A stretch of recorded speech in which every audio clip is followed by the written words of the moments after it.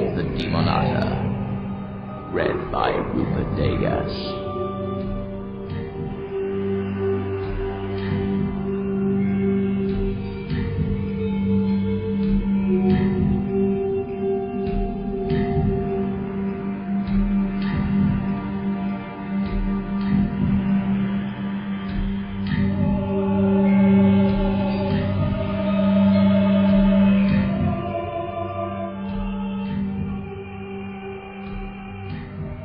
Part 1. Visitors. Life as we know it. My eyes! They stabbed out my eyes! I shoot awake, start to struggle up from my bed. An arm hits the side of my head, knocks me down. A man screams, My eyes! Who took my eyes? Dervish! I roar, rolling off the bed, landing beside the feet of my frantic uncle. It's only a dream! Wake up! My eyes! Dervish yells again. I can see his face now, illuminated by a 3/4 full moon, eyes wide open, but seeing nothing. Fear scribbled into every line of his features. He lifts his right foot, brings it down towards my head, hard. I make like a turtle and only just avoid having my nose smashed. You took them! He hisses, sensing my presence, fear turning to hate. He bends and grabs my throat, his fingers tighten. Dervish is thin, doesn't look like much, but his appearance is deceptive. He could crush my throat easy. I swipe at his hand, yanking my neck away at the same time. Break free, scrabble backwards, halted by the bed. Dervish lunges after me. I kick at his head, both feet. No time to worry about hurting him. Connect firmly, drive him back. He grunts, shakes his head, loses focus. Dervish! I shout. It's me, Grubs! Wake up! It's only a nightmare! You have to stop before you... The master! Dervish cuts in, fear filling his face again. He's staring at the ceiling. Rather, that's where his eyes are fixed. Lord Loss! He starts to cry. Don't! Please! Not again! My eyes! Leave them alone! Please! Dervish! I say, softly this time, rising, rubbing the side of my head where he hit me, approaching him cautiously. Dervish! Nerve the perv! Where's your nerve? Knowing from past nights that rhymes draw his attention. Derv on the floor! Where's the door? Derv without eyes! What's the surprise? He blinks, his head lowers a fraction. Sight returns gradually. His pupils were black holes. Now they look quasi-normal. It's okay, I tell him, moving closer, wary in case the nightmare suddenly fires up again. You're home, with me. Lord Loss can't get you here. Your eyes are fine. It was just a nightmare. Grubs, Dervish wheezes. Yes, boss? That's really you. You're not an illusion. He hasn't created an image of you to torment me. Don't be stupid. Not even Michelangelo could sculpt a face this perfect. Dervish smiles. The last of the nightmare passes. He sits on the floor and looks at me through watery globes. How you doing, big guy? Coolio. Did I hurt you? He asks quietly. You couldn't if you tried. I smirk, not telling him about the hit to the head, the hand on my throat, the foot at my face. I sit beside him, drape an arm around his shoulders. He hugs me tight, murmurs, "It was so real. I thought I was back there, And then he weeps, sobbing like a child. And I hold him, talking softly as the moon descends, telling him it's okay. He's home. He's safe. He's no longer in the universe of demons.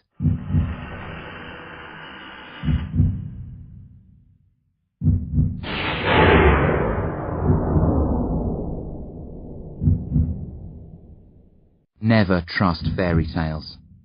Any story that ends with "they all lived happily ever after" is a crock. There are no happy endings, no endings full stop. Life goes on. There's always something new around the corner. You can overcome major obstacles, face great danger, look evil in the eye and live to tell the tale, but that's not the end. Life sweeps you forward, swings you round, bruises and batters you, drops some new drama or tragedy in your lap, never lets go until you get to the one true end. Death. As long as you're breathing, your story's still going. If the rules of fairy tales did work, my story would have ended on a high 4 months ago. That's when Dervish regained his senses and everything seemed set to return to normal. But that was a false ending, a misleading happy pause. I had to write a short autobiography for an English assignment recently, a snappy, zappy summing up of my life. I had to discard my first effort. It was too close to the bone, and would have only led to trouble if I'd handed it in. I wrote an edited, watered-down version and submitted that instead. I got a B-, but I kept the original. It's hidden under a pile of clothes in my wardrobe. I dig it out now to read, to pass some time. I've read through it a lot these past few weeks, usually early in the morning, after an interrupted night when I can't sleep. I was born Grubbitch Grady. One sister, Gretelda, Grubbs and Gret for short. Normal, boring lives for a long time. Then Gret turned into a werewolf. There's a genetic flaw in my family. Lots of my ancestors have turned into werewolves. It hits in your teens if you're one of the unlucky ones. You lose your mind, your body alters, you become a blood-crazed beast, and spend the rest of your life locked up in a cage, unless your relatives kill you. There's no cure, except one, but that can be even worse than the curse. See, demons are real, gross, misshapen, magical beings with a hatred of humans matched only by their taste for human flesh. They live in their own universe, but some can cross into our world.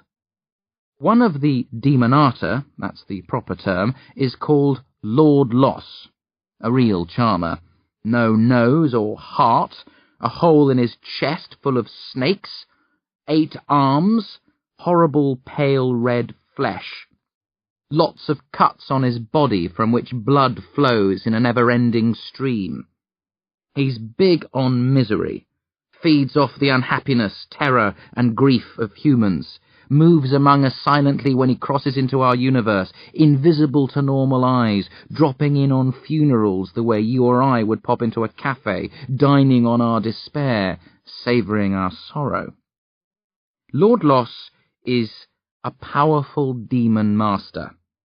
Most masters can't cross from their universe to ours, but he's an exception. He has the power to cure lycanthropy. He can lift the curse from infected Grady teenagers, rid them of their werewolf genes, return them to humanity. Except, you know, he's a demon, so why the hell should he? What are you reading? It's Dervish, standing in the doorway of my room, mug of coffee in one hand, eyes still wide and freaky from his nightmare. My autobiography, I tell him. He frowns. What? I'm going to publish my memoirs. I'm thinking of Life with Demons as a title, or maybe Hairy Boys and Girls of the Grady Clan. What do you think? Dervish stares at me uneasily. You're weird, he mutters, then trudges away. Wonder where I get that from, I retort, then shake my head and return to the autobiography. Luckily for us, Lord Loss is a chess addict. Chess is the one thing he enjoys almost as much as a weeping human, but he doesn't get to play very often. None of his demonic buddies know the rules, and humans aren't inclined to test their skills against him. One of my more cunning ancestors was Bartholomew Garadex, a magician, not a guy who pulls rabbits out of a hat, a full-on Merlin and Gandalf-class master of magic. He figured out a way to cash in on Lord Loss's love of chess. He challenged the Demon Master to a series of games. For every match Bartholomew won, Lord Loss would cure a member of the family. If old Bart lost, Lord Loss would get to torture and kill him. Bartholomew won all their matches, but future members of the family, those with a flair for magic who made contact with Lord Loss, weren't so fortunate. Some triumphed, but most lost. The rules altered over the years. Now, if a parent wants to challenge Lord Loss, they need a partner. The pair face not only the master, but two of his familiars as well. One plays chess with the big guy, while the other battles his servants. If either loses, both are slaughtered, along with the affected teen. If they win, one travels to Lord Loss's realm and fights him there. The other returns home with the cured kid. Time works differently in the universe of the Demonata. A year of our time can be a day there, a decade, or a century. When the partner goes off with Lord Loss to do battle, their body remains in our world. Only their soul crosses over. They become a mindless zombie, and they stay that way, unless their soul triumphs. If that happens, their mind returns, and they resume their normal life. If they don't fare so well, they stay a zombie, until the day they die. "Are you coming down for breakfast?" Dervish yells from the bottom of the giant staircase, which links the floors of the mansion where we live. "In a minute," I yell back. "I've just come to the bit where you zombied out on me." "Stop messing about," he roars. "I'm scrambling eggs, and if you're not down in 60 seconds, too bad." Damn, he knows all my weaknesses. "Coming!" I shout, getting up and reaching for my clothes, tossing the bio aside for later. Dervish does a mean scrambled egg. Best I've ever tasted. I finish off a plateful without stopping for breath, then eagerly go for seconds. I'm built on the big side, a mammoth compared to most of my schoolmates, with an appetite to match. Dervish is wearing a pair of tracksuit bottoms and a t-shirt, no shoes or socks. His grey hair is frizzled, except on top where he's bald as a snooker ball. Hasn't shaved. He used to have a beard, but got rid of it recently. Doesn't smell good. Sweaty and stale. He's this way most days. Has been ever since he came back. "You eating that or not?" I ask. He looks over blankly from where he's standing, close to the hob. He's been staring out the window at the grey autumn sky, not touching his food. "Huh?" he says. "Breakfast is the most important meal of the day." He looks down at his plate, smiles weakly, sticks his fork into the eggs, stirs them, and gazes out of the window again. "I remember the nightmare," he says. "They cut my eyes out. They were circling me, tormenting me, using my empty sockets as—" "Hey!" I stop him. "I'm a kid. I shouldn't be hearing this. You'll scar me for life with stories like that." Dervish grins, warmth in it this time. "Take more than a scary story to scare you," he grunts, then starts to eat. I help myself to thirds, then return to the autobiography, not needing the sheet of paper to finish, able to recall it perfectly. I have a younger half-brother, Bill E. Spleen. He doesn't know we're brothers, thinks Dervish is his father. I met him when I came to live with Dervish, after my parents died trying to save Gret. I spent a while in a loony asylum first. Billy and I became friends. I thought he was an oddball, but harmless. Then he changed into a werewolf. Dervish explained the situation to me, told me Bill E. was my brother, laid out the family history and our link to Lord Loss. I wasn't keen to get involved, but Dervish thought I had what it takes to kick demon ass. I told him he was mad as a moose, but hell, I don't want to come across all heroic, but Bill E. was my brother. Mum and Dad put their lives on the line for Gret. I figured I owed Bill E. the same sort of commitment. So we faced Lord Loss and his familiars, Artery and Vane, a vicious, bloodthirsty pair. I got the better of Lord Loss at chess, more by luck than plan. The Demon Master was furious, but rules are rules. So I got to return to reality, along with the cured Bill E., and Dervish won himself a ticket to Demonata hell to go toe-to-toe with the big double L on his home turf. I'm not sure what happened there, How they fought, what sort of a mess Dervish went through, how time passed for him, the manner of his victory over Lord Loss. For more than a year, I guarded his body, helped by a team of lawyers. My uncle, he mucho rich, and Miraflame, one of Dervish's best friends. I went back to school, rebuilt my life, and babysat Dervish. Then, without warning, he returned. I woke up one morning and the zombie was gone. He was his old self, talking, laughing, brain intact. We celebrated for days, us, Bill E. and Mira, and we all lived happily after. The end. Except, of course, it wasn't. Life isn't a fairy tale. Stories don't end. Before she left, Mira took me aside and warned me to be careful.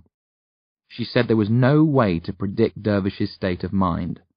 According to the recorded accounts of the few who'd gone through the same ordeal as him, it often took a person a long time to settle after a one-on-one encounter with Lord Loss.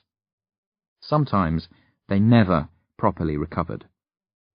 "We don't know what's going on inside his head," she whispered. "He looks fine, but that could change. Watch him, Grubs. Be prepared for mood swings. Try and help. Do what you can, but don't be afraid to call me for help." I did call when the nightmares started. When Dervish first attacked me in his sleep, mistook me for a demon and tried to cut my heart out. Luckily, in his delirium, he picked up a spoon instead of a knife.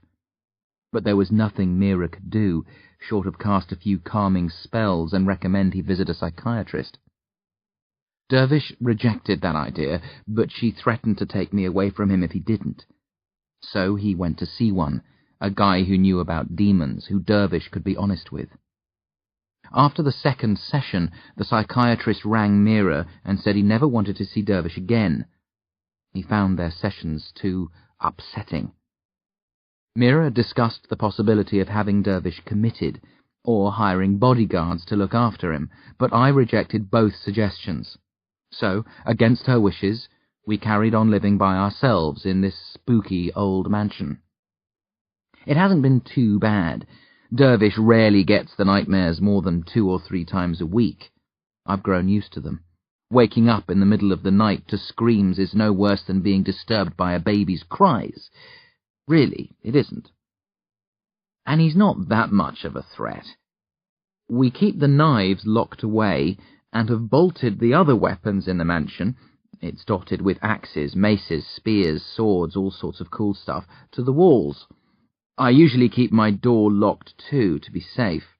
The only reason it was open last night was that Dervish had thrown a fit both nights before, and it's rare for him to fall prey to the nightmares 3 times in a row. I thought I was safe. That's why I didn't bother with the lock. It was my fault, not Dervish's. "I will kill him for you, Master," Dervish says softly. I lower my fork. "What?" He turns blank-faced, looking like he did when his soul was fighting Lord Loss. My heart rate quickens. Then he grins. "Asshole!" I snap. Dervish has a sick sense of humour. I get back to wolfing down my breakfast, and Dervish tucks into his, not caring that the scrambled eggs are cold. We're an odd couple, a big lump of a teenager like me playing nursemaid to a balding, mentally disturbed adult like Dervish, and yeah, there are nights when he really frightens me, when I feel like I can't take it anymore, when I cry. It's not fair. Dervish fought the good fight and won. That should have been the end of it, happy ever after. But stories don't end. They continue as long as you're alive. You just have to get on with things, turn the page, start a new chapter, find out what's in store for you next, and keep your fingers crossed that it's not too awful. Even if you know in your heart and soul that it most probably will be.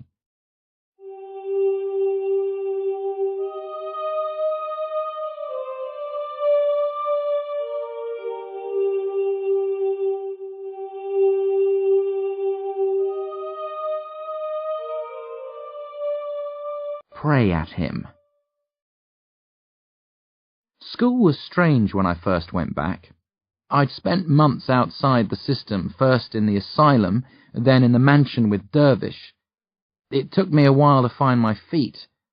For the first couple of terms, I didn't really speak to anybody except Bill E. and the school counsellor, Mr. Morch, better known as Misery Morch because of his long face.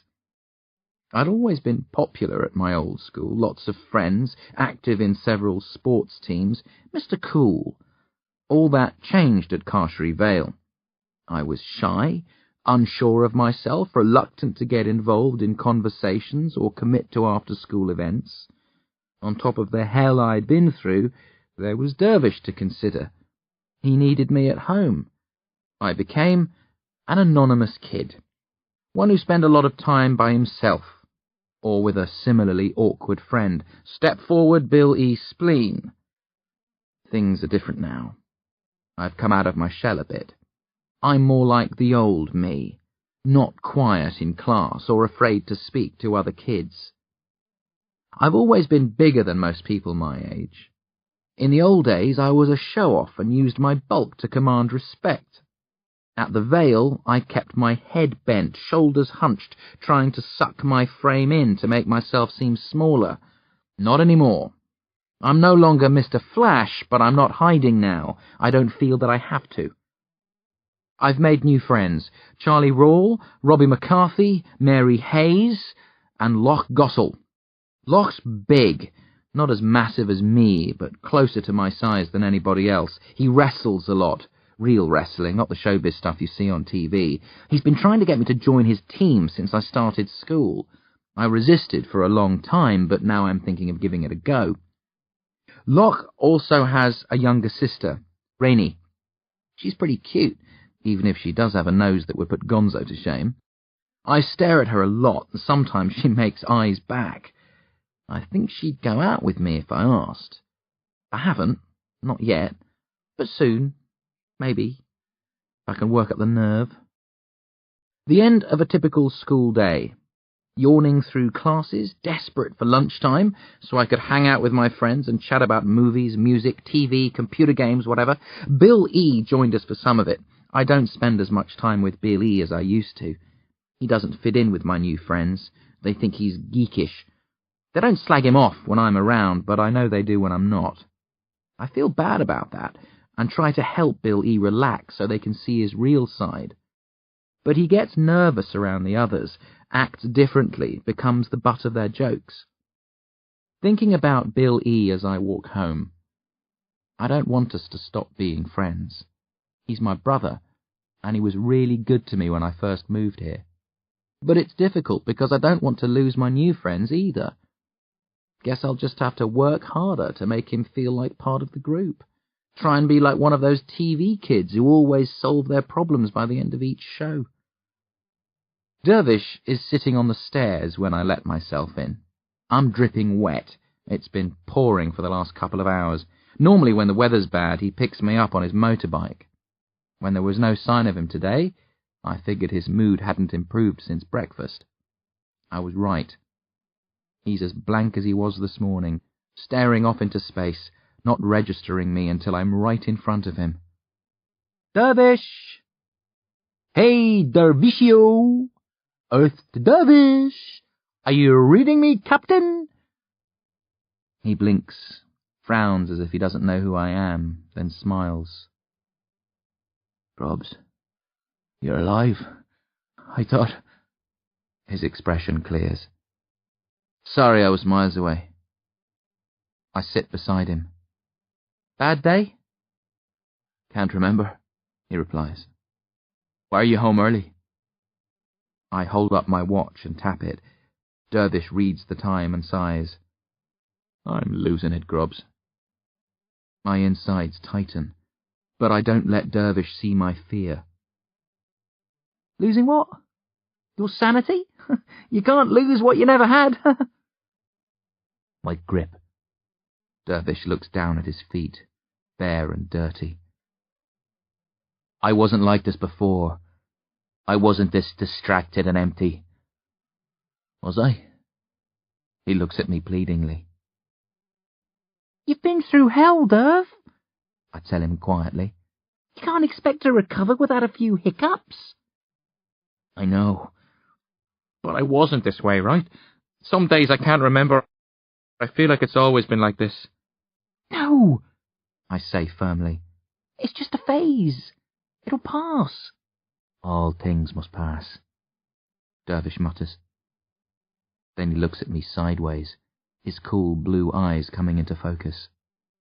Why are you wet? Took a bath, forgot to strip. I rap his forehead with my knuckles, then point to the windows and the rain battering the panes. Numbnuts? Oh, Dervish says. I should have picked you up. No worries. I rise and stretch, dripping steadily. I'm going up to shower and change into dry clothes. I'll stick this lot into wash. Anything you want me to add? I did all the jobs around the house when Dervish was a vegetable. Hard to break the habit. No, I don't think so. Dervish stares at his left hand. There's a black mark on it. A small D. There was something I meant to tell you. What? He clicks his fingers. I had a phone call, a follow-up to some emails I've been getting recently. Ever heard of someone called, Demonata Haim? No, can't say. I pause. Hold on. Not David A. Haim, the movie producer? That's her. I thought that was a guy. Nope. She uses David A. on her movies, but it's Demonata. You know about her? Sure. She makes horror movies. Zombie-zest, Witches Weird, Nightmares. That's like nightmares, only 2 words. It's about evil mayors who band together to set up a meat production plant, except the meat they process is human flesh. Win many Oscars? Dervish asks. Swept the board. I chuckle. I can't believe she's a woman. I always thought... But what about her? I didn't think you were into horror flicks. She phoned me earlier. I do a double take. David A. Haim called you? Demonata Haim. Yes. Dervish squints at me. Have I grown a second head? Hell, it's David A. Haim, Dervish. That's like saying Steven Spielberg was on the line, or George Lucas. Okay, not as big as those, but still. I didn't know she was famous, Dervish says. She told me the names of some of her movies, but I don't watch a lot of films. She made it sound like she was a cult director. She is! She doesn't make films with big-name stars, but her movies are great. Anyone who loves horror knows about David A. Haim. Though I'm not sure many know she's a woman. That's a big sticking point for you, isn't it? Dervish grins. You're not turning into a chauvinist, are you? No, we're just... I shake my head. Water flies from my ginger hair and splatters the wall. What did she want? She's making a new movie. Asked if she could meet me. She had heard I know a lot about the occult. Wants to pick my brain. He tweaks his chin, forgetting the beard isn't there.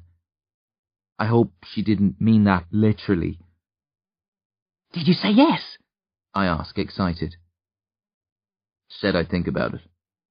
Dervish! You've got to! It's David A. Haim! Did she say she'd come here? Can I meet her? Do you think... Easy, Tiger! Dervish laughs. We didn't discuss where we'd meet. But you think I should agree to it? Absolutely! Then meet we shall, Dervish says, getting to his feet and heading up to his office. Anything to please Master Grady. I tramp up the stairs after him, pulling off my clothes, thinking about how cool it would be if I could meet David A. Haim, and also how weird it is that one of the world's premier horror producers is a woman. David A. Haim's a woman! No bloody way! Loch howls. You're having us on! Robbie challenges me. How stupid do you think we are? Charlie huffs. Of course, she's a woman, Mary says. We gawp at her. You didn't know? No. Loch says. You dead? Yes. How long? Mary shrugs. I don't know. Years. And you never told us? Robbie barks. It never came up. Mary laughs. I've no interest in horror movies. I always tune out when you guys start on that rubbish. Then how did you know she's a woman? I ask. There was a feature on her in a magazine my mum reads, Mary explains. I think the headline was, "The Horror Producer Chick Who Beats the Boys at Their Own Game." They're nearly as excited as I am. Most of my friends don't know what to make of Dervish. In a way, he's cool. The adult who rides a motorbike, dresses in denim, lets me do pretty much what I like. On the other hand, he sometimes comes across as a complete nutter. Plus, they know he was a veg for more than a year. But now that he's in talks with the slickest, sickest producer of recent horror movies, his cred rises like a helium balloon. They want to know how she knows about him, when she's coming, what the new movie's about. I act mysterious and secretive, giving nothing away, but dropping hints that I'm fully clued in. In truth, I know no more than they do. Dervish wasn't able to get through to her last night. He left a message and was waiting for her to phone back when I left this morning. Did she call? Who? I groan, wishing Dervish wasn't a complete airhead. David A. Haim, of course. Did she? Oh, yeah, she rang. And? I practically shriek as Dervish focuses on getting dinner ready. She'll drop by within the next week. Here? I gasp. Carcery Vale? No, he smirks. Here. This house. I told her she could stay the night if she wanted, though I don't know if... David A. Haim's going to stay in our house! I shout. Davida, Dervish corrects me. Dervish! The terrible things I've said about you, the awful names I've called you, I take them all back. Thanks, Dervish laughs, stops and frowns. What awful names? Everyone wants David A. Haim's autograph. They want to meet her, have dinner with us, maybe snag a part in her next movie. Locke auditions for me several times a day, moaning and screaming, pretending bits of his body have been chopped off, quoting lines from Zombie Zest and Nightmares. We elected the devil! That's not my hand on your knee! Mustard or mayo with your brains! Draws curious stares from teachers and kids who haven't heard the big news. Bill E. talks up script ideas, reckons he can pitch to her and become the brains behind her next 5 movies. Writers are getting younger all the time, he insists. Producers want fresh talent, original ideas, guys who can think outside the box. You're about as far outside the box as they come, Locke laughs. I wouldn't have to write the whole script myself, Bill E. says, ignoring the jibe. I could collaborate. I'm a team player. Yeah, Locke snorts. Trouble is, you're a substitute. I let them scheme and dream, smile smugly as if they're just crazy, dreamy kids. Of course, I'm as full of wild notions as they are. I just prefer to play it cool. Days pass. No sign of Davida Haim. The weekend comes and goes. I bug Dervish constantly, asking if there's been any further contact. Sometimes he pretends he doesn't know what I'm talking about, just to wind me up. By Tuesday, I'm starting to wonder if it's a gag. If Dervish never spoke to David A. Haim at all, it would be a weird, unfunny joke, but Dervish is into weird and unfunny. I'll look a right dope in school if she never shows. I'll have to invent a story, pretend she was called away on an emergency. Thinking about excuses I could use as I'm walking home. Nothing too simple, like a sick relative or having to pick up an award. It needs to be more dramatic. Her house burnt to the ground? She caught bubonic plague and had to go into isolation? Warming to the plague theory. Can people still get it these days? When a car pulls up beside me, a window rolls down. A thin, black-haired woman leans across. "Excuse me," she says. "Do you know where Dervish Grady lives?" "Yeah." I bend down, excitement building. "I'm his nephew, Grubbs Grady, that's me." Can't remember the last time I called myself Grubbitch. What a dork. "Grubbs?" the woman says, nodding shortly. Yes, I know about you. You do? Unable to hide my delight. Dervish told you about me? Wow, that's great. Yeah, cool. I know about you too, of course. Really?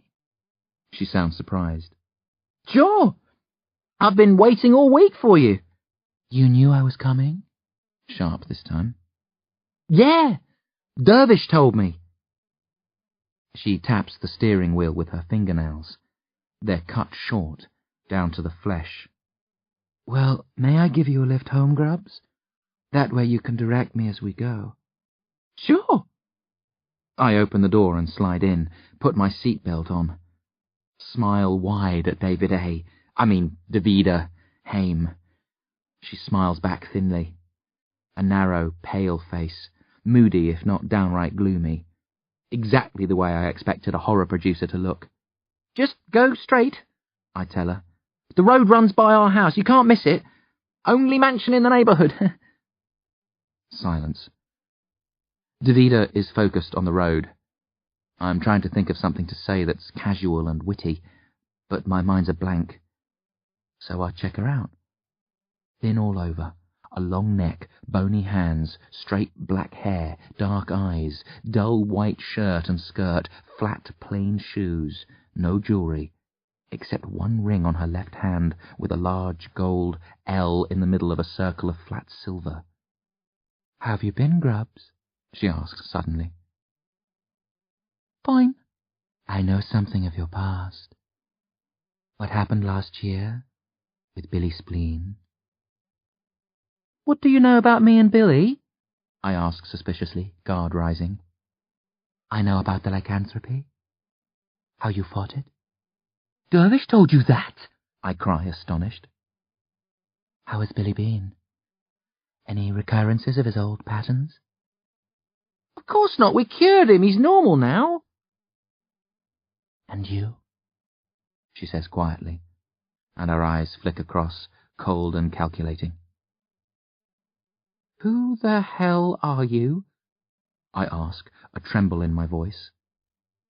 Who do you think I am? She replies. Thought you were David A. Haim. But you're not. Are you? In answer, she raises a finger and points. That must be the mansion. She pulls into our drive. I have a bad feeling in my gut, not sure who this woman is or how she knows about Bill E. She kills the engine and looks at me calmly. Her eyes are really dark, a robot-like expression. No makeup, thin lips almost invisible, a small nose with a wartish mole on the right nostril. Shall we go in together? Or do you want to go on ahead and tell your uncle I'm here? She asks. That depends. What's your name?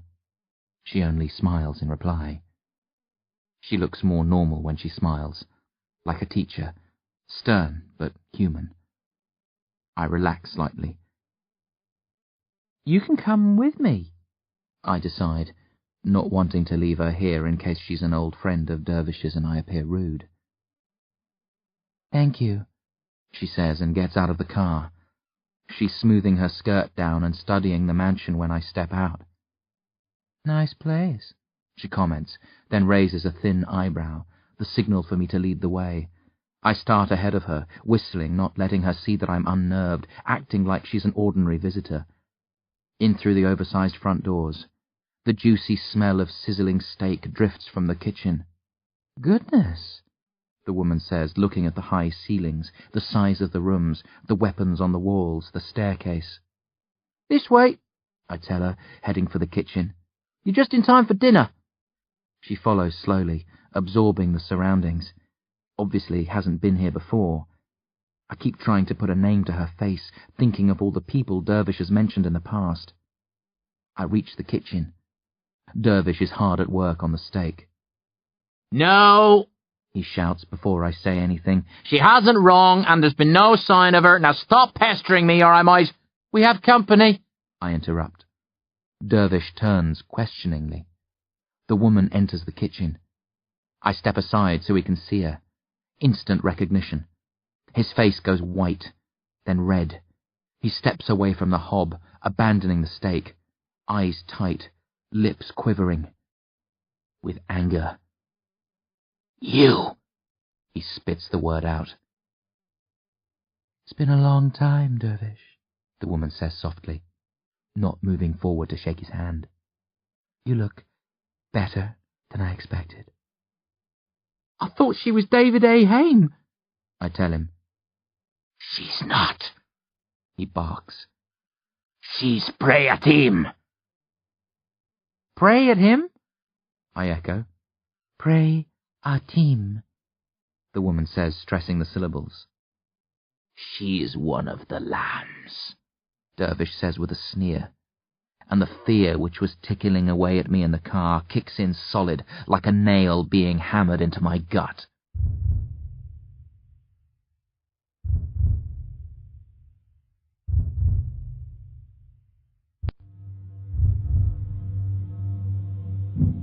Lammykins. In Dervish's study. Like most of the rooms, it's huge, but whereas the others have bare walls with stone or wood floorboards, the study is carpeted and the walls are covered with leather panels. There are 2 large desks, bookcases galore, a PC, laptop, typewriter, paper and pens. There used to be 5 chess sets, but not anymore. The swords and axes which hung from the walls are gone too. Prayatim doesn't want me here, that's obvious from her disapproving look. Dervish doesn't care. He's seated behind the computer on his largest desk, one hand on the mouse, moving it around in small circles, waiting for his unwelcome guest to speak. Prayatim is seated opposite. I'm standing close to the door, ready to leave if Dervish tells me to. Pray finally speaks. "Billy Spleen still lives with his grandparents?" Dervish nods slowly. "I thought you might have moved him in with you. To observe." "You're the master observer, not me," Dervish says quietly. "Isn't it dangerous, leaving him there?" she presses. Billy's time of turning has passed. There's nothing to fear from him now. "That's debatable." Pray smiles. No, it isn't. Pray looks at her hands crossed over her lap, thinks a moment, then nods at me. "I'd rather not speak in front of the boy." "Is this about him?" Dervish responds. "Partially." "Then you'll have to." "I really don't think—" she begins. "Grubs faced the demons with me," Dervish interrupts. "He fought by my side. I'm not going to keep secrets from him." "Really?" Pray sniffs. "You tell him everything about your business?" "No, but I don't hide things from him. When he asks, I answer, and since I'm certain he's going to be asking about this, he might as well stay and hear it firsthand." Pray sighs. "You never make life easy for us. You've always treated the lambs like enemies. We're on the same side, Dervish. You should afford us respect." "I do respect you," Dervish says. "I just don't trust you." I'd forgotten about the lambs. They loomed large in my thoughts while Dervish was zombified, especially around the time of a full moon. If I'd found myself turning into a werewolf, I was going to phone them and ask them to put me out of my misery. But since Dervish returned, I haven't had time to brood about my potentially fatal genes or the family bogeymen. The Gradys and their kin have been cursed for a long time. We're talking a lot of generations.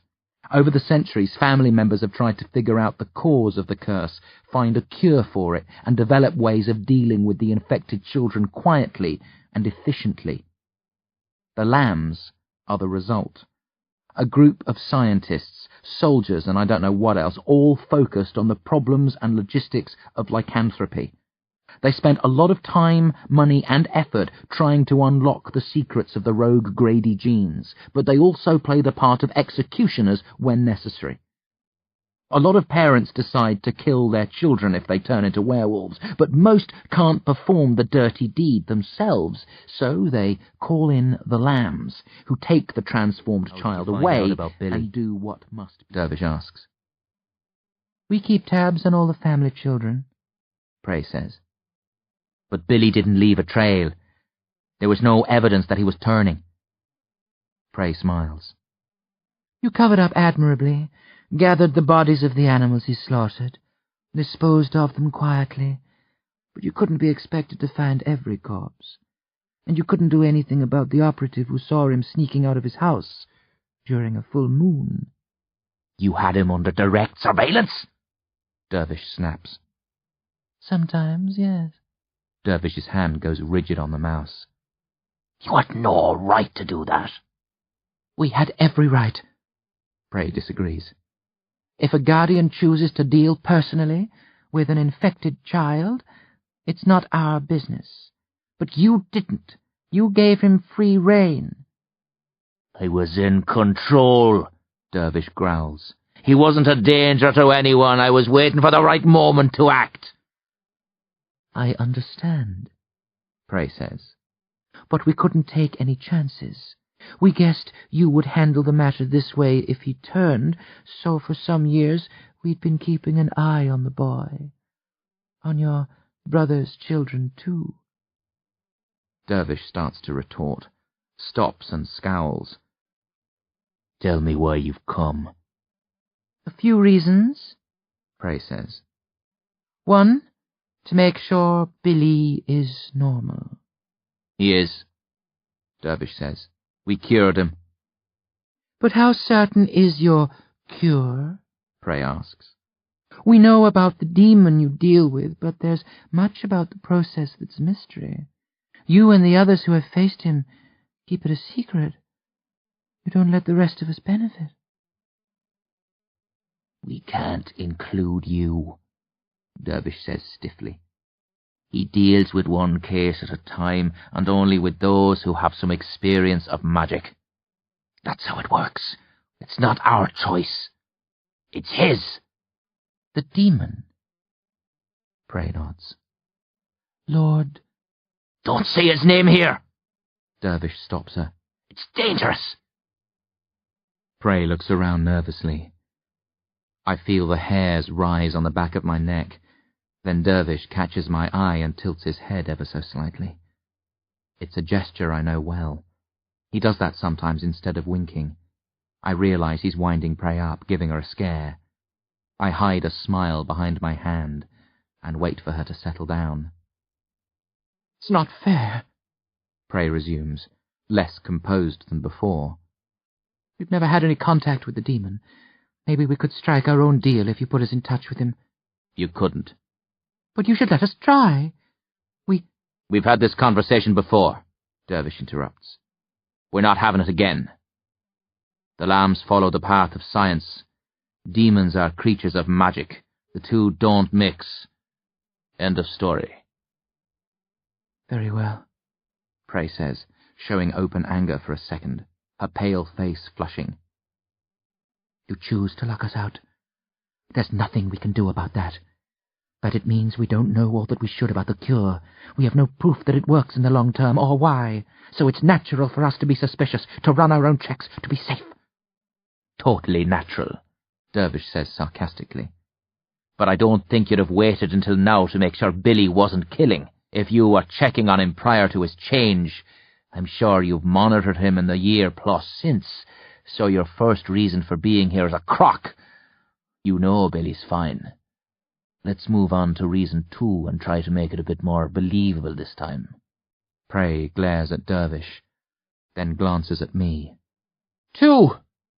She growls. We wanted to check on Grubbs. He's at a dangerous age. Both his brother... My stomach tightens another notch. She knows the truth about Bill E. And sister turned. We thought it advisable to have a look at him. We kept out of the way while you were indisposed. But now that you're back on your feet, we felt it was a good time to have a chat. She faces me and smiles. How have you been sleeping lately? Any bad dreams? Woken up with dirt under your fingernails, or—" "You know what she's doing, don't you, Grubbs?" Dervish asks. "Trying to freak me out?" I mutter edgily. "Correct. If they wanted to check up on you, they'd do it secretly. You'd never know they were there.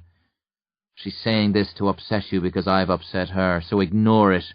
And you," he says to Prey, "tell me the real reason you're here, or get the hell out!" "Very well." Prey stares at Dervish challengingly. "We want to run some tests on Billy, under laboratory conditions." "You want to turn my nephew into a guinea pig?"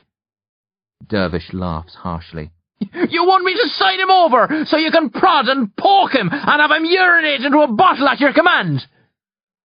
"It's not like that. We—" "Get out!" Dervish shouts.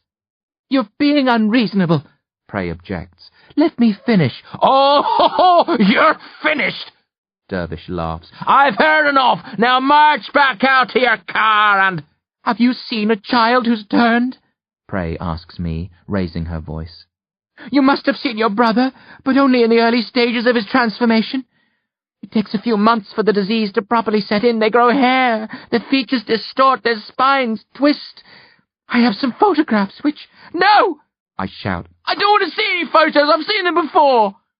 "Children your own age," Prey says quickly as Dervish stands and strides towards her.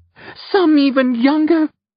We have an 8-year-old girl. Her parents didn't know about the curse. She killed her mother, chewed her throat open, and—" "You're so out of here!" Dervish snarls, reaching to grab Prey's collar. "Wait!" I stop him, holding up a hand. "Grubbs, don't listen to— Just wait a minute, please!"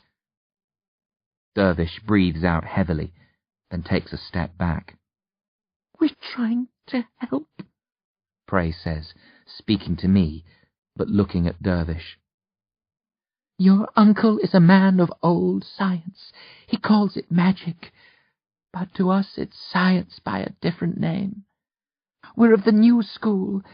Dervish fights one battle at a time.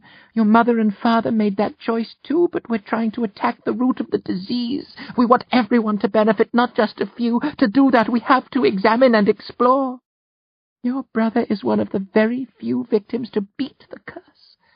If we can study him, unlock the secrets behind his remarkable cure, perhaps we can replicate it and save others without the need for demons or so-called magic."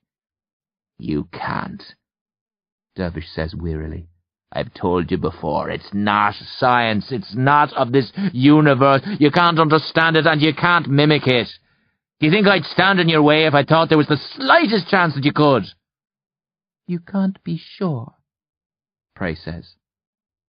"I am." Prey mutters something beneath her breath, then tries me again. "We wouldn't hurt Billy. You and your uncle could come and observe. We just want to know more, to understand, to help." I feel sorry for Preatim. Despite her scary appearance and manner, she only wants to do good.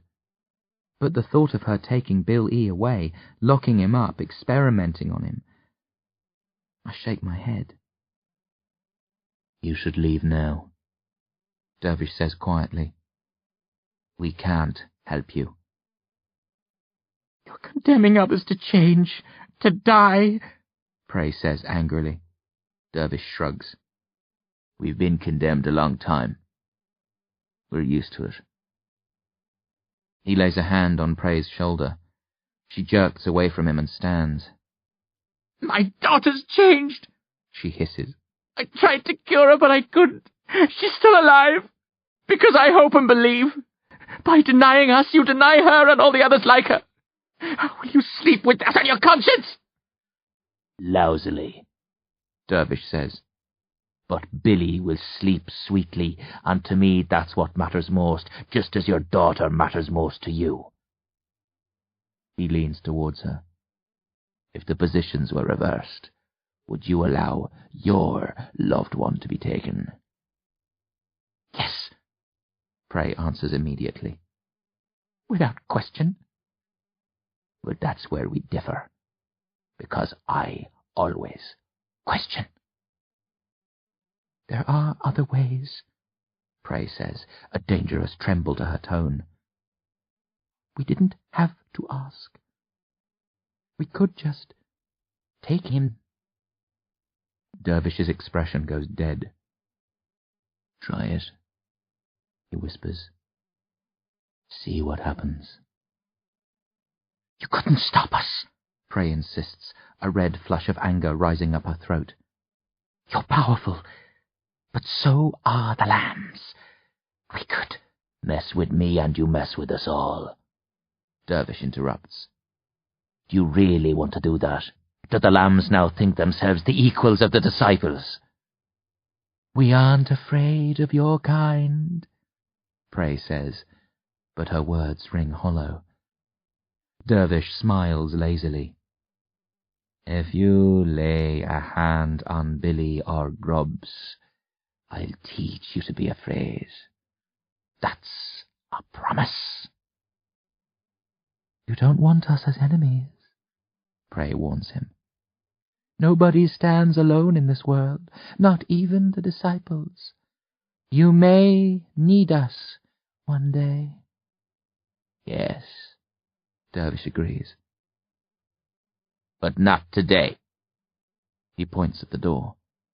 Prey opens her mouth to try again, realizes she'd be wasting her breath, shakes her head with disgust, shoots a look at me.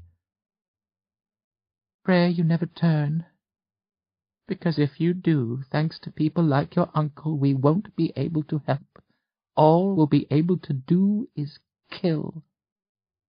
She strides to the door, throws it open and marches out. The front doors slam several seconds later, then the faint sound of her engine starting, rising, fading. Dervish stares at me. I stare back. Neither of us says anything.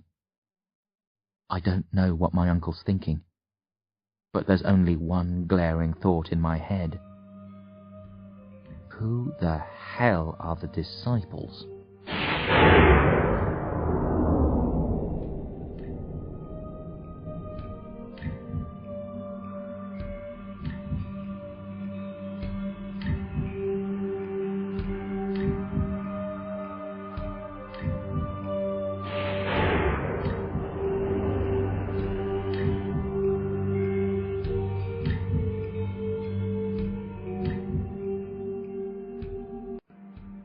Monsters galore.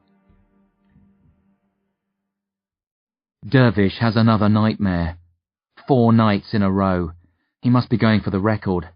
Luckily, I'd been expecting this one. Dervish shut himself off from me after Prayatim left, kept to his study, pacing around, muttering, brooding. I guessed nightmares would follow. Stayed awake after he went to bed, alert, prepared for a long, active night. I catch Dervish in the Hall of Portraits. He snuck past my room without me hearing, even though I'd been listening closely. But a minute ago the screaming started, and it was easy to track him down.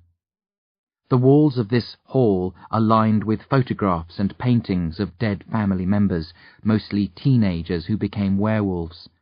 It's on the 1st floor, close to my bedroom. When I arrive, Dervish has knocked several photos to the floor and is wrestling with a large portrait, trying to tear it free of its peg.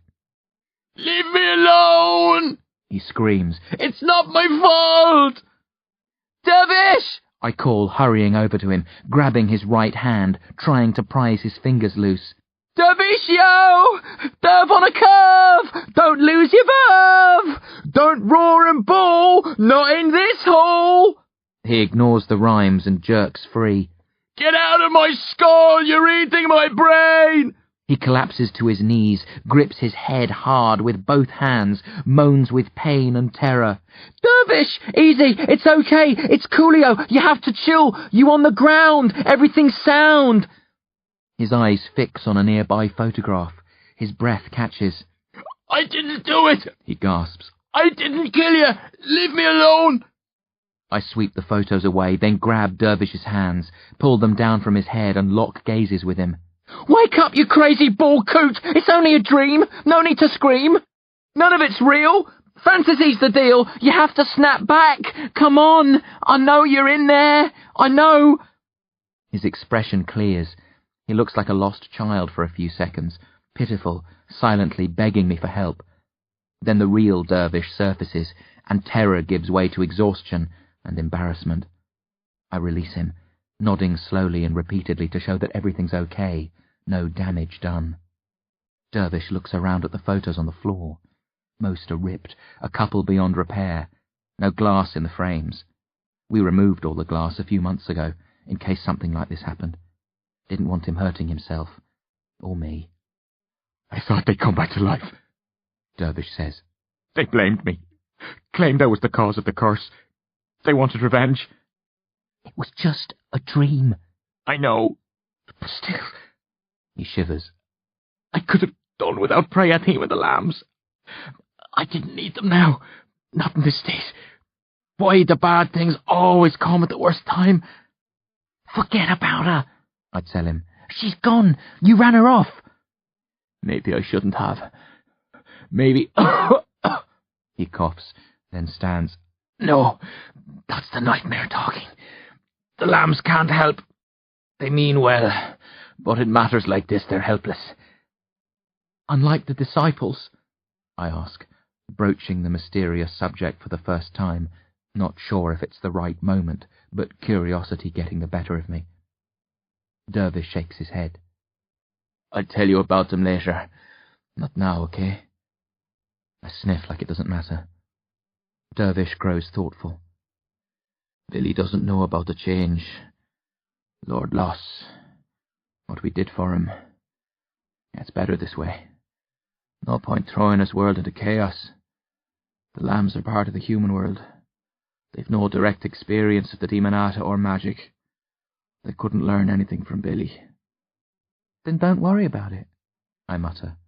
Go back to bed, get a good night's sleep, kick the nightmares out the window. Dervish laughs. If only it was that easy. He checks his watch, yawns. But I'll try to snooze, to keep Nurse Grubbage happy. He glances at me. If I drop off, I might go walk about again. You should lock me in. Nah, I smile. You'd wreck the room. Don't worry about it. I'll sleep with one ear open. I'll see you don't come to harm. Dervish reaches over, squeezes my hand, then shuffles off for the stairs and bed. I watch until he turns the corner. Stay for a while, thinking about Bill E., the lambs, demons, mysterious disciples. Then I start clearing up the photos and hanging the less tattered snapshots back on their pegs, knowing I won't be able to sleep. Tired. Finding it hard to stay awake. My friends want to know if there are any David A. Haim updates, but I only grunt at their questions. Studying Bill E. during lunch, thinking about him in the hands of the lambs, strapped to a table, hooked up to banks of electrodes. Can't let that happen. I faced Lord Loss for my brother. If Prayatim tries anything with Bill E., she won't just have to worry about Dervish and the disciples, she'll have to deal with me. Yeah, I know, she's hardly trembling with terror at the thought of having to go up against a teenager, but I'm big, and I can be nasty, if I have to. A limousine's parked in the drive when I get home. A chauffeur sits behind the wheel, dozing. No prizes for guessing who the limo belongs to. I hear her as soon as I push open the front doors. She's in the TV room, a loud voice, high-pitched, very theatrical. She's talking about one of her earlier movies. It might be Zombie Zest, telling Dervish about the problems she faced trying to get the look of the monsters right.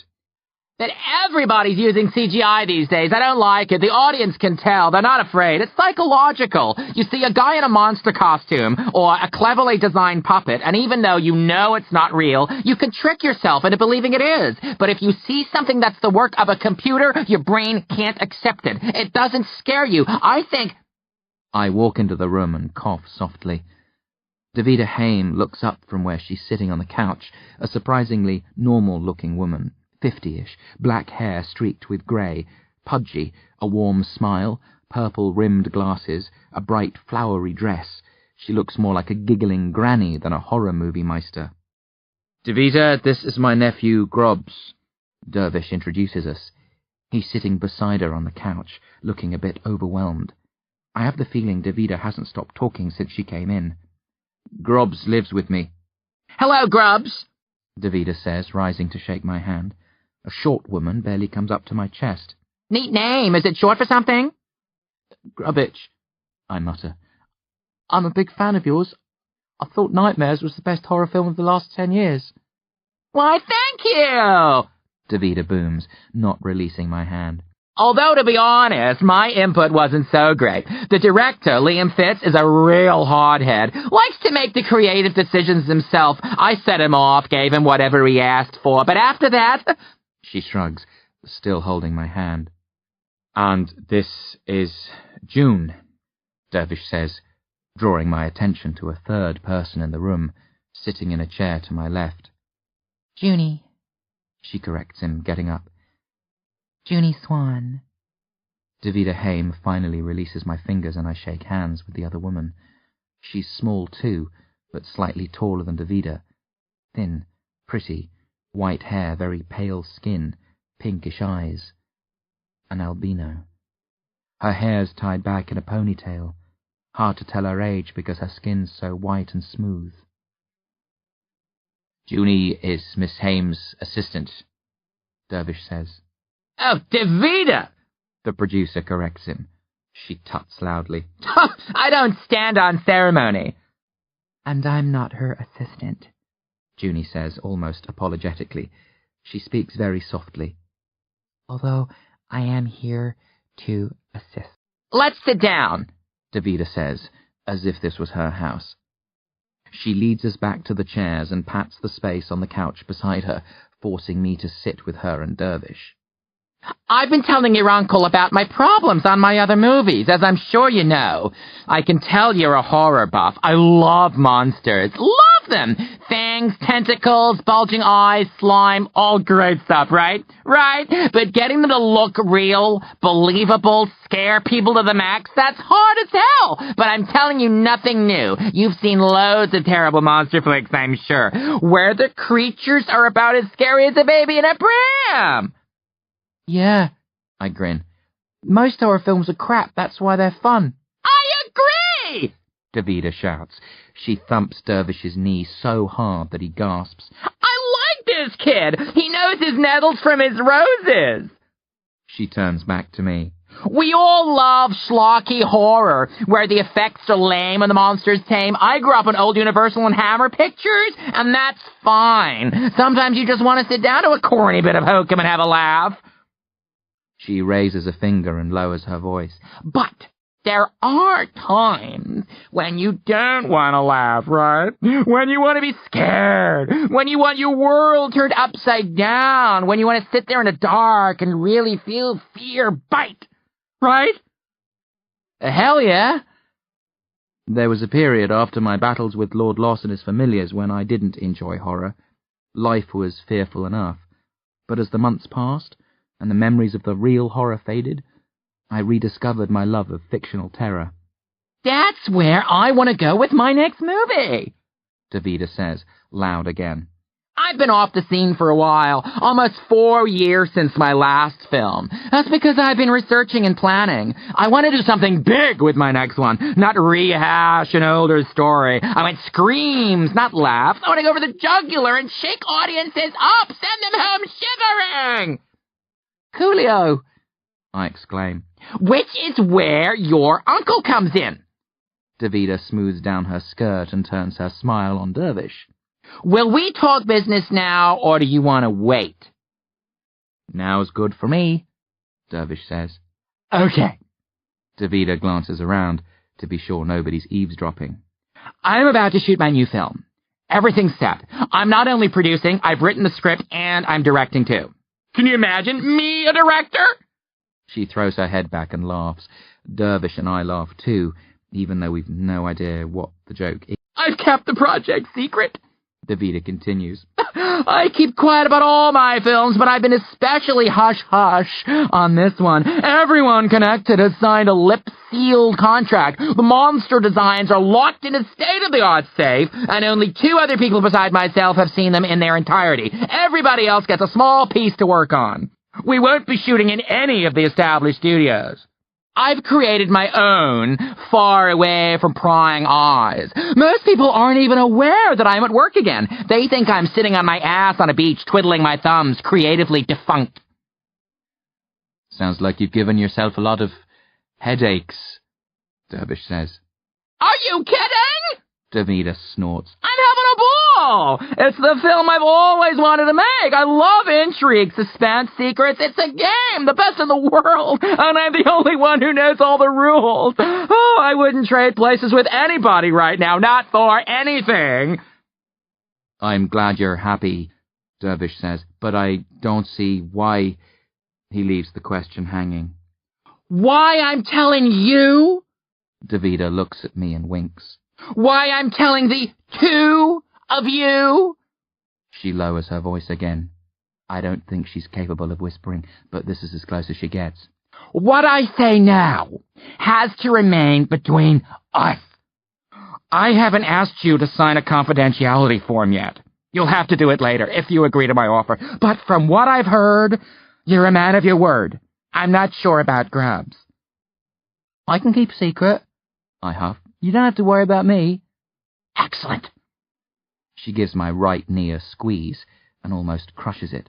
So, when I ask you to keep what I'm about to say to yourselves, not tell anybody, even your best friends, can I trust you? I won't speak, even under torture. Dervish laughs. Me neither. I back him up. Great! Davida beams. Then listen close and keep it quiet. The film's called Slawter. Slaughter! I echo. Brilliant! I think so too! Davida chuckles. Slaughter, which is spelt with a W instead of a UGH, is the name of the town in the movie. A bit obvious maybe, but I've always liked a gruesomely OTT play on words. I think it'll look great on the posters. Welcome to Slaughter, or let the slaughter commence. She squints. Maybe we'll have to work on the tagline, but you get the picture. Now here's the good part, the reason I'm here, and the bit I know you're going to love the best.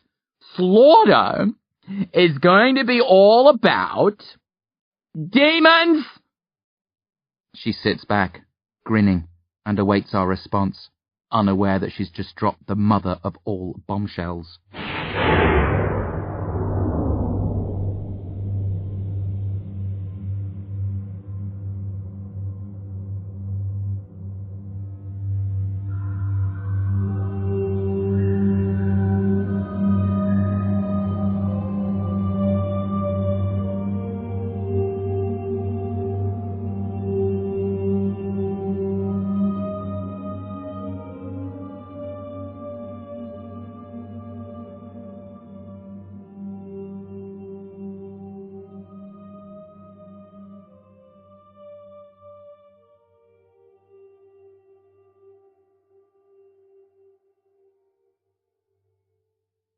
End of Disc 1.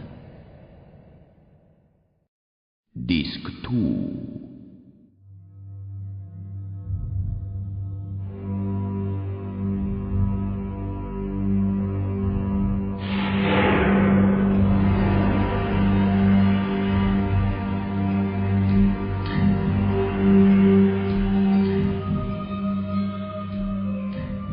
Davida can't understand why we're not excited.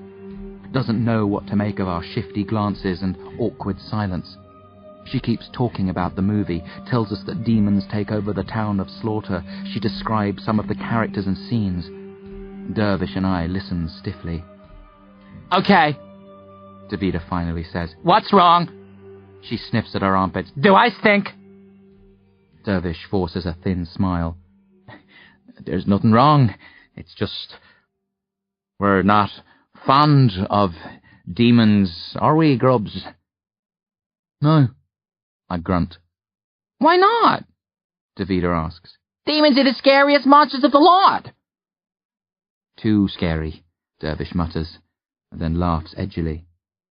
Davida frowns. But you're supposed to be a demon expert. The more I research, the more your name crops up. I've been told you know all about their ways, their habits, their appearance. You're talking about them as if they were real? Junie Swan chuckles. Of course they're not real. Davida snorts. But there have been loads of stories and legends about demons, plenty of descriptions and paintings, and Dervish knows more about them than most. He has some of the hardest to find demonic books and manuscripts in the world, right? I know more than many, not as much as some, Dervish answers cagily. What I can say is, demons aren't to be taken lightly. If you want to make stuff up, go ahead, use your imagination, have fun, but I suspect you want to do more than that. Damn straight! Davida hops. I want the real deal, the fiercest demons on record. I want this to be believable. I've got most of what I need. As I said, I've been working on this for 4 years. My demons are ready to go, but I want them to behave realistically. I want to get every last detail right, so even the greatest demon scholar won't be able to find fault.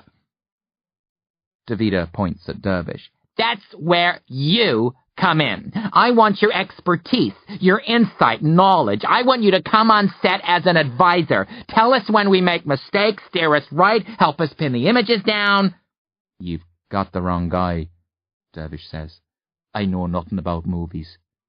There's a first time for everything, Davida insists.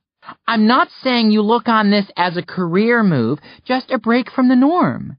You get to see a film being made, hang out with the actors and crew, tell us what to do when we're messing up, and the money's not bad either. Junie coughs politely. Davida, have you seen this place? I don't think money is an issue. Correct, Dervish? I have to admit I'm not hard up, Dervish says, smiling at the pretty albino. So don't do it for the money. Davida shrugs. Do it for the experience. This is the chance of a lifetime. You could bring Grubs along, too. You'd like to see a movie being made, wouldn't you, Grubs? You bet, I reply enthusiastically, and then I remember what the film's about. The demons... It sounds silly, but... I pull a face. This is incredible! Davida snaps. I thought you guys would be dying to get in on this. There are others I can ask if you're going to be ridiculous about it. I'm not... Davida, Junie interrupts calmly. You won't convince them to get involved by antagonizing them. If they don't want to do it, you'll have to accept their decision and move on. I know, Davida mutters. I just don't get why they're turning me down. It's nothing personal, Dervish says. Then look, what's your role in this, Miss Swan? I'm a psychologist. There are lots of children involved in this movie. I've been hired to look after them on set. Do you do a lot of this type of work? Dervish asks. Junie shakes her head. This is my first time. I brought Junie along because we're going to interview a young actor later, Davida says. I'd like her to be involved with the kids as early as possible. She can spot a problem child a mile off. What about problem adults? Dervish asks. I don't think you'd be any problem. Junie responds with a shy smile. I'm not so sure about that, Davida grumbles. Then she suddenly turns the full force of her smile on Dervish. Hellfire, Grady, I don't care if you're a problem or not. I want you on my team. What can I do to convince you? Dervish starts to say there's nothing she can do, then hesitates, glances at Junie and frowns. Do you have a copy of the script? No, Davida says. And I wouldn't show it to you if I did. But I've got some excerpts on disc, along with a rough plot outline and descriptions of some of the demons. I needed something to grab the interest of potential investors, but I don't like revealing even that much, especially to someone who hasn't signed a contract. I understand, Dervish says, but if I could have a look, I'd be able to tell you whether or not you need me. I don't want to waste your time or mine. If there's no reason for me to be there, nothing I can help you with, then Davida doesn't look happy. I have a few copies of the disc, she says, nodding at a handbag on the floor. They're digitally protected, so you shouldn't be able to copy the material or send it to anyone by email, but... She thinks it over, then reaches into the bag and produces a boxed disc. I don't know why I'm trusting you with this. You're not that important to me. Oh, but you're the first person to turn me down on this movie, and I don't like it. People aren't supposed to say no to the fabulous Davida Haim. She laughs shortly, then rises. You can have it for 24 hours. Junie and I have that interview tonight. We'll be passing back this way tomorrow. We'll drop in to collect the disc. I'll ask just once if you've changed your mind. If you don't want to do it, fine. She beams at Dervish, nods at me, then heads for the door, like a person of noble birth. Junie gets up, smiling. She's a drama queen, isn't she? Junie says when Davida is out of earshot. And then some, Dervish laughs. But she's sweet, Junie says. And a natural with the children. She treats them like a mother. Not a bad bone in her body, despite the horrible films she makes. Junie starts for the door, pauses, looks at Dervish. I hope you change your mind. She stops, clears her throat, smiles quickly, and exits. Dervish hurries after her to see the pair out. I remain in the TV room, staring at the disc on the couch, sensing trouble of the very worst kind, though I'm not sure why.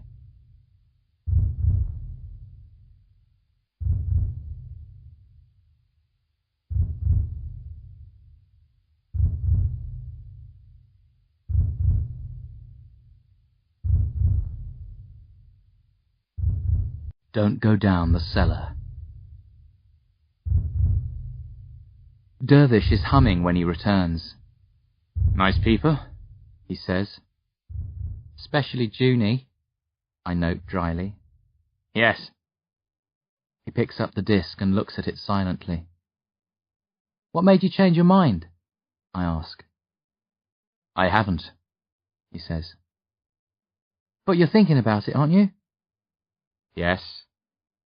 As there's probably nothing to worry about, just a filmmaker conjuring up the usual smorgasbord of hysterical fakes. But I got the feeling Davida knows too much for her own good. She wants the film to be realistic. Maybe she plans to dabble where she shouldn't, use old rights that might backfire. I'm a hard man to find. I'm worried that she was able to root me out. It makes me wonder what else she might know. So you want to check the plot and demon descriptions, make sure there's nothing dodgy going on?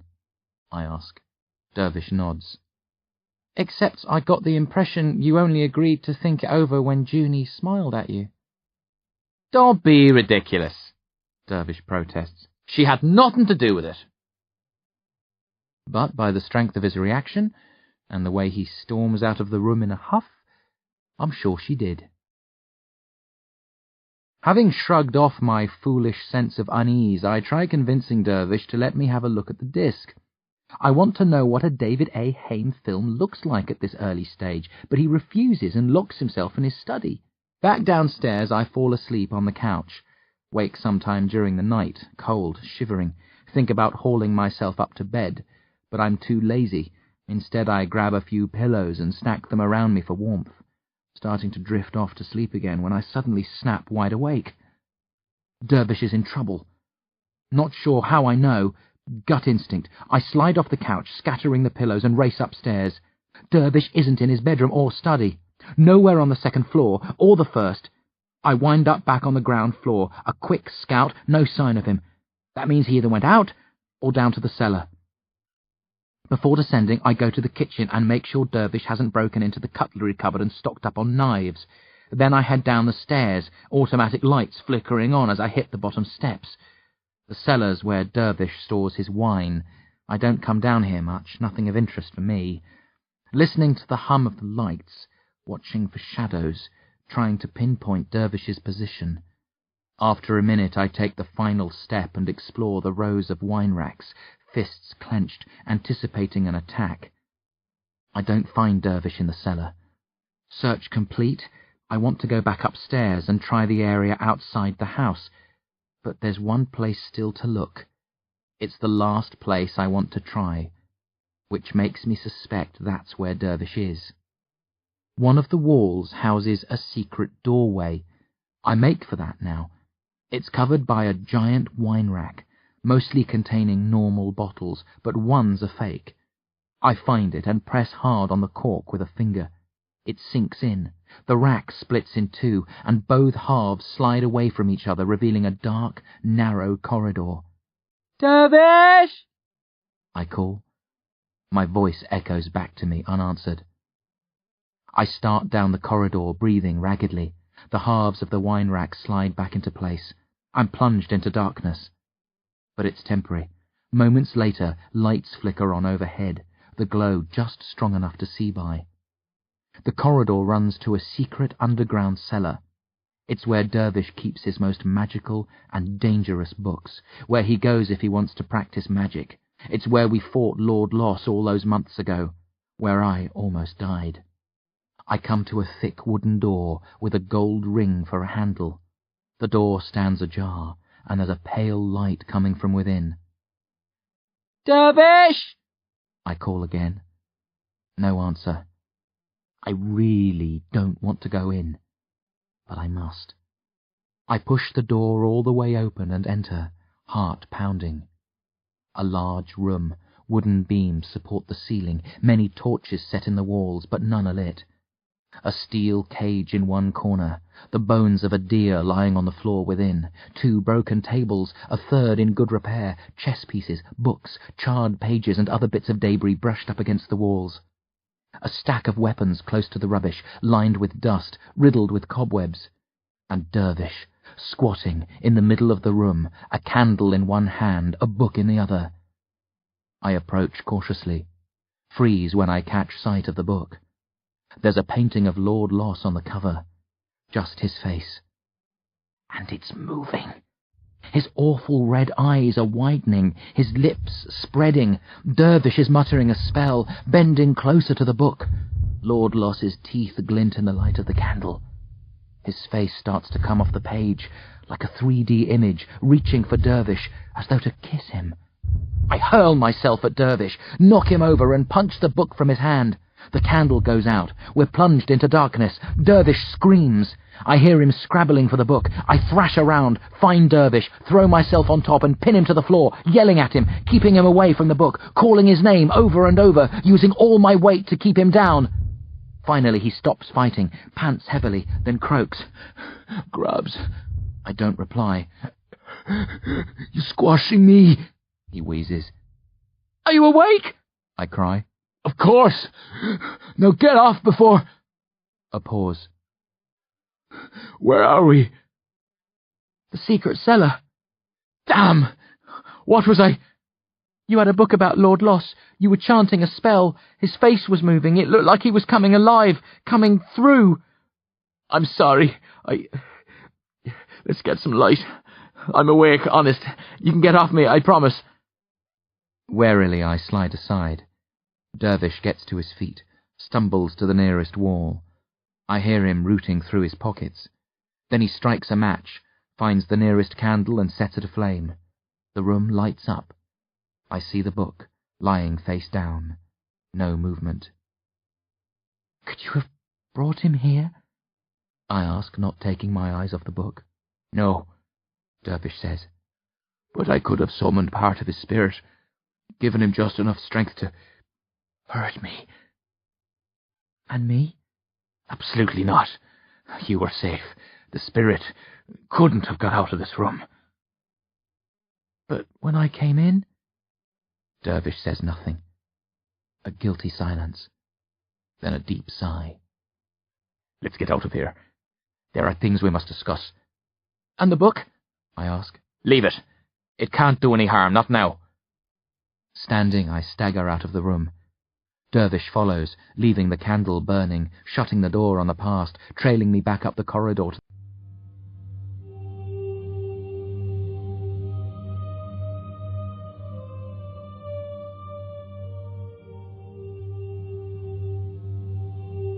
to The disciples fight the Demonata and do what we can to keep them out of our universe.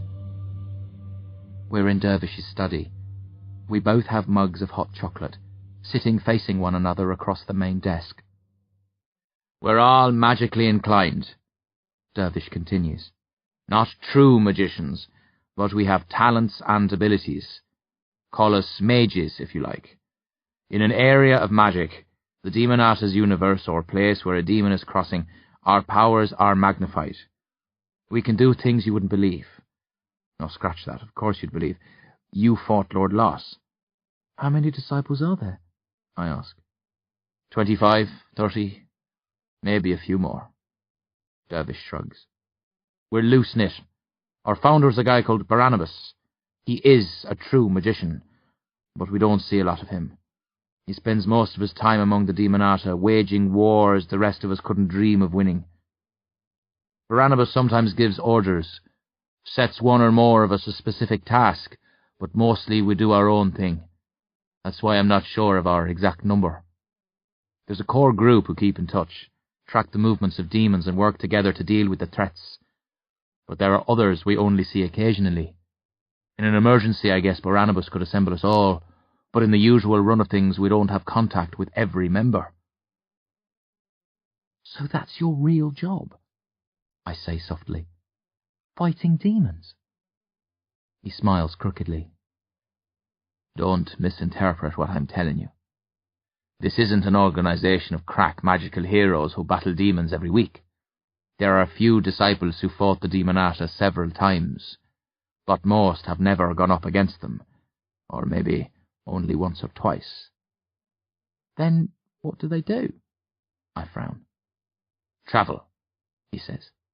Tour the world, watch for signs of demonic activity, try to prevent crossings. Demons can't swap between universes at will. They need human assistance.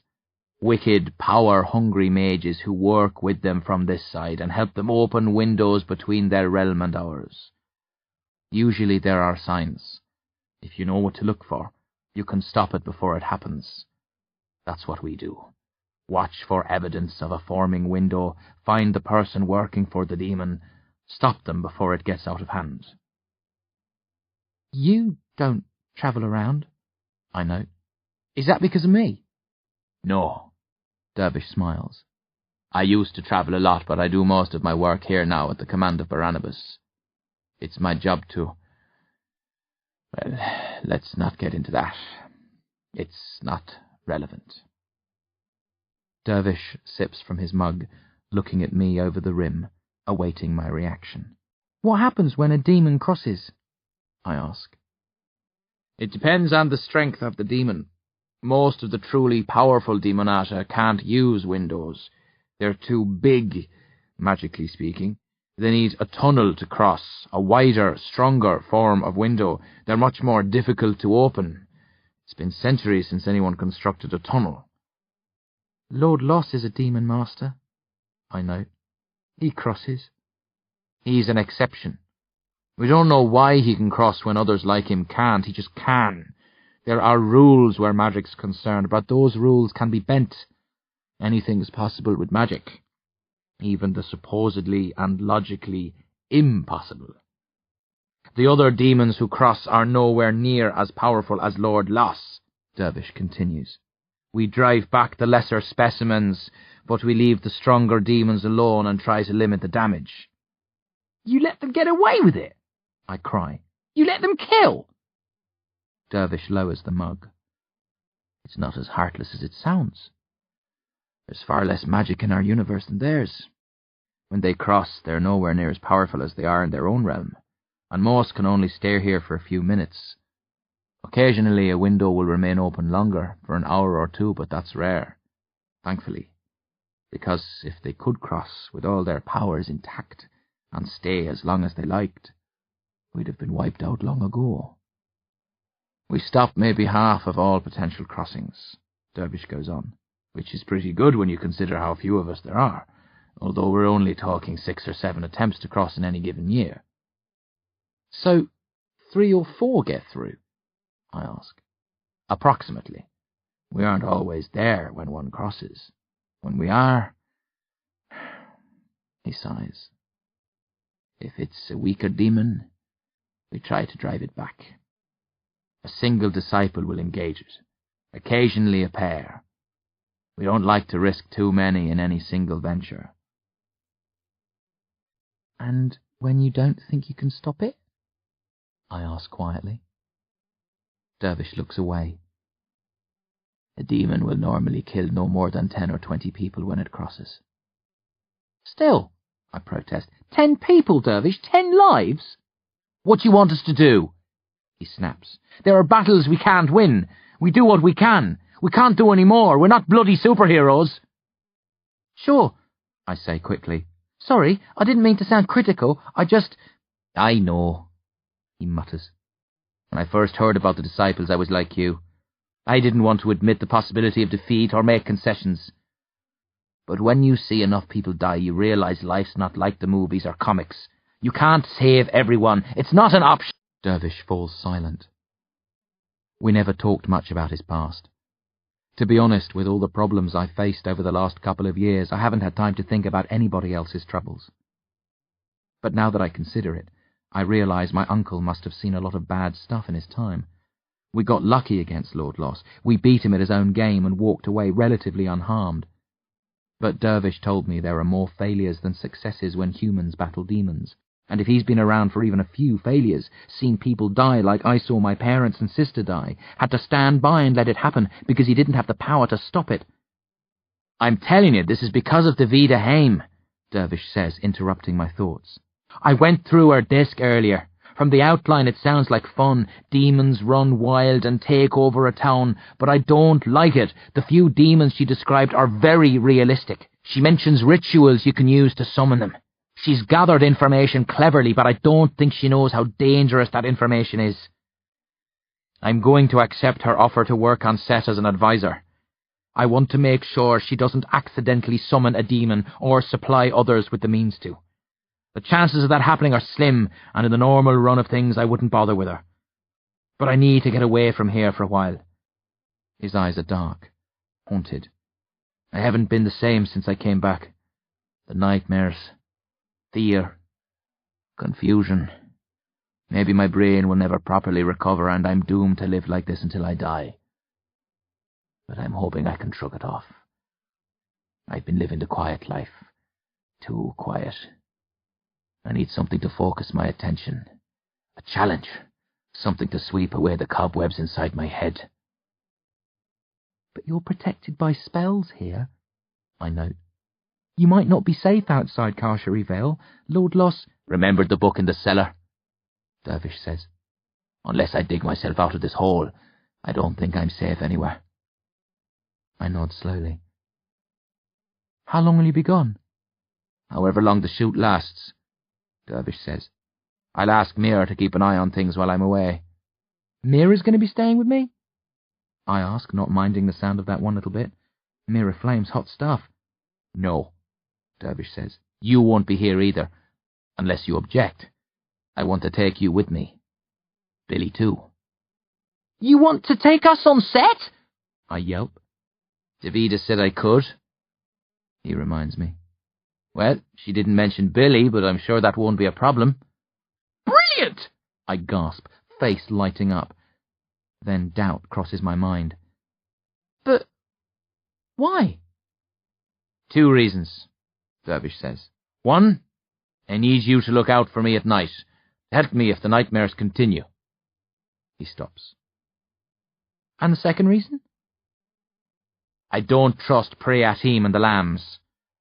They might pull a fast one if I'm not around.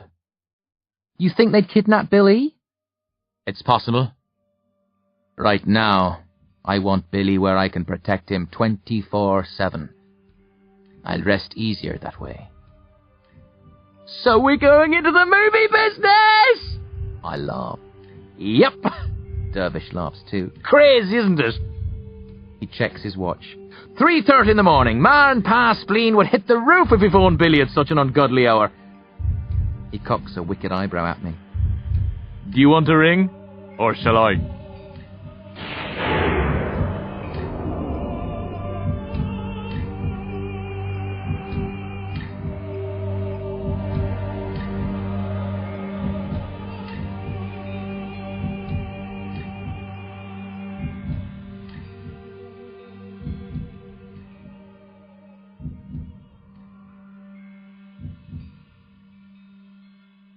Part 2. Lights, Camera, Demons.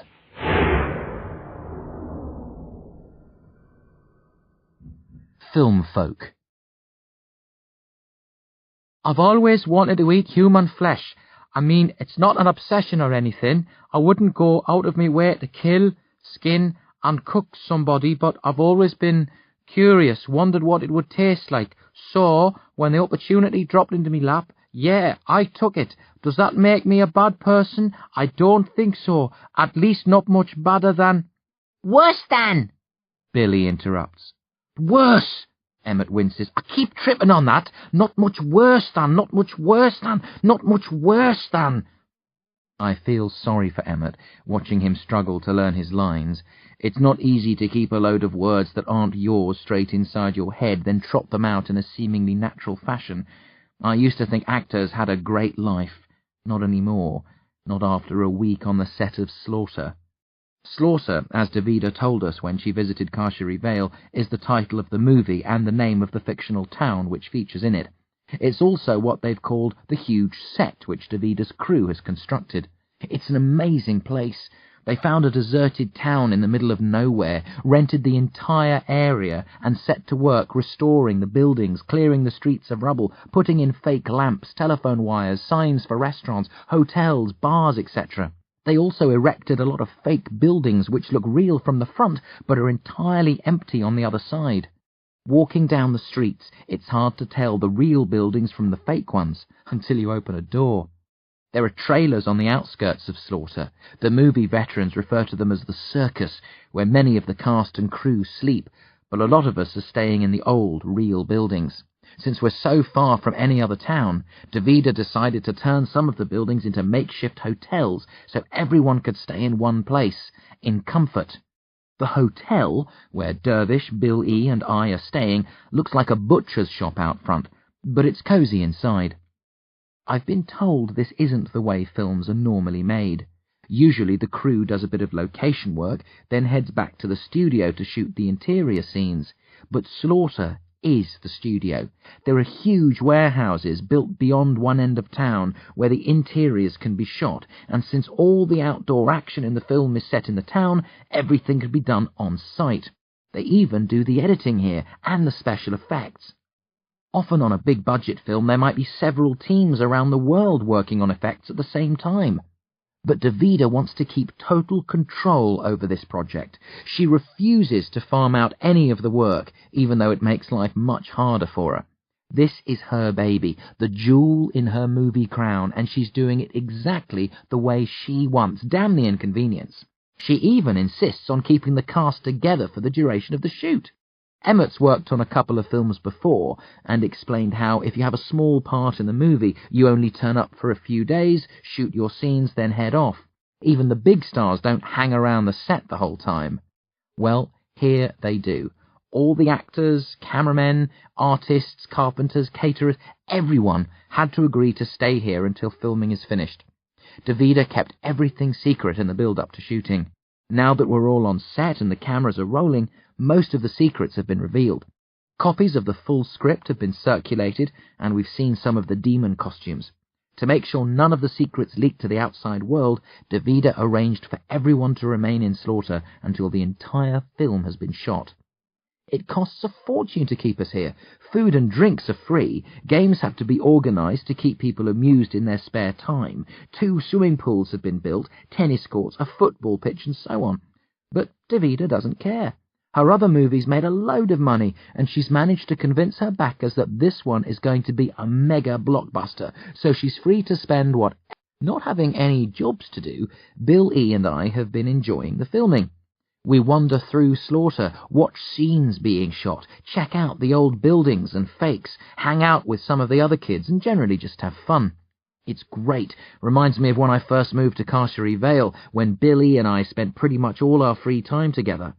We're best buddies again, breezing along in a little world of our own. No Loch Gossel or other friends of mine to complicate the situation. You can divide the children of Slawter into 3 groups. There are the actors, 20 or so. Most haven't much experience or have only been in a few films, like Emmett Egypt, who's our best friend here.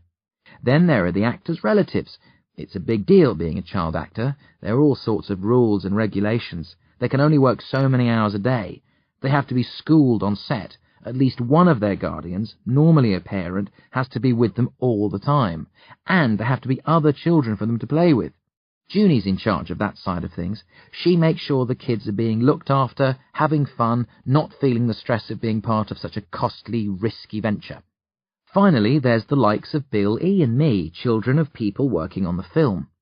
Because everyone involved had to move to Slawter for the duration of the shoot, at least 3 months, they were allowed to bring their families. Davida likes the relaxed family atmosphere. We don't have much personal contact with Davida Haim, or with Dervish. He's been working closely with Davida since we arrived, advising, censoring, subtly guiding her away from the workings of real demons wherever possible. He's one of the few people to have seen inside the D workshops. That's where the demon costumes are being created. The demons are to be a mix of actors in costumes and mechanized puppets. There will be some CGI effects, but Davida's trying to keep the computer trickery to a minimum. The costumes and puppets are housed in a giant warehouse, the biggest in Slawter, and access is granted only to a chosen few. Some of the costumes have been given a public airing, but most are still locked up within the D. Dervish said it's a maze of corridors and subsections in there. He's only been allowed into a couple of rooms so far, but he's trying hard to gain access to the rest to check out all the demonic details. "I've always wanted to eat human flesh," Emmett says again, running through his big lines for the 50th time today. He plays a minor villain in the film, a kid who becomes a cannibal and works for the demons. He dies about a third of the way through, having been discovered by one of the heroes while eating the corpse of their headmaster. Davida is shooting the film in sequence as much as possible, although, as on any movie, certain scenes from later in the script have to be shot early, which means Emmett is getting to die a couple of weeks earlier than he should have. He's super excited about it. "This is my first death scene," he raved yesterday. "Most kids don't get to die on screen. How many films have you seen where a child bites the big one, and it's the first visible killing of the movie?" Later, excitement gave way to nerves. He's been fussing ever since, worried he'll blow his lines or not be able to scream convincingly when the demon turns on him and rips him to pieces. "At least not much badder than, 'Hellfire, I did it again, didn't I?'" "Afraid so," I laugh. "Take it cool," Billy advises, mimicking Davida's on-set mannerisms. He's been even more impressed by the whole movie shooting experience than me. He now wants to be a director when he grows up. "Cool?" Emmett snorts. "That's easy for you to say. You're not the one up there on display." "You know the lines," Bill E. murmurs, then laughs like Davida when she's trying to calm a nervous actor. "You probably know your lines better than anyone on the set, even Davida. You're a professional. They'll come when you're filming, and if not, who cares? Nobody gets it right the first time, and even if they do, Davida reshoots it anyway. You'll nail it the 5th or 6th time." Bill E.'s not exaggerating about the reshoots. Every scene is played out at least 6 or 7 times, from various angles, the actors trying out different expressions and tones. Repetition is part and parcel of the filmmaker's life. I don't know how they stand it. I'd go cuckoo if I had to do the same thing over and over, day after day. "He's quite the expert, isn't he?" Emmett remarks cuttingly. "Hey man, I'm just trying to help," Billy says, unruffled. "For someone with no real experience, you certainly know a lot about it." Bill E. laughs Emmett's criticism away. "Ha! I'm just calling it like I see it. If you'd rather I remove myself, no problem. Come on, Grubs, let's go and—" "No," Emmett pleads. "I'm sorry, I'm just all wound up. One last time, please. If I don't get it right, we'll quit and I'll go play football, okay?" "Okay," Billy says. "but don't forget, cool." Emmett shoots him an exasperated glance, then shares a grin with me. Focusing, he repeats his lines silently to himself, then tries them out loud and all too predictably blows them again. As soon as he breaks down, we drag him off to the football table and keep him there, though we can't stop him muttering the lines as he plays. Dinner with Dervish, Junie, and some others, in the ginormous catering tent at the heart of Slawter. Everybody talking at once, a nice buzz in the air. A mime artist signals to me that he'd like the salt and pepper. His name is Chai, and he's a bit of a nutcase. He never speaks, although he's not mute. Apparently he's perfectly chatty when he's not working, but throughout the duration of a shoot he keeps his lips sealed. It doesn't matter that he has a tiny part in the movie and will only be filming for a few days. Chai considers himself a method actor. "How are you two faring?" Junie asks Bill E. and me. "Enjoying yourselves?" Totally. Bill E. gushes. It's great, incredibly invigorating and inspiring. I think I found my calling in life. Not getting into any trouble, are you? Dervish grunts. As if. Billy smirks. "I was discussing your situation with Dervish earlier," Junie says hesitantly. Uh-oh. It's never good when an adult says something like that. "I'm worried that you'll fall behind in your schoolwork." Junie goes on. "Things have been a rush lately. Dervish accepting our offer, bringing you two with him, a crazy first week of shooting. Schooling arrangements have been made for the other children, but we overlooked you and Bill E. I think it would be a mistake to let things continue as they are, and Dervish agrees, so—" No! Billy cries dramatically. You're going to stick us in a class? Say it ain't so, Dove. It's so, Dervish laughs. Junie's right. We're going to be here 3 months, maybe longer. If you go that length of time without lessons, it'll mean repeating a year when we get back to Carshry Vale. "You won't have to do full days," Junie promises. "We keep classes flexible to fit in around shooting, so it'll be a few hours here, a few hours there, just keeping you in line with what your friends are doing back home. That doesn't sound so awful, does it?" Too bad if it does, Dervish interjects before we can reply. Because you don't have a choice. Slave driver, Billy mutters, but he's only pretending to be grumpy. We both knew this was coming. The freedom couldn't last forever. Junie and Dervish start talking to each other again. Junie's been with my uncle most times that I've seen him recently, which is strange since they can't have a lot of business together. Dervish is part of the inner technical circle, whereas Junie's job revolves around the children. There must be another reason why he's sticking to her like superglue, and I think I know what it is. Good old-fashioned physical attraction. It seems incredible. If asked a week ago, I'd have laughed and said the bald old grump didn't have a romantic bone in his body, but something's stirring in the hidden depths of Dervish Grady. There's a gleam in his smile which was never there before. He switched to a pungent new aftershave. His clothes are freshly ironed. He's even started combing the wisps of hair dotted round the sides of his head into place. There's no doubt about it. He's trying to impress the cute albino. Junie knows that Bill E. and I are friends with Emmett, so she places us in his class. Most of the other students are actors. There's the Kane twins, Cook and Kick, a boy and girl, small and slender, very alike in looks. They don't speak much to anyone, going off by themselves whenever there's a free period. They have big roles in the film as eerie psychic twins. Salit Smith is the main child star of Slawter. He's a bit older than the rest of us, a nice guy, but not the brightest spark. He just smiles and nods a lot in class, not bothering to apply himself, convinced he's going to be the biggest movie draw since Tom Cruise.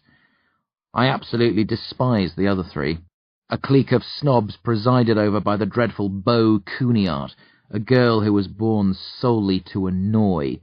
She's been in a few commercials and thinks she's God's gift, always dresses stylishly like a model, sucks up to Davida and anyone else with power and influence, ignores the rest of us, treating us like simpletons or servants. Her brother, Abe, is almost as bad, a scrawny, miserable excuse for a child. He's not an actor, but his father, the loud, obnoxious Tump Cunard, a movie agent, insisted he be cast if they wanted to hire Beau. From the rumours, Davida resisted, but finally caved in and gave him a small part as a kid who raises the alarm when the demons are about to break through en masse. I don't think Davida gives way too often, so Tump must be good at his job, which is just as well, because from what I've seen of Beau and Abe, they're awful at theirs. The third mini-tyrant is Vanellie Metcalf. Her parents are multi-millionaires. Too busy to waste time with their daughter on set, so she came equipped with her own bodyguard cum servant who glares at anyone who doesn't grovel at her feet. Bo, Abe, and Vanelli took one look at Bill E. and me when we were introduced to them this morning, smirked at each other in a snide, superior way, and turned their noses up to let us know we weren't worthy of direct notice. Our tutor's a sweet but nervous woman called Supatra Drawn. I can tell within 10 minutes that she can't handle Bo and her posse. She lets them talk to each other while she's teaching and doesn't ever try to assert her authority. Sometimes she'll murmur, "No, no, Bo, please pay attention," but without any real hope that the blonde pony-tailed stick-thin brat will obey. Miss Jawn seems genuinely pleased that Bill E. and I have been added to her class, probably because we're polite and show some interest. She chats to us warmly, finds out what we've been studying, takes a few notes, promises to haul us up to scratch in next to no time. "I bet those scruff bags know a lot about scratching," Bo sniffs. "Meaning?" I growl at her. "Lice, you moron!" She screeches, and Abe and Vanelli burst out laughing. "We found our nemesis," Bill E. mutters in my ear, pegging it dead on. "Hate her, Grubs. Hate her good and proper." "Does her character die in the script?" I ask Emmett. "No," he says. "She ends up saving the town along with Sallet." "A pity," I sigh. "But she does fall into a pit full of demon manure at one stage," Emmett says, and my day lights right up. Our first session lasts 2 hours, a mix of history, biology, and maths. Miss Jawn seems to be confident in all subjects, a smart cookie. Then an assistant director pops in and says they need Bo and Sallet. Miss Jawn checks her watch, says we might as well take a break, and asks those of us not involved in filming to return in an hour. It's certainly a lot more laid back than our school in Carsheri Vale. Emmett wants to practice his lines on Bill E. and me again, but we don't have the patience, so we leave him with his mum in his trailer. We grab sandwiches from one of the many mobile canteens, then go see if anything exciting is happening. There's not much to keep us amused today.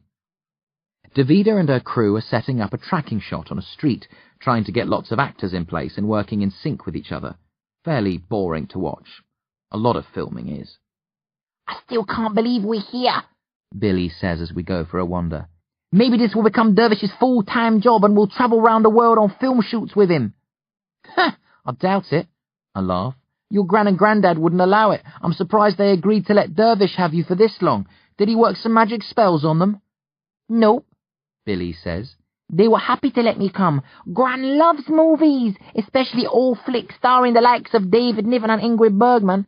She thought this was a great opportunity for me. I think she's hoping I fall in love with a beautiful blind cellist or some such guff. She believes a lot of those old films are based on true stories, that the world's really like that." "Mind you, a girl would have to be blind to fall in love with you," I comment. "Your face," Billy snorts. "My flabby nether regions. Spot the similarity?" I get Billy in a headlock and rub my knuckles into his skull, but it's all in fun. He has no idea of the real reason why he's here. He thinks Dervish is his father, that he didn't want to spend a few months parted from his darling son. He doesn't know about Dervish wanting to make sure Davida doesn't raise hell, or about Prayer Tim's interest in experimenting on him. "I can't wait to see the demon tomorrow, or it might even be tonight," Billy enthuses once I've released him. "Emmett says it depends on how shooting goes today. If they finish that shot on the street in time, they'll do his scene later. It'll be coolio." I say neutrally. "What you moaning about, Goliath?" Billy frowns. Then, studying me carefully, his expression clears. "Oh, I'd forgotten. Your parents and sister." He trails off into silence. Although Bill E. doesn't know about his lycanthropic genes, or the battle Dervish and I fought with Lord Loss, he knows demons killed my family. "Are you going to be okay with all this?" Bill E. asks awkwardly. Sympathy isn't something that he does well. "Sure," I grunt. "Really?" he presses. "Because they can't keep us here. I know Dervish signed those contracts saying we'd stay until the end, but we didn't. If you want to leave, I'm sure there's nothing they can do about it. I've watched lots of courtroom movies. I know what I'm talking about." "No," I smile. I'll be okay. I mean, we're talking movie demons here.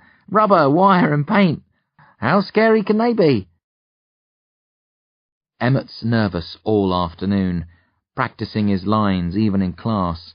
Davida popped in to see him during lunch and told him they'd definitely be shooting his death scene tonight.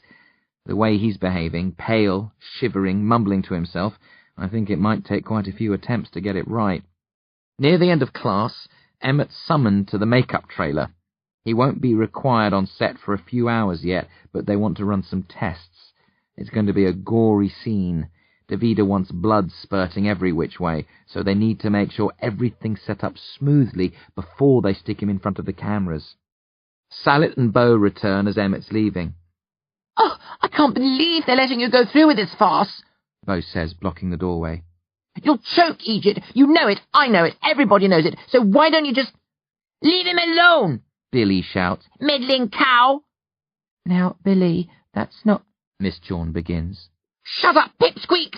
Beau defends herself, spitting venom at Billy. If I want advice from a fat geek with a dodgy eye, I'll let you know. Otherwise... I stand up, flexing my muscles, stretching aggressively. You're going to apologise, I tell Beau flatly. Says who? She retorts, but I've unnerved her. It's not often that I threaten anyone, but when I do, I can make quite an impression. I step out from behind my desk and crack my knuckles, staring at Beau levelly. Now, I say firmly. Beau glares at me, then sneers and says mockingly, I'm so sorry, Billy One Eye. I won't point the truth out to you again. Her gaze flicks back at Emmett. But you're still going to mess up. Let me know when you do. It's not too late for Abe to step in and do the job properly. Ignore her, Billy says, his left eyelid fluttering furiously. You'll be great. Davida wouldn't have picked you if she didn't believe you could do it. Thanks, Emmett says hollowly, then pushes past Beau, visibly upset. Beau smirks and takes her seat. That wasn't very nice, Miss Jawn says disapprovingly. Beau looks up at our teacher as though just noticing she's there. Excuse me? You shouldn't... Miss Jawn begins. What was that? Beau asks loudly, cutting Miss Jawn off. She tilts her head and pushes her lower lip out with her tongue, daring Miss Jawn to challenge her. For a moment it looks as though she will, and I ready myself to cheer the timid teacher on, but then her shoulders sag, and she looks away. Let's get on with our lessons, she says meekly. I'll finish up with the others, then take you and sell it for a couple of hours. Now, where were we? Someone should sort her out! Billy storms when class is finished. Bow bloody cooniart! Davida should put that little monster over her knee and spank her till her hand turns blue. I agree, I said grimly, but it's not going to happen. She's a star. She can get away with crap like that. To be honest, I thought they'd all be like her. I'm surprised how normal most of the others are. A pity the demons aren't real, Billy grumbles. We could feed both to them, and our horrible little brother, Vannalee, too. It would certainly make life easier, I agree. But they're not real. There's nothing we can do except ignore her. Come on. I slap his back. Let's go see what Emmett looks like in his makeup. Emmett's covered in fake blood. He's spitting it out and wiping it from his eyes. The bug exploded early, he moans. You squeezed too hard, a props person says, sliding a hand up inside Emmett's jumper, removing an empty plastic bag which had been filled with the red sticky liquid. You have to be more gentle. Don't worry, you'll get the hang of it soon. Emmett goes off to be cleaned before trying on a fresh costume and having his makeup applied again. Rather him than me. Sometimes an actor can spend most of the day sitting in a chair having makeup dabbed on, cleaned off, dabbed on, cleaned off, dabbed. Billy and I go for a swim, then head for dinner. We spot Dervish dining with Davida and Junie, but they're talking shop, so we don't disturb them. After that, we check on Emmett again. This time, he's managed not to burst the bag of blood and is ready to face the cameras. She's been trying to unsettle me all week, he says about Beau. She thinks Abe should have had this part. Her dad does too. He told me Mum I was an amateur and shouldn't be here. Charming, Billy huffs. Mum hit the roof, Emmett chuckles. Told Tom Cunard what she thought of him and to keep out of our way for the rest of the shoot. She complained to Davida, but he's an agent for several of the actors, so there's not much Davida can do. In an argument, if it's us or him, she has to take his side. I could be replaced easily, but if Tom walked off and told he's going to follow... Never mind, Billy says encouragingly. There's nothing they can do about it now. This is your scene. Go out there, strut your funky stuff, and leave Tom Cunard and his brats to stew. Emmett laughs, then asks if he can run through his lines with us. This time we let him, and say nothing as he makes his customary mistake and grinds to a miserable halt. Then, before he can practice again, his call comes, and we have to leave. Showtime. This is the first big action shot of the movie, so a large crowd of curious bystanders has gathered. Thanks to modern technology, scenes with monsters aren't normally interesting to watch being filmed. More often than not, an actor will play out their part against a blue screen background. The monster effects are added later using computers. But Davida wants the demons to look as lifelike as possible, for the action to play realistically. That means taking a less flashy approach than in her other movies, keeping it gritty and believable, using almost no computer effects. Billy and I find a good place to watch, next to Dervish and Junie. The scene's being filmed on one of the smaller, darker alleys of Slawter. There's a manhole on the left side of the street from which the cover has been removed. The demon will spring out of the manhole, grab Emmett, and drag him underground. This is going to be fun, Dervish says warmly. Hardly anyone here has seen the demon costume. I think people will be really scared. Nonsense, Billy says. How can you be scared of a guy in a monster suit? Trust me, Dervish grins. This doesn't look like a guy in a suit. There are engines and wires within the costume so it can pull expressions, ooze slime like you wouldn't believe. Even, he lowers his voice, it smells. Come again? Billy blinks. Emmett doesn't notice, so don't say anything, but Davida wants to wring as much genuine terror out of him as she can, so she created a demon-type stench to throw him off guard. She has a few other tricks up her sleeve too. I feel sorry for the kid. He doesn't know what's going to hit him. I don't think that's fair, I mutter. He's nervous enough as it is. Don't worry, Junie smiles. We talked it over with his mother. She gave us the all clear. He'll enjoy the joke when he recovers. It'll make the scene more believable, which will make his acting seem all the more professional. That will stand him in good stead when he's looking for his next big role. I'm a bit worried about Emmett, despite Junie's reassurances. I'd hate if he got so freaked out that he couldn't finish filming the scene and had to hand the part over to Abe. I can see the moody Master Cunard standing across from us, with Bo and their fat, leering father Tump. I wonder if the stench idea was theirs to begin with. I'd like to warn Emmett, but Davida is talking with him and Salet, explaining the dynamics of the scene.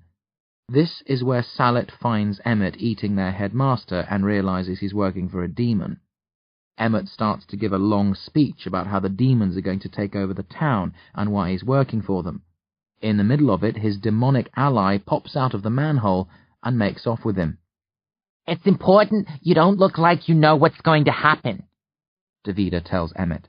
As far as you know, this demon is your best buddy and Salet's the one in trouble. You'll hear some rumblings, feel a few tremors, ignore them and concentrate on your lines. About that, Emmett cuts in. I've been having a few problems. Oh? Davida smiles and waits for him to continue. It's the line, at least not much worse than a guy who gives in to temptation and steals a bar of chocolate. I know the line, but I keep coming up with badder instead of worse. If it happens, can we do it again straight away? I'll try to get it right, but I might... Davida holds up a hand. Emmett, as far as I'm concerned, there's not one line in the script that isn't open to negotiation. I should have made that clear earlier. It's your voice I want to hear, not mine. If badder is what comes naturally to you, then badder it is. I can change the line, Emmett gawps. Absolutely. A big smile works its way across Emmett's face. Across from us, Abe and the other Cunards are glowering. They couldn't hear the conversation, but they can see the fear fade from Emmett. They've lost their chance to bump Abe up the pecking order. I want to thumb my nose at them and stick out my tongue, but that would be childish, so I settle for a smug wink when I catch Bo's fury. They shoot the early exchanges several times, from a variety of angles. A fake corpse is placed in the alley, close to the manhole cover.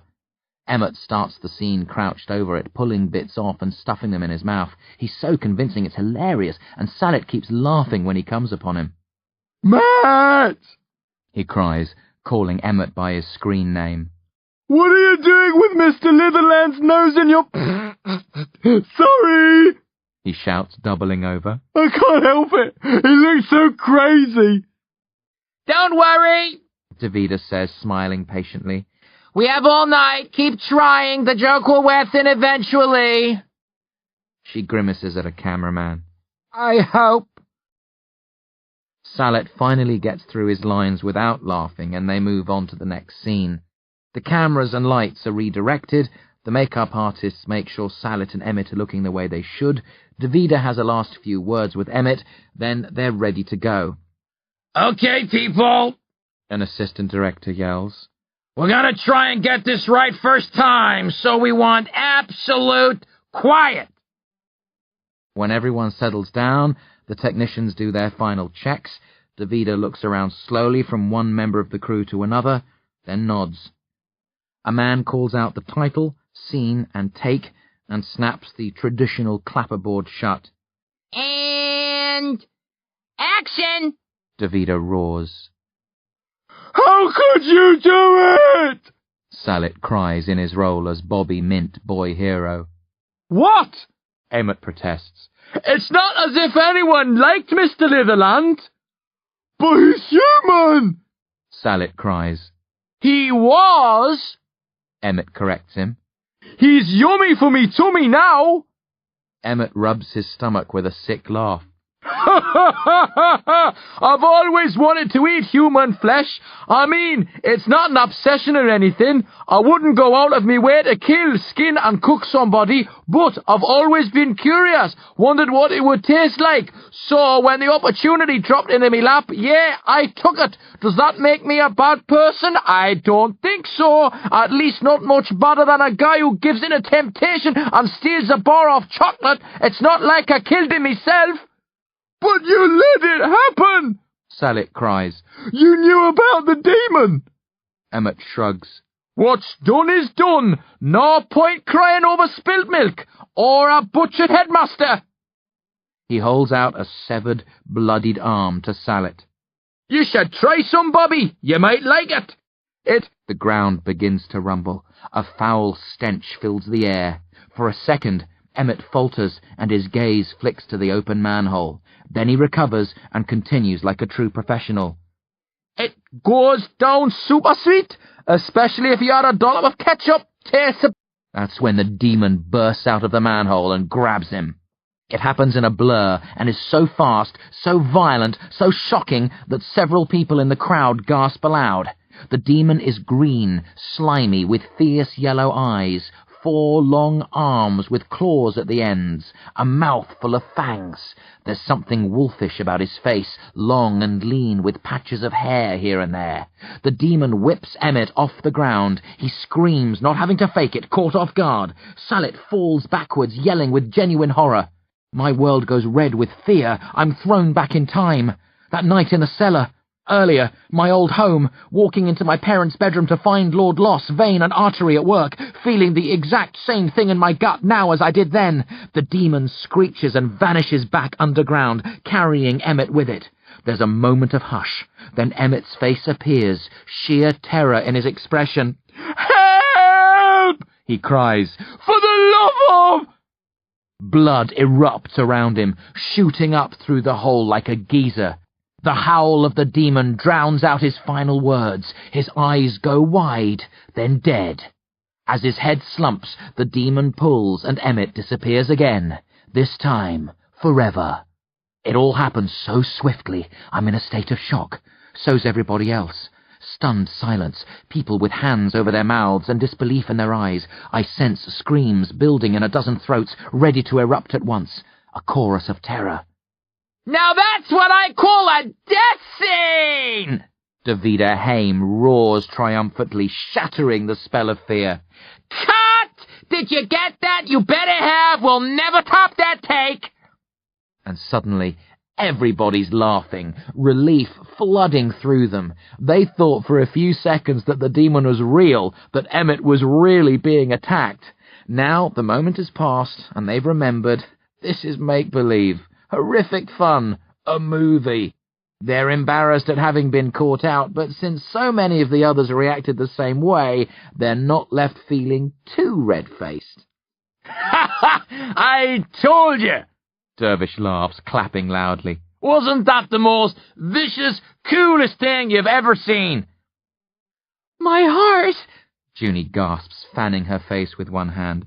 I didn't expect it all to happen so fast. That was amazing! Billy exclaims. Did you see it, Grubs? That spray of blood, like it was coming from a fireman's hose. It was... Grubs? Are you okay?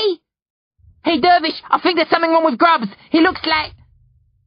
I block out Billy's words and the other sounds. I experienced the same sense of terror that many of the people around me felt. The same jolt of fear, the same moment of belief that this was real. But whereas they've got over that moment, I can't, because I'm remembering the look of the demon, its movements, the hate in its eyes, the effect it had on me, and I'm staring at the open manhole, all the blood around it, no sign of Emmett or the monster, and I'm thinking, every part of me is insisting, that was no damned guy in a suit, that demon was real.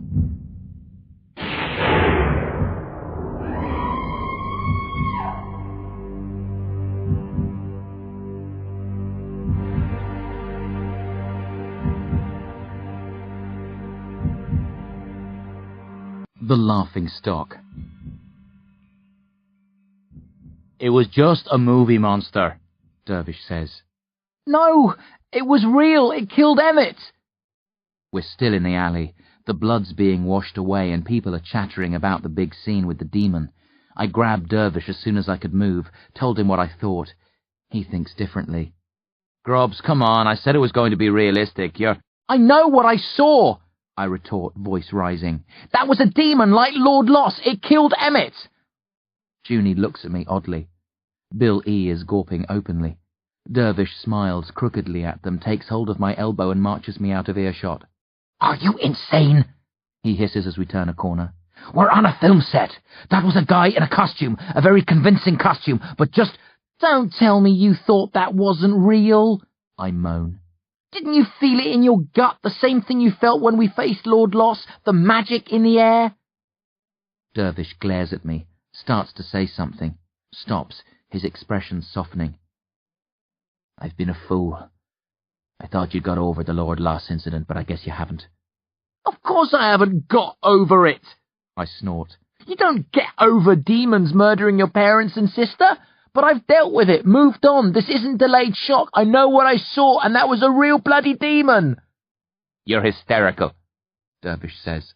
No, I snarl. Look at me. Look into my eyes. I'm not being a big kid. That was a demon. Nobody can mimic the look and movements, the aura of a real demon. I don't care how many special effects artists work on it. Some things can't be replicated by anybody ever. Grubs. Dervish can't think of anything else to add. Where's Emmett? I challenge him. If he was acting, why didn't he come out when Davida yelled cut? They took him away to wash the blood off, Dervish says. I shake my head. I bet you're wrong. I bet we can't find him. Dervish sighs impatiently. Okay, let's go look for Emmett. But, he raises a finger, when we find him, and you see that he's unharmed, I want you to accept it. I don't want you saying it's not really Emmett. It's a changeling or any nonsense like that, okay? Fine. I smile bitterly. Grumbling sourly, Dervish leads me away in search of Emmett Egypt, even though I know in my heart that the only place we'll find him now is amidst the bones and scattered shreds of skin in some dirty demon's den. Emmett's not in any of the trailers. Nobody's seen him. I shoot Dervish a meaningful look, but he waves it away and goes looking for Davida. She's still in the alley, talking with a technician. We wait for her to finish, then Dervish nudges forward and asks if she knows where Emmett is. Says we want to congratulate him on his performance. Of course, Davida cries. Hell, I want to too. I plain forgot about him. That was amazing. I loved the final touch. The scream for help. It worked perfectly. No need for a second take. He'll be getting the blood cleaned off, so... No, I interrupt. We checked. He isn't in makeup. Oh. Then I guess... Hey, Tudor! Where'd Emmett get to? A tall, thin man without eyebrows steps forward. Tudor Sewell, the first assistant director and Davida's closest confidant. They've worked together on her last 4 films. He's a quiet sort, keeps to the background, makes sure everything's running smoothly, tries to head off problems before they bother Davida. There's been a flare-up, Tudor says softly. Perhaps we should speak about it in private. What are you talking about? Davida growls. What happened? Nora, Emmett's mother, ran into Tump Cunard after shooting, Tudor says. They had a huge argument. Tump said some very nasty things. He upset her. Nora grabbed Emmett, demanded a car, collected their belongings, and... Tudor shrugs. They left? Davida barks. Are you mad? Nobody leaves until shooting finishes. It's in their contract. Get them back. I can't, Tudor says. When Nora calms down, maybe we can convince her to return, but... She has no choice, Davida insists. She signed a contract. They have to stay on set for the duration. You're absolutely correct, Tudor says patiently. But she went anyway. You can withhold Emmett's payment and maybe force them back that way, but for the time being... He shrugs. Told you, I mutter, glancing up at Dervish. Then I turn and walk off, not wanting to waste my time on more ridiculous excuses.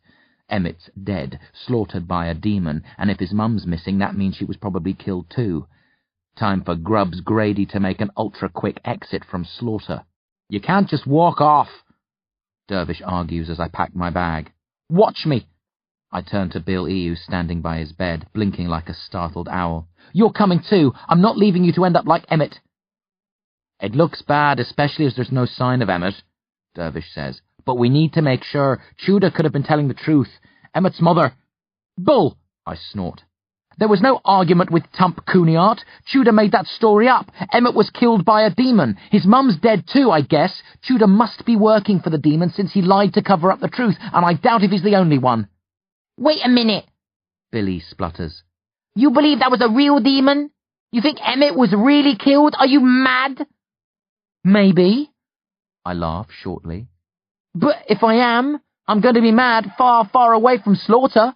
And you're coming with me. I won't leave you behind. I look hard at Dervish. I won't. Okay, Dervish sighs. I won't keep you here against your will, but you're overreacting. Until we know for sure, we should... There's a knock at the door. Junie Swan. Can I come in? I go stiff. Is Junie working with Tudor Sewell and the demon? Has she been sent to convince me that my imagination has run wild? I like Junie. I'd hate to think that she's evil, but if she backs up Tudor's story... I wanted to check that everything's all right, Junie says, eyeing the bag which I'm in the middle of packing. Did Tudor send you? No.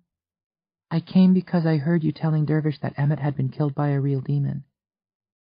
I wanted to know what you meant.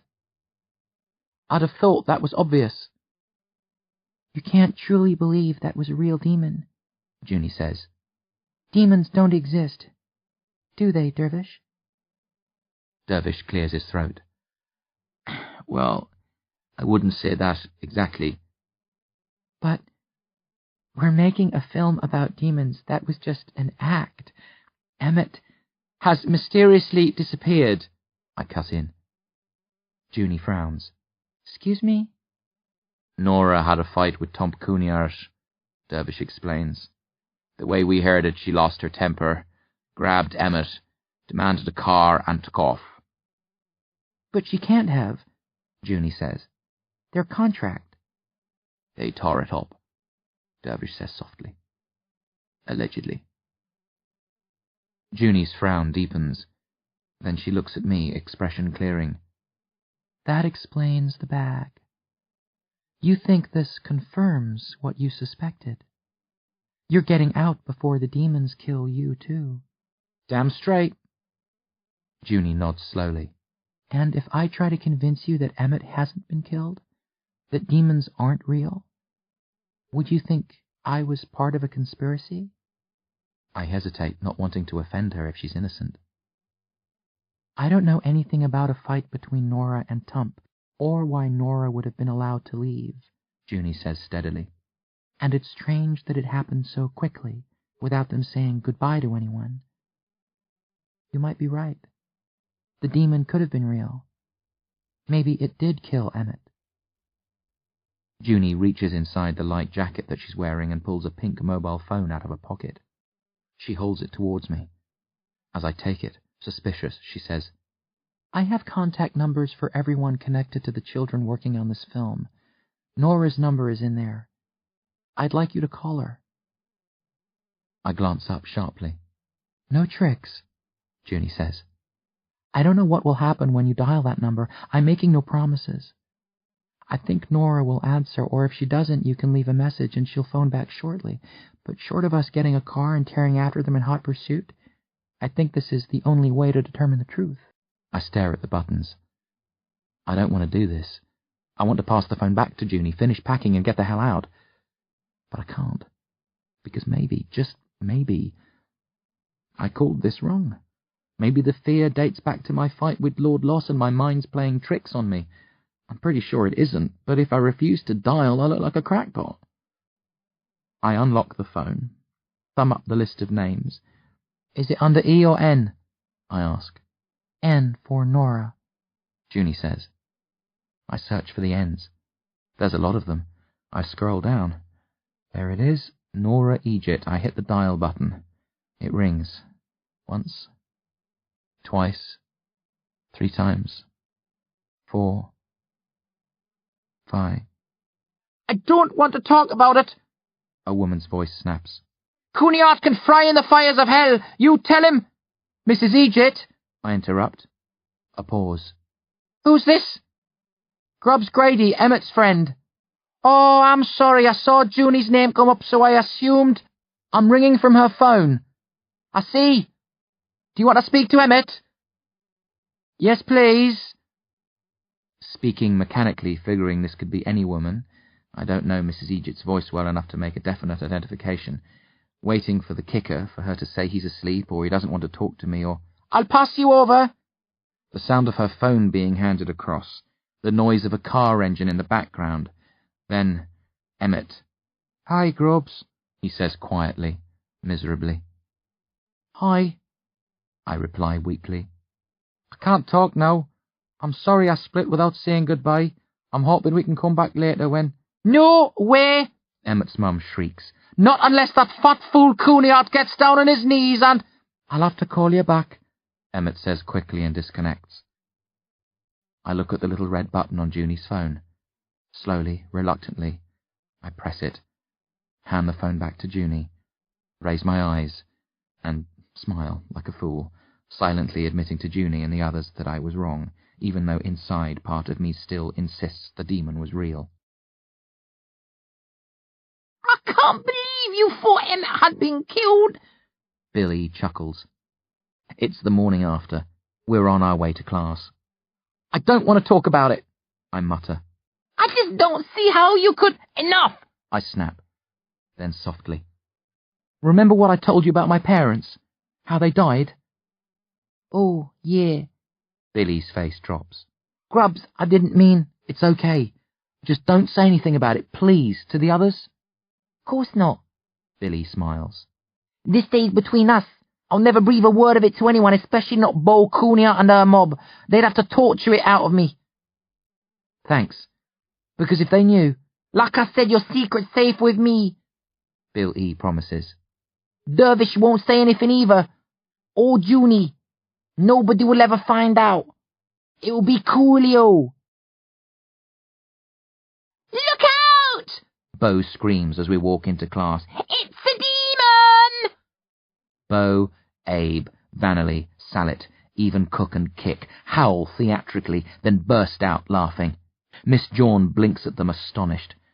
I groan and raise my eyebrows at Bill E., who can only shrug, bewildered. My dad was in the corridor outside your room, Bo says smugly. He heard you talking. He heard everything. Ha ha ha ha ha ha! She laughs again, and I know I'm in for a long few months.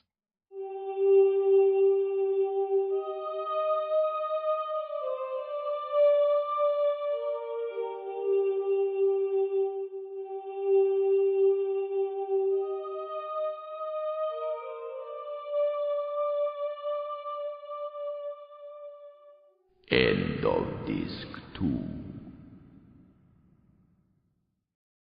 Disc 3.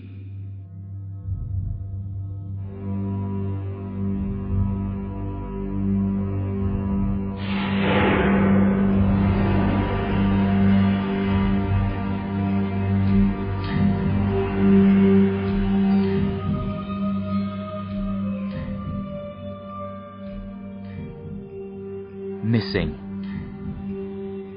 The joke doesn't wear thin for Bo.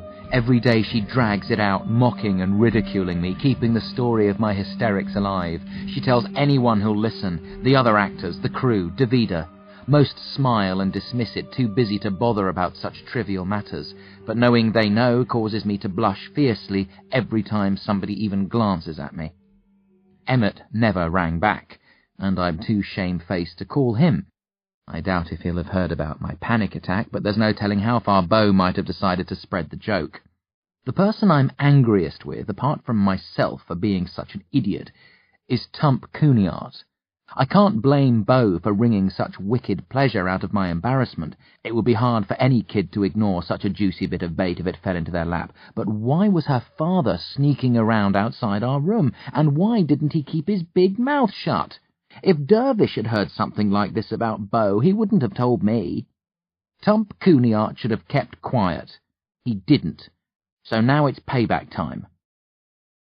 I spend a lot of hours thinking about ways to get even with Bo's father. Itching powder in his clothes, rat droppings in his soup, human droppings in his stew or chocolate ice cream. Shave him bald or glue his lips together while he sleeps. All good stuff, but basic.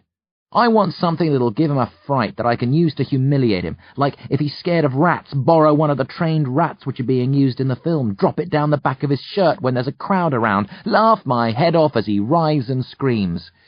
But to do that, I'll have to find out more about him and what he's scared of.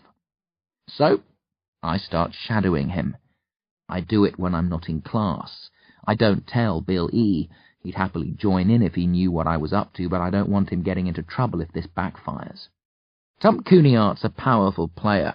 If I humble him in public, I might end up being booted off the set.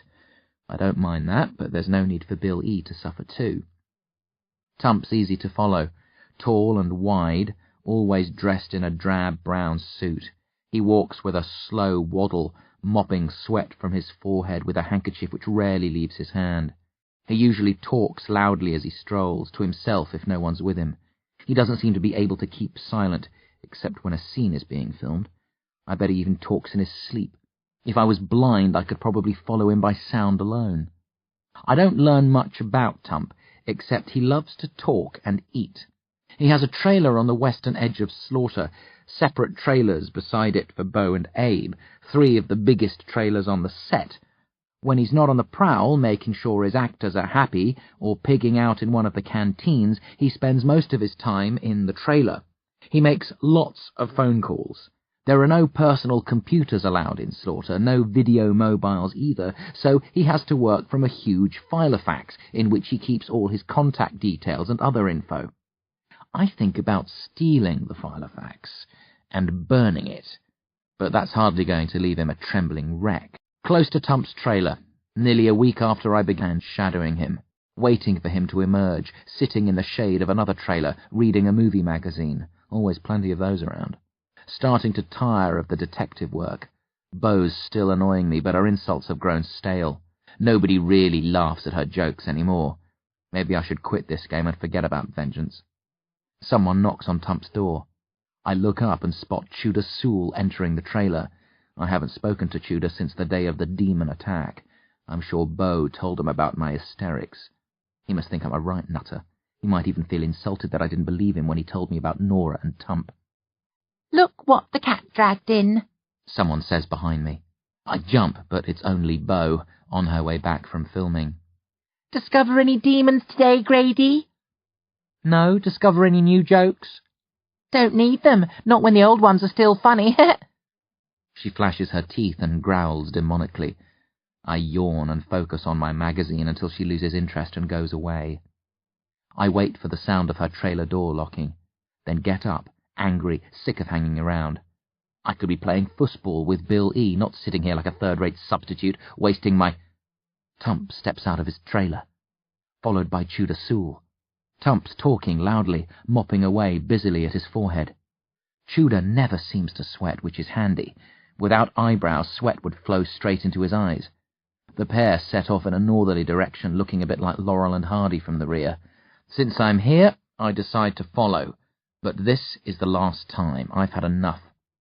Tump and Tudor head for the D workshops. The huge warehouse dominates the northern part of Slawter. I haven't spent much time up here, no point since access to the workshops is strictly prohibited. As Tump and Tudor show their passes to a security guard on the western door, one of 4 doors leading into the warehouse, I hang back and take a long look at the building. 3 stories high, 70 or 80 meters wide, maybe 120 meters long, large, unplastered block walls, a flat roof, no windows, grey and featureless, apart from a big red D painted on the wall above the door. A small guard's hut to the right of the entrance.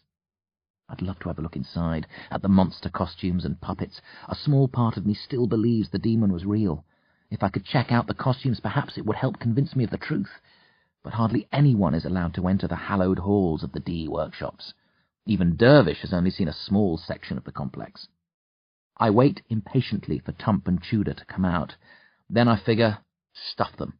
I'm through with this crap. I decide to find Bill E. and hang out with him for the rest of the afternoon. But before departing, I wander around the warehouse on the off chance that one of the doors is open, its guard asleep in his hut.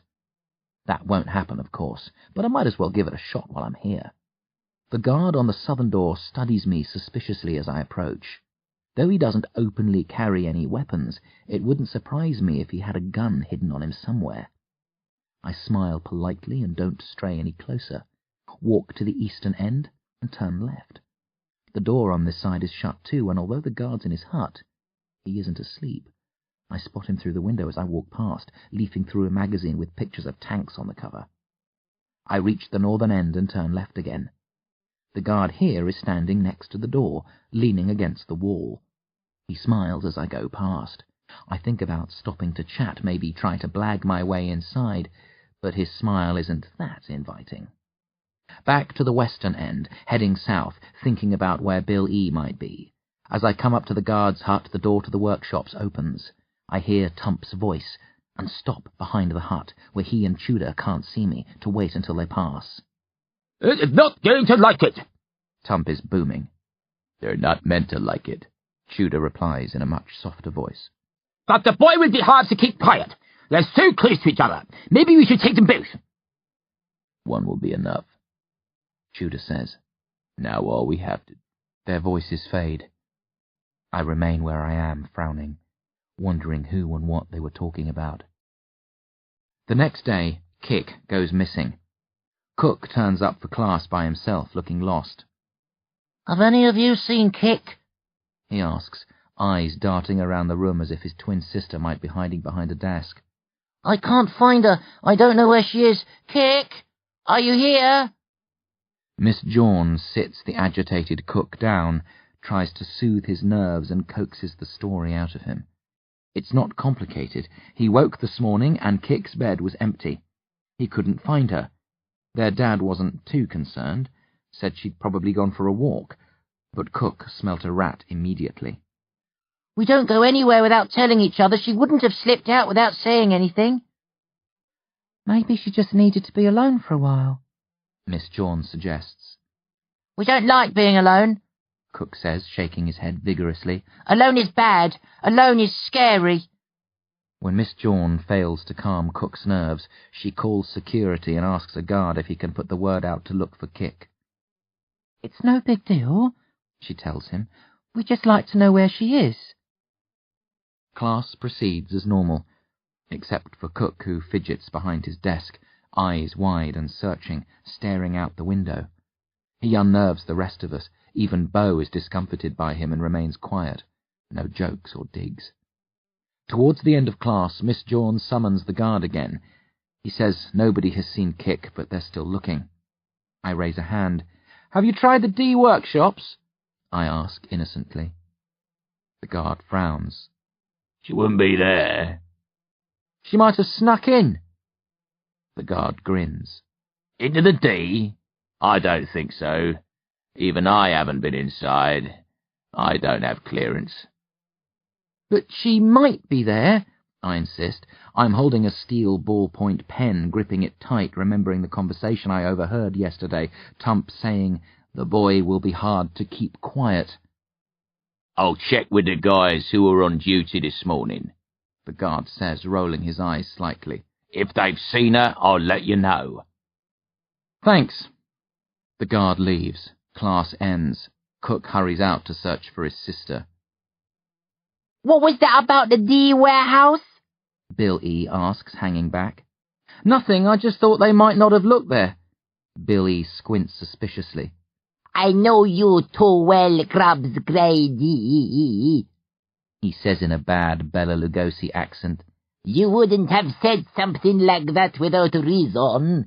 What you hiding from me?" I consider telling him what I heard Tump Cooneyart say, but I'm still smarting from my previous humiliation. I don't want to reveal my fears, only for Kick to turn up, leaving me looking like a paranoid maniac. "It's nothing," I say, unclenching my fist to lay my pen down. "Let's—" Grey liquid drips from my hands onto the table. Bill E. pulls a face. "What's that?" he asks. "It looks like mercury." I don't reply. I'm staring at the liquid, the last few drops dripping from my fingers, black ink bubbling on my palms. It's the remains of the pen, the steel ballpoint which I was holding. I melted it. Night falls. Kick hasn't been seen all day. Cook's not the only one worried about her now. Her father's frantic. The search has intensified. The security forces have been deployed in earnest. Davida even suspended shooting so everyone could join the search parties and help. I'm with a group exploring the eastern end of town, going through all the real buildings, checking behind the facades of the fakes, trying to focus on the search, trying not to think about the pen and how I melted it. But I can't not think about it. There could be a scientific explanation, but I'm certain the melting had nothing to do with science. It was magic. I'm not a natural magician. Dervish told me that only 1 or 2 real magicians are born every century. There are others like Dervish and Mirror Flame, mages with the potential to perform acts of magic, usually with the aid of spells. I could maybe do that, but I never have. I'm not keen on magic, plus there hasn't been time. Dervish was a zombie for more than a year, and he's not been up for teaching duties since he recovered, so how did I melt the pen? There's only one answer I can think of. When demons enter our universe, they affect the area where they cross. They're creatures of magic, and that magic infects the world around them. When my parents were killed, I was able to tap into the magical, demonic energy and use it to escape. I did it again later in the secret cellar when I fought Artery in vain. I think that's happening now. There's magic in the air. The magic of demons. We don't find Kick. The search concludes after midnight. Everybody turns in. Most people reckon she ran away. The guards say they'll search for her beyond Slawter tomorrow, take Cook and his father with them. I haven't told anyone about my fears. No point. I'd only be laughed at. But I can't sit back and do nothing. I have to try to help Kick, assuming she can still be helped. So I tracked down Dervish. He's been searching with Junie and a few others. Him and Junie aren't an item yet, but they've been spending more and more time together, and she's with him now. He says she's helping him cope with his nightmares, that she's taught him how to control his dreams, to keep the monsters of his subconscious at bay. But I think he's more lustful than grateful. He's practically bathing in that new aftershave now. I get my story straight before I hit Dervish with it. I say I saw Kik yesterday near the D workshops. Tell him I think she found a way in, that she's hiding inside, possibly trapped. Maybe something fell on her. She could be pinned to the floor, crying out for help. Nobody around to hear. Dervish doesn't think she could get in. Security's too tight, but Junie says they should check it out. It's the one place we haven't explored. If she did somehow sneak in and had an accident. Neither Junie nor Dervish has the authority to enter the D workshops, so we go to Davida.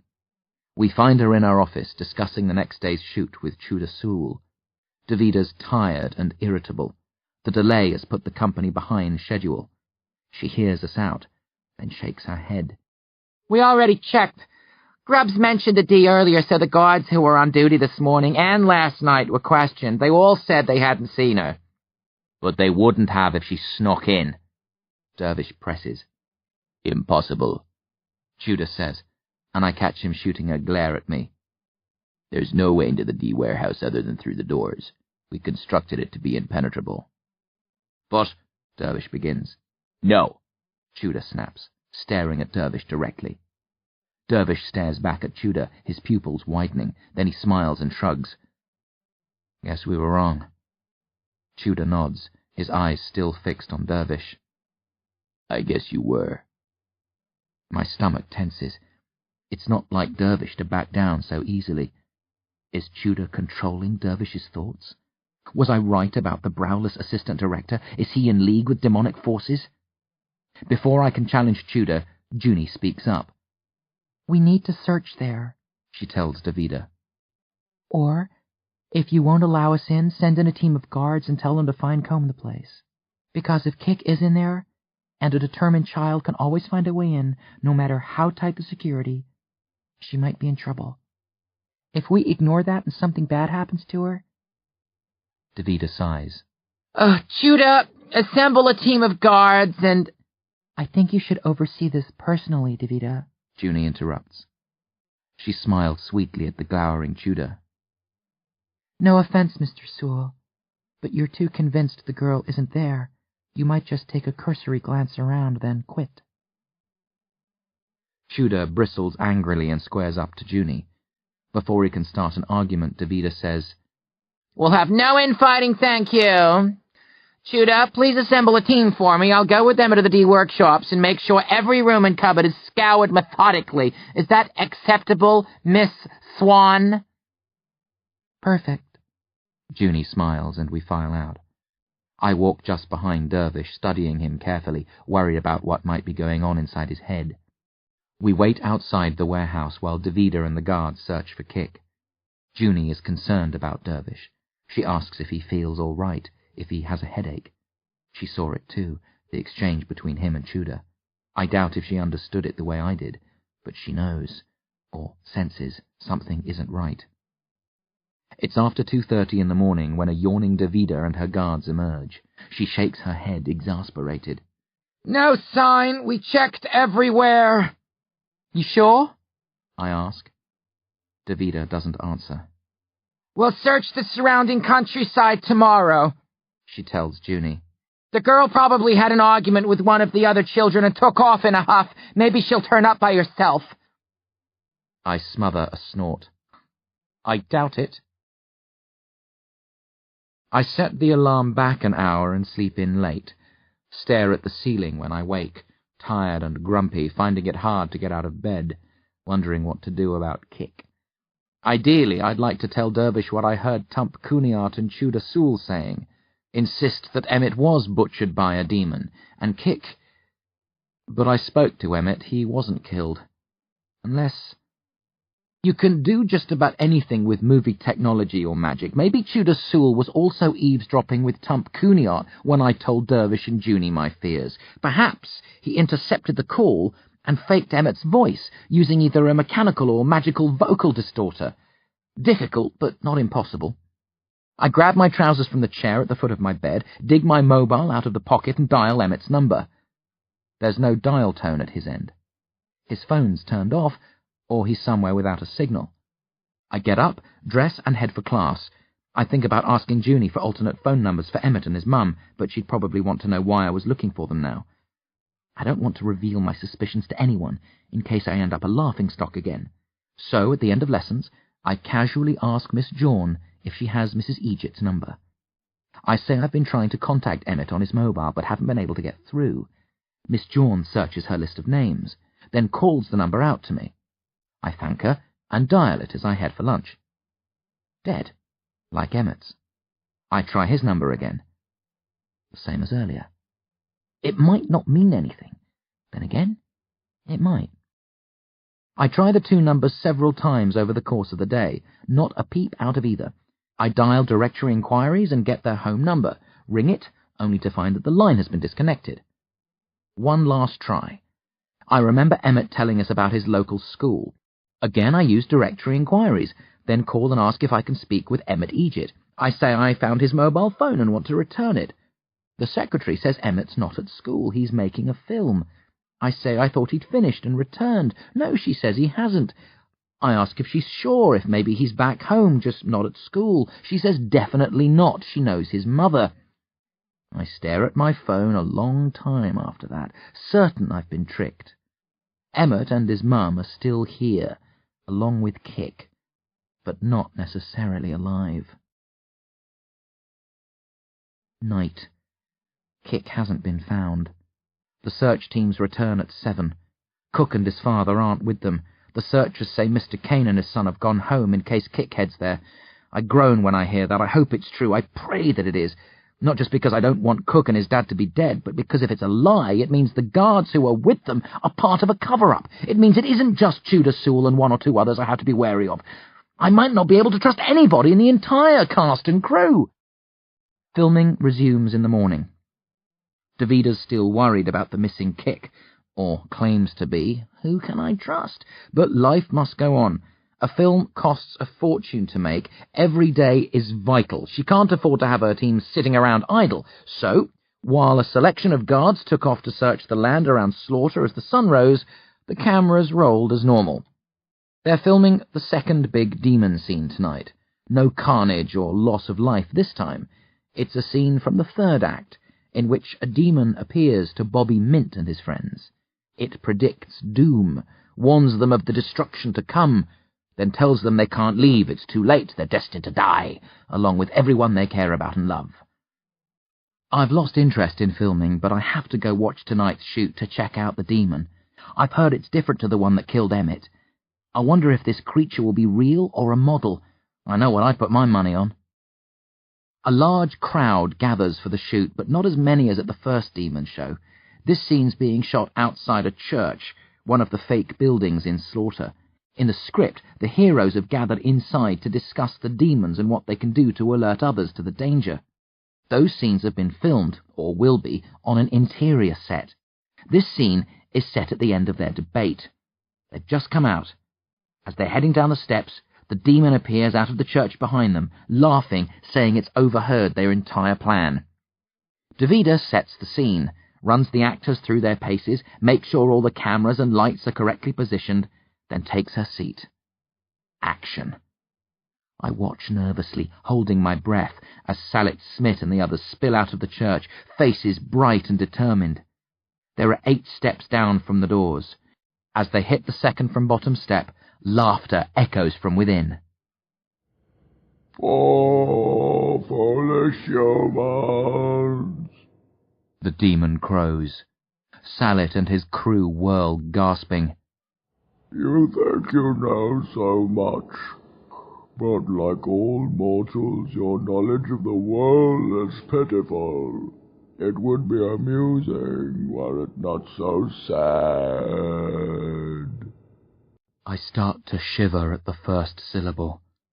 There's no mistaking that voice, the low, mournful tone.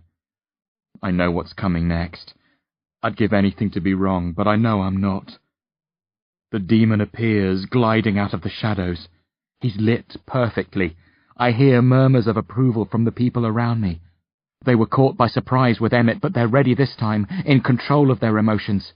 Besides, although this demon is more horrific in appearance than the first, he moves so fluidly and gracefully that they have time to appreciate his design, the months of hard work which must have gone into creating him. You cannot defeat me or my kind, the demon says, looking from one so-called hero to another, then beyond to the crowd watching the filming. We can go anywhere you can, and to places where you can't. We see all, hear all, know all, and we will kill all. A tall demon, pale red skin with lots of cracks in it from which blood continually oozes, dark red eyes, no hair or nose, grey teeth and tongue, a hole where his heart should be, filled with dozens of tiny snakes, mangled hands at the ends of 8 arms, no feet, just fleshy strips dangling from his waist, giving the appearance of thin, misshapen legs. He doesn't touch the floor, but hovers a few centimetres above the ground all the time. This is our town now, or soon will be, the demon says. There is nothing you can do to stop us. His eyes fall on me, and he smiles widely. There is nothing any of you can do except be slaughtered. Then he laughs and drifts back into the church. The doors slam shut.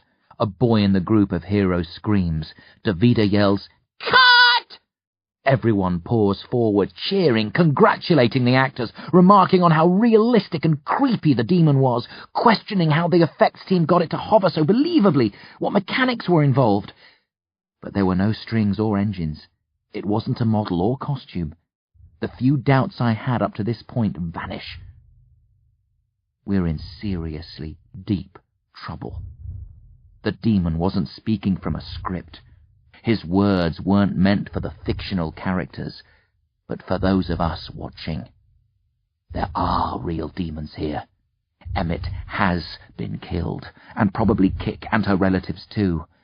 And it's going to get worse, because the monster who wowed the crowd a minute ago is the one who killed my parents and sister, who vowed to kill Dervish, Bill E. and me, the majestic, terrible demon master himself, lowly Lord Loss.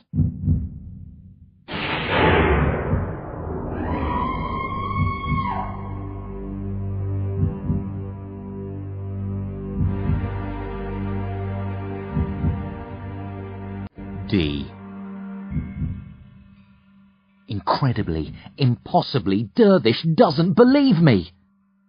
"It was just another guy in a costume," he says. "You have to stop seeing demons everywhere you look. I know." "Don't!" I snap. I've got him by himself, out of earshot of everybody. "That piece of scum killed my mum and dad. He slaughtered Gret. Don't tell me I could ever confuse a movie prop for the real thing. Don't you dare!" "Grubbs, I know this is hard, but you've got to believe." "That was Lord Loss!" I cry. "It looked like him," Dervish says soothingly. "But that's because Davida did a lot of research. She knows what real demons look like. Actually, I helped her out in this one. She had some of the details wrong. She didn't know about the cracks in his skin, the colour of his eyes, or that he didn't have real feet." "Really?"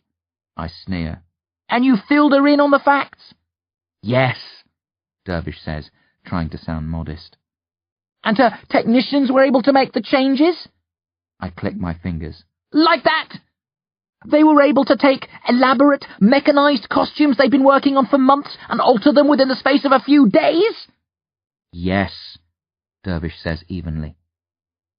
I stare into my uncle's eyes, but I don't find him there. The Dervish I know wouldn't smile at me glibly like this and dismiss my fears so carelessly. Judas Sewell has brainwashed him, I'm sure of it. I'll have to look elsewhere for allies. "Where are you going?" Dervish asks as I turn my back on him and march off. To find someone who'll believe. I ask Junie to visit Bill E. and me in our room. I say it's about Bo Cooneyart, that I'm having problems with her and would like Junie's advice. Naturally, Junie's only too happy to help, promises to drop by within the next half hour. Bill E. knows something big is up. He doesn't know what it is, but he's delighted to be involved, proud that I'm including him. He wasn't happy when I skulked around the set without him, not saying why, but now I'm bringing him in on the secret, all is forgiven. I say nothing until Junie arrives, getting things clear in my head, deciding how much to tell them, what to say and what to keep to myself. When she's finally here, sitting on a chair, hands clasped on her knees, I begin by confessing that I lied. I didn't really bring you here to talk about Bo. I guessed. She smiles. You're not a good liar, which is a positive thing. Don't think I'm criticizing you. Before I get down to the crazy stuff, have either of you noticed anything strange about Dervish? I ask. What do you mean? Bill E. frowns. I'll take that as a no. Junie? She pauses. I don't know your uncle very well, but he seemed a little unfocused recently. You saw it when he was talking with Tudor about the search for Kick, didn't you? I saw something, Junie says cagily. Dervish has been through a lot these last 2 years. The responsibility of having to look after you, the temporary loss of his mind, trying to readjust to normal life, the nightmares. Nightmares? Bill E. asks. We never told him about Dervish's bad dreams. He's had trouble sleeping recently, Junie explains. That's the first I've heard of it. Bill E. grumbles. He finds it easy to share his secrets and fears with me, Junie says. He's able to tell me things he finds hard to discuss with others. I've been trying to help him sort through his problems. We were making good progress, but now he seems to have regressed. Tudor's messing with his mind, I tell her, controlling his thoughts. You can't be serious. Junie laughs, but her laughter dies away when she sees that I am. I'm going to tell you something that will sound insane, I begin. Bill E. knows some of it, but not all. I need you to hear me out and at least try to believe me. Of course, Junie says, leaning forward, intrigued. I take a deep breath, glance at Bill E., knowing what I say is going to hurt him, then launch straight in. Demons killed my parents and sister. I fill them in on most of the details. My early encounter with Lord Loss, escape, madness, recovery, moving to Carchery Vale, the curse of the Gradys. Then the big one, Bill E. turning into a werewolf.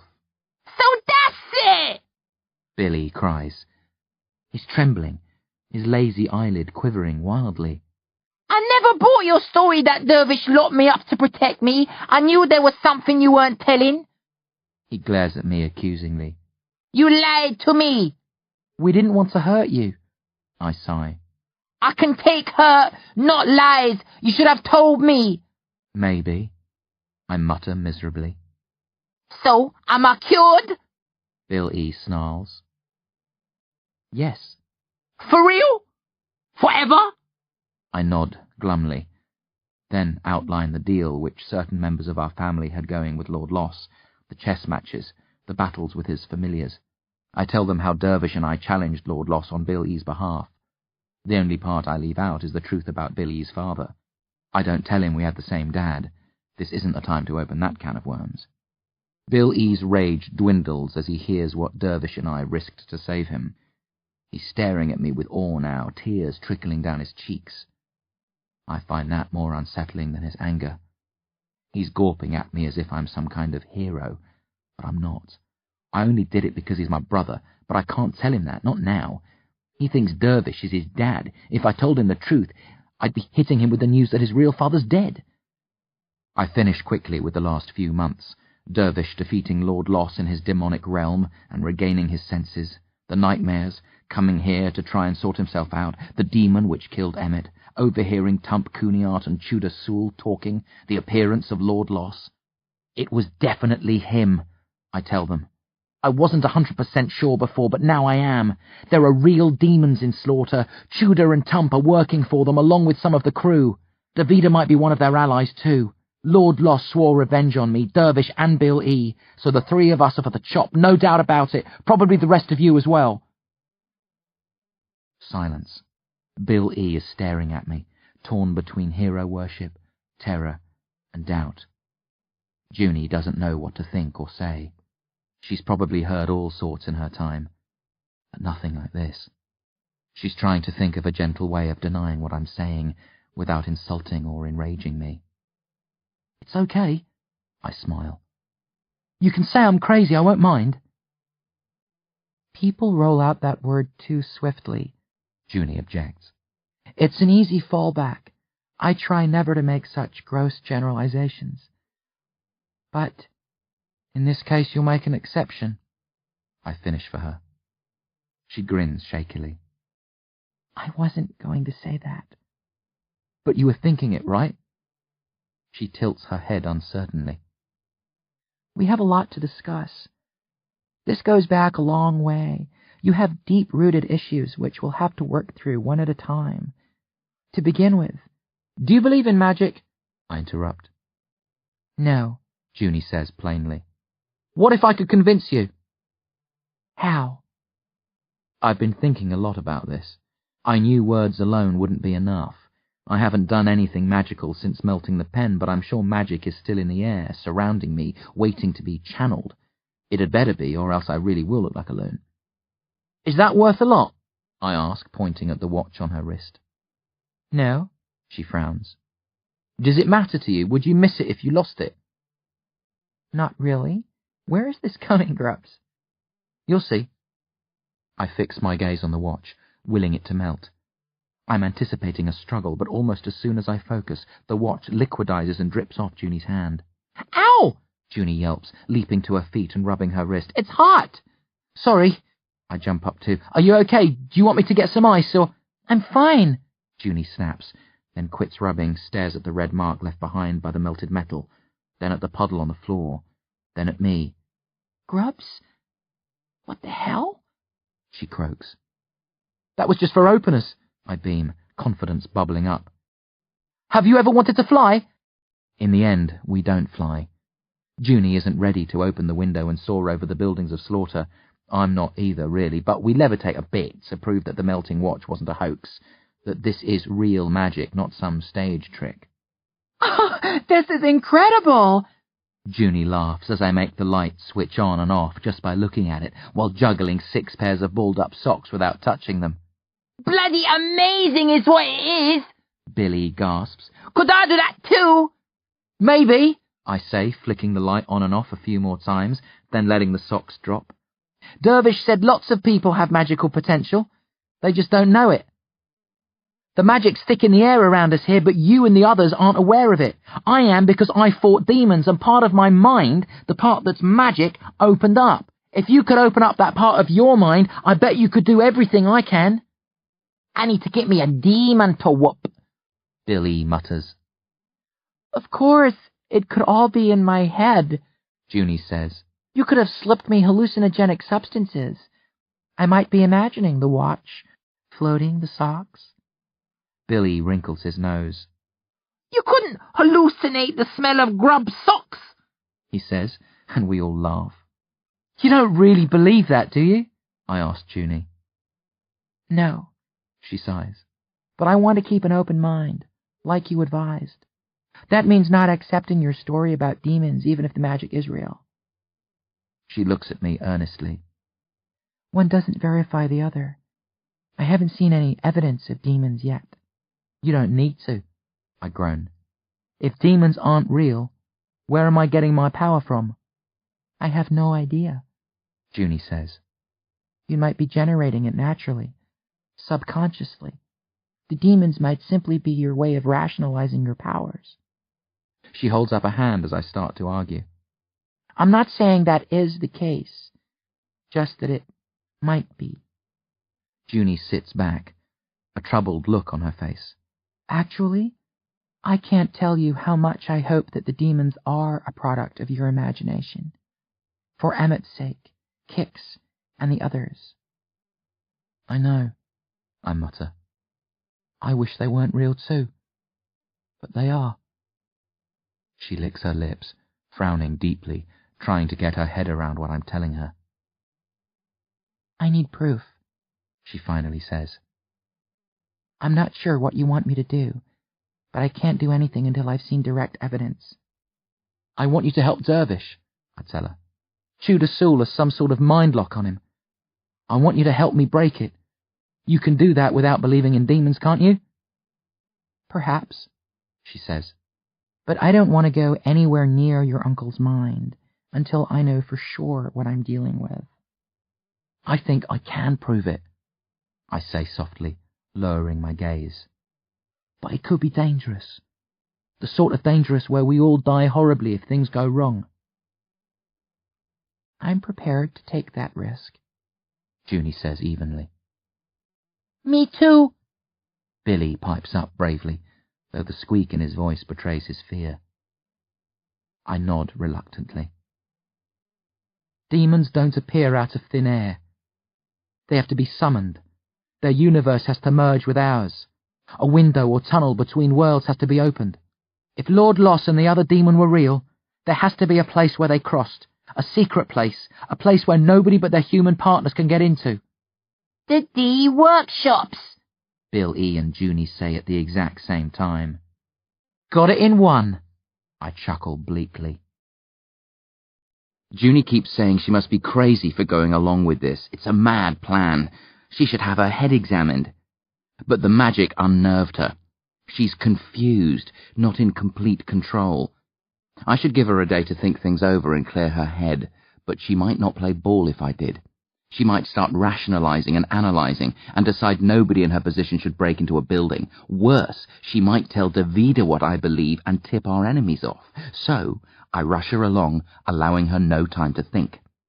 It's impossible to sneak up on the D warehouse, no matter what time you come. Large, powerful lamps are trained on all sides of the building at night. You can't approach it without your shadow preceding you, growing like a giant's the closer you get. But I've got magic on my side. I could have performed any number of miracles in our room to convince Junie of my power. I didn't randomly choose to experiment on the light bulb. Studying the lamps from the shelter of the closest building to the warehouse, Junie and Bill E. are quiet behind me. I can't see all the lights from here, but I can imagine them. Not sure if I have the strength to do this. Just have to try and hope for the best. Focusing, I close my eyes, keeping the picture of the lamps vivid in my thoughts. I visualize the lamps flaring and going out all at once, like a flashbulb on a camera. Call on the magic, try to extend it to the lights, doubting if I can really... Bloody hell! Billy gasps. Then a chuckle. Coolio! I open my eyes to darkness.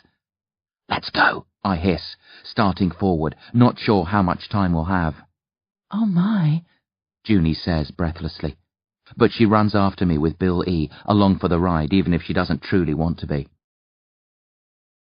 The guards come out of their hut with strong torches. We drop to our stomachs as their beams sweep the surrounding area. I think about quenching the torches, but that would really stir up their suspicions. Lying on the cool ground, head down.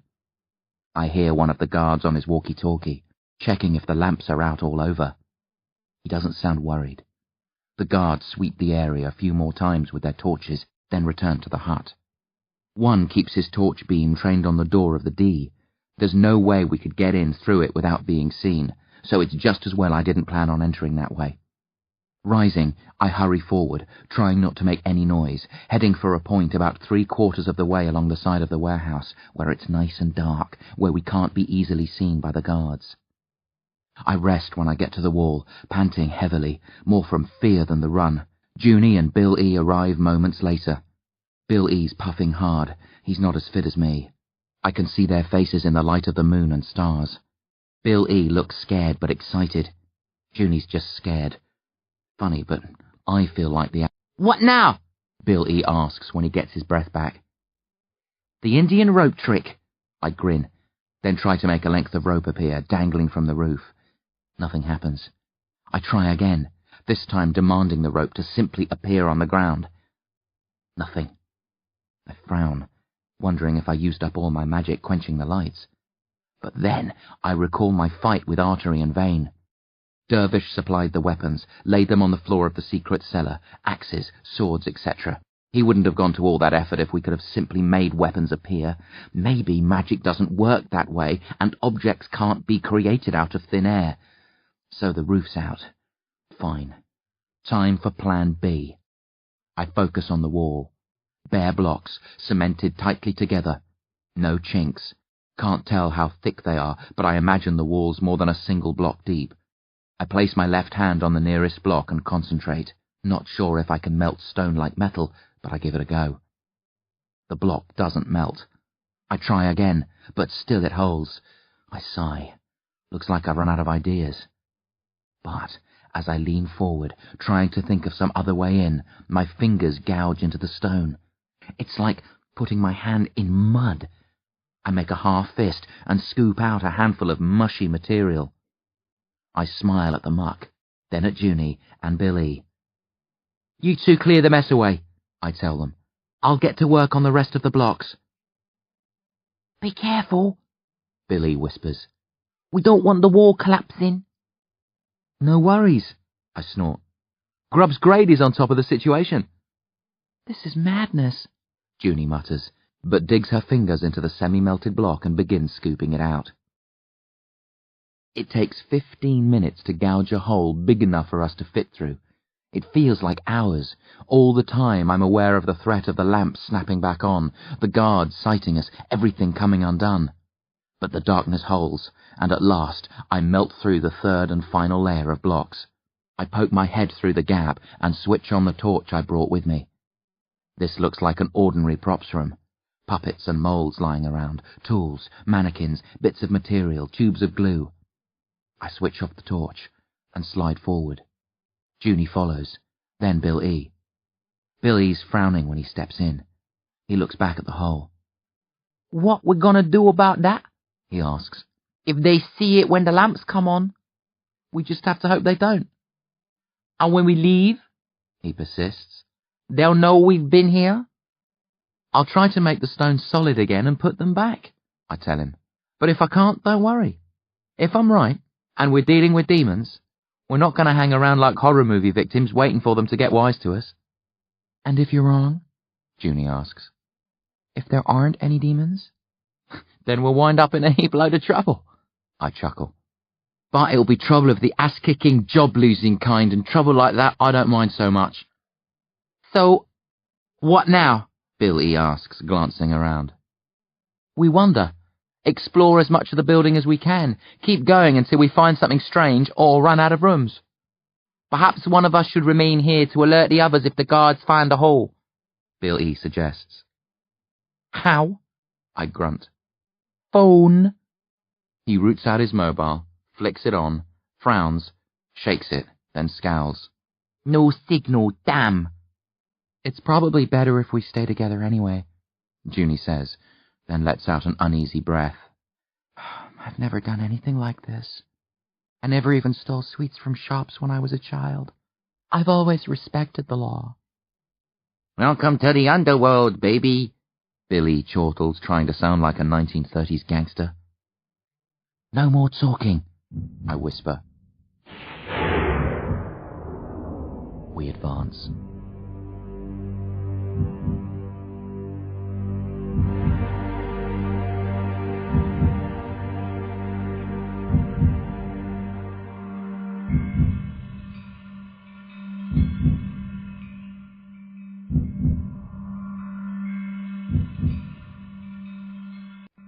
Fresh meat. We don't spot any security cameras.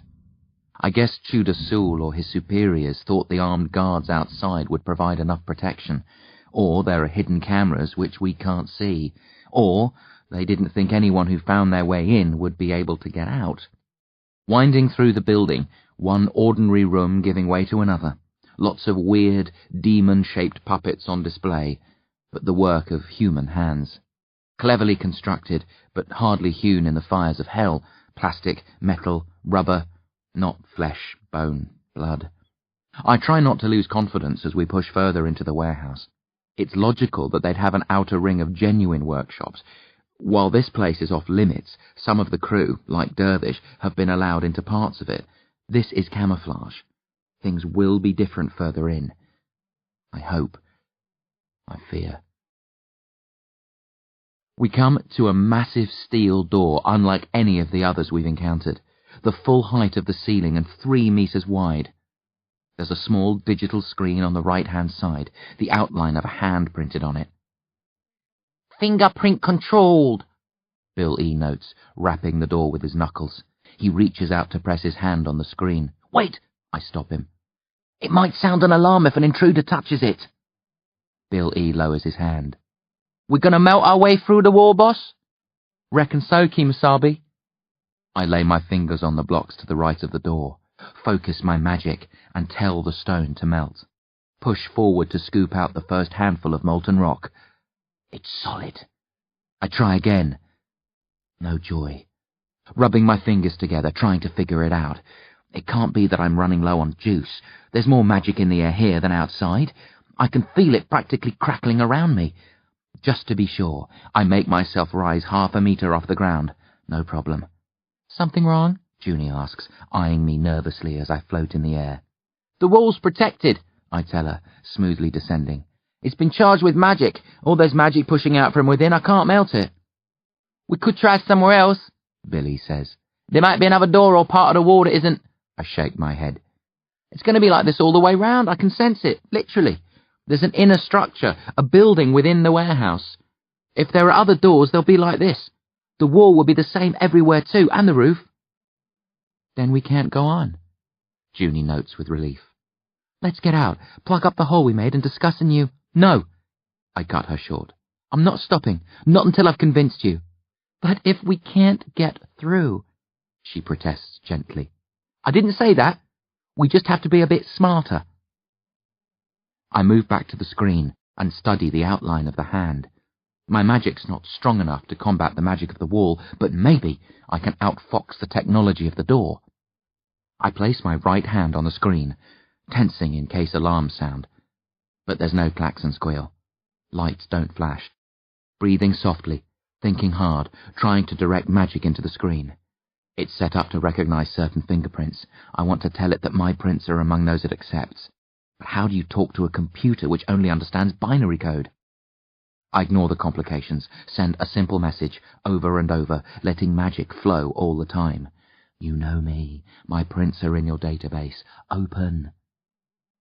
Nothing happens. Bill E. and Junie keep quiet, but I sense their lack of belief. Ignoring them, I keep talking to the computer, trying to trick it. I don't acknowledge the possibility of failure. Change tack. Start telling it I'm Chudasul. You will open. I'm Chudasul. You must open. I'm Chudasul. Picturing his long, thin face, his browless eyes and cold gaze. There's a click. Another. A whole series of clickings and whirrings. The door opens inwards, silent as you please. I remove my hand and glance back smugly at the astonished faces of Junie and Bill E. Oh, ye of little faith, I murmur. We enter. Darkness. The other rooms were dark too, but I was able to light them with my torch. This room's too big. The beam is like a pin, showing us almost nothing of the space around us. We can tell that it's huge, but no more than that. This feels wrong, Junie says as we stand a few meters from the open doorway, reluctant to press ahead any further. It's like we're surrounded, Billy agrees, squinting into the darkness. I flash the torch left, then right. We can't see anyone, but that doesn't mean that people, or other creatures, aren't there, or that they can't see us. Maybe we should come back with stronger torches, Junie says. If we quit now, we'll never return, I mutter. But we can't see anything. Give me a minute, let me think. I can't make objects appear out of nothing, but magic is a form of energy. Maybe I can convert that energy into a different form. Concentrating, speaking to the magic within me. In a weird way, it feels like I'm two people, the one I've always been. Anne Grubbs Grady, magician. I want to make light, I tell my magical half. I'd like a big ball of light to appear just above my head. Is that possible? In response, I feel energy stream from my hands. It gathers overhead, pulses a couple of times, then transforms into a ball of blinding white light. I gasp with pain, covering my eyes with an arm. "Not so bright!" I hiss, then squint with one eye over the top of my arm. The light has dulled slightly, but is still painful to look at. "Keep dimming! More! More! Stop!" I remove my arm. Bill E. and Junie have both covered their eyes. "It's okay," I tell them. "You can look now." Their eyes are watering when they lower their hands. Junie looks like she's going to be sick. "How did you do that?" she whispers. "Easy peasy," I grin. "You're a freak," Bill E. says, "but a useful one to have around." "Thanks. Now let's see what we've walked into." I send the ball of light forward, letting it brighten the further away from us it moves, until it lights up the entire room. Only, it's not really a room. It's a huge, single, cavernous chamber. A bare earth floor, brick walls which rise up the full height of the building, all 3 stories of it, no props, furniture, nothing, except a tall stone in the centre, and lots of shapes around it. Bodies. "This isn't good," Bill E. says nervously. "Those look like—" Junie croaks, then starts forward. "Wait!" I cry. Junie shakes her head. "I have to be sure. They could be old bags or mannequins. I must check." "We don't know what's in here with us," I say, losing my nerve slightly. Junie pauses, looks around, then shrugs. "There's nothing. We're alone. Except for them." She carries on. Bill E. and I glance at each other. We can't be outdone by a woman. The shame would be too much to bear, so we set off after her, away from the door and the possibility of a quick retreat. Junie sinks to her knees a few meters from the bodies, staring hopelessly, jaw slack, disbelief in her pinkish eyes. There are 20 or 25 of them encircling the stone, the head of one body lying on or under the feet of the next. Emmett's one of the dead. His mother, Kick and Cook Kane, their father, others I don't recognize. Some of the bodies have chunks ripped out of them or limbs torn loose. Others have cut throats. A few look like they're asleep, but I'm sure if we turn them over we discover fatal wounds. Bill E. reels away and vomits, groaning over the mess, shaking his head, trying to deny the reality of this dreadful scene. This is the first time my brother's seen anything like this. It's hard. Not like what you see in the movies. On the silver screen, corpses mean nothing. You know they're not real, just models or actors faking death. You can admire the staging, the special effects, the pools of blood. The grosser it is, the cooler. But in real life, it's sickening. The most distressing sight in the world. Death's always hard to take. But murder, slaughter, people killed in the name of some disgusting demonic cause, spread out like sacks of meat and bone. Junie's taking deep breaths. I'm sure she wants to vomit too, but she's keeping the bile down. Just me? I'm a veteran of atrocity. As bad as this is, as much as it hurts seeing Emmett lying there with his throat and stomach slit open, it's nowhere near as bad as when I walked in on my parents and sister and found them torn to shreds. I'm not saying I'm cool with this, or it's water off a duck's back. I'm just better prepared to deal with it than Bill. I turn my attention away from the bodies, not wanting to dwell on the pain they must have suffered, the tragedy of dying in this callous manner. I study the stone, the focal point of the room. It looks like a Stonehenge monolith. A big chunk of rock jutting out of the ground, mostly smooth, but with a few jagged knobs poking out of it in various places. No writing, at least not on this side, but several gouges run across the middle and near the top, different lengths and depths. "Some of the bodies have been here a long time," Junie says. She points to a couple of corpses in an especially bad state, flesh rotting, inner organs dried up, bones jutting through the dry and brittle skin. "This hasn't all happened in the last few weeks." "No," I agree. "I think this goes back months, maybe longer." Junie looks around at me. "What the hell's happening?" she sobs. "Why?" Before I can think of an answer, there's a scratching noise behind the rock, then a sniffing sound, followed by a raspy chuckling.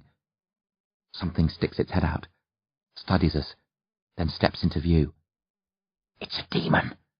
5 long, spindly legs, the body of a giant ant, a long neck, and the head of some sort of rabid monkey. No arms, but several small mouths in addition to its main one sticking out of its body, set on mushroom-like stalks. The mouths are filled with blood-red, dagger-sharp teeth. The demon gurgles at us. I can read its thoughts. Fresh meat. Junie and Billy scream. I scream too, but there's magic in my cry. It hits the demon like a cannonball, knocks it backwards, clear of the stone and bodies, sends it tumbling across the floor. Run! I roar. Bill E. and Junie don't need to be told twice. They race for the door, howling, terror overriding their other senses. I want to run too. I try to, but the magic stops me. Not yet, a voice within me whispers. You can't let it attack from behind. You'll die if you turn your back on it. The demon finds its feet and snarls. It has several bright green eyes set above and under its main mouth. Some look at the light overhead. The others stay pinned on me. The demon's lips move fast, inhuman mutterings. I sense magic and prepare myself for an assault, teeth chattering, inching away from the monster, keeping it in sight the whole time. The ball of light dims, then is quenched, plunging us into blackness. Bill E. and Junie's screams get louder. The demon shrieks triumphantly, the sound of scampering feet. My first instinct, turn and run for dear life. But my magic half holds me in place, makes me listen. The scampering sounds come closer, closer. Any second now, those teeth will be ripping into my flesh and tearing off chunks of... Sudden silence. Down! The voice barks. I drop instinctively, and in response to a second command, stick my legs up in the air. I force magic down to my feet, transforming them, directed by my voice. The demon hits, a wet stabbing sound. My knees buckle, but I hold them straight. There's weight pressing down on me, more than I could naturally bear. I use magic to steady my legs and support the heavy load. The demon's struggling, screeching. Something splashes over my face and neck, blood or bile, maybe both. I scream with fear and hate, then force my feet up higher. The demon chokes, writhes a few more times, then goes still. I hold my position, wary, in case the demon's faking. But when, after several long seconds, there's no movement, I allow myself to relax a bit and summon a fresh ball. My legs are rigid above me. The demon's impaled on them. I can see 2 grey metallic prongs sticking out of the monster's back. My feet transformed into blades. How cool is that? Grubs! Billy yells. I tilt my head and look behind me. Billy and Junie are standing in the doorway. I see panic in Billy's face. He can't see the blades from there. He thinks the demon's feasting on me. It's okay, I call, lowering my legs, using my hands to try and push the demon off. When that fails, I use magic to propel it clear, then turn my legs back to their normal form. I stand. Grubs! Billy says softly this time, uncertain. I smile at him and Junie. She looks suspicious too. I killed it! Billy takes a step forward. I increase the brightness of the light so he and Junie can see me clearly, as well as the motionless demon. You killed it! Bill E. echoes, walking cautiously towards me, staring at the dead monster. How? Magic! I feel weird. I've never killed anything before, apart from flies and other insects. I know this is a demon, and it was trying to kill me, but it's still a strange sensation. I don't feel guilty. I'm glad as hell that I'm not the one lying dead, but I'm not thrilled either. Junie steps up beside Bill E. She's trembling, brushes strands of white hair out of her eyes. I've never seen anything like that before, she mumbles, takes a step towards it, stops. Are you certain it's dead? Yes, but others might come. We can't afford to hang around. I have to examine it, she says. This isn't the time for an autopsy, I snap. I have to make sure there are no wires or engines inside. You think that thing's a fake? Bill E. exclaims. Are you insane? No, Junie says, to both questions. But I have to be sure. If this is real, It changes the entire way I think about the world. Before I accept that, I have to be certain this isn't a clever movie prop that got out of control. Junie crouches next to the demon, studies it closely, hands raised defensively in case it leaps back to life and attacks. I move up behind her, also worried about the demon, no longer positive that I killed it, remembering when I fought Vein and Artery. I could cut them up into bits, but I wasn't able to kill them. This might be a lesser demon, or I might be more powerful than I was before, or it might only be wounded, faking death to lure us closer. Junie kicks one of the demon's legs. No response. She kicks a mouth stalk. It wobbles from side to side, but only from the force of her blow. Slowly, carefully, she prizes its main mouth open and peers down its throat. I tense. If the demon's faking, this is the perfect moment to strike. I see the teeth start to come together and prepare a ball of energy to hurl. But I'm stressing for nothing. The mouth's only moving because Junie is fiddling with the demon's neck. I need a knife, Junie mutters, running her hands over the demon's ant-like shell. She looks up. Either of you? Bill E. fishes in a pocket and passes her a small Swiss Army knife. Junie pauses, grimacing, then cuts into the demon's flesh. It's softer than it looks, or else Junie's stronger than she appears, because the blade plunges in up to her hand. She shudders, then carves downwards along the length of the demon's side. Worm-like guts ooze out as she slices, as well as a greyish substance which might be blood. Remembering the spray I caught earlier, I wipe a hand across my face, and it comes away wet and sticky, with the same grey liquid. "I'll kill for a shower," I mutter, chuckling darkly at the sick joke. Junie cuts a long, jagged line through the creature's flesh, ignoring the grey blood and guts, then hands Bill E. his knife. He grimaces and tries to wipe the muck off on his trousers. Junie looks at me and grins shakily. "I wanted to be a vet when I was younger," she says, then drives her right hand deep into the demon's stomach. "This is so gross," Bill E. moans. "It hasn't put you in the mood for liver and kidneys for breakfast?" I ask. Bill E.'s face goes green and he almost throws up again. Junie searches with her fingers for a minute, then draws her hand out. All sorts of horrible bits and pieces come with it, fleshy and slimy, no wires or mechanisms. Junie stares at her fingers, rubs them together, then tries to clean them by digging her hand into the earth. "Convinced?" I ask. "It's impossible," she sighs. "Demons are creatures of myth, the phantasmagorical creations of primitive superstition." "They're the Demonata," I correct her. "Mankind's greatest enemies. They've existed since before the dawn of our species. They hate us and love to kill. Sometimes they break through into our universe and the bloodshed starts. That's what happened here." I lock gazes with her. "They've already killed some of us. If we don't warn the others, they'll slaughter us all." Junie nods slowly. "I thought I was so clever," she whispers. "I knew so much about the mind, people, behavior. Now..." Her eyes clear, and she gets up, businesslike. "Who can we trust?" she asks. "Dervish," I answer promptly. "But he won't believe us." "He'll believe me," Junie growls, and her face is beautifully stern.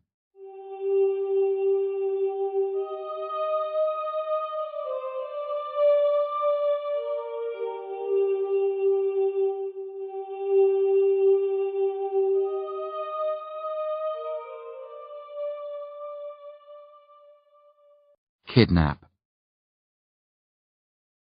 I keep expecting the worst as we reel back through the warehouse, anxiously retracting our steps, making mistakes and having to backtrack. I'm sure the lamps will come on outside, the hole will be discovered, guards will pour into the building to block our escape. Tudor Sewell will appear and summon an army of demons. We'll die miserably and be added to the pile of corpses around the stone. But none of that happens. Apart from the wrong turns, our journey back to the hole in the external wall passes unremarkably. And when we get there, the lights are still dead outside, the guards in their huts, nobody aware of our presence. "Will we try and fill in the hole?" Billy asks. "That would take too much time," Junie says. We should just... I point at the mud-like mess on the ground, draw upon the magic, snap my fingers. Upsaka grubsa! I quip, and the molten rocks flow upwards, defying gravity. They fill the gap, solidifying within seconds. It's not perfect. There are no individual bricks now, just one large patch of unbroken block. But it should only be noticeable if one of the guards passes up close. Nice work, Bill E. says. You're growing more powerful by the minute, Junie notes. Let's not waste time on compliments, I grunt, then lead the way through the welcome nighttime darkness of Slawter in search of my uncle. Even though I'm soaked from head to toe in demon blood, Dervish doesn't believe us. Rather, he doesn't want to believe. This is a movie set, he insists. The D-workshops are full of amazing demon facsimiles. It wasn't real, just a... Junie curses crudely, surprising us all, then points a finger at the startled Dervish. Don't give me that rot, she snarls. You weren't there. I was. You didn't see it. I did.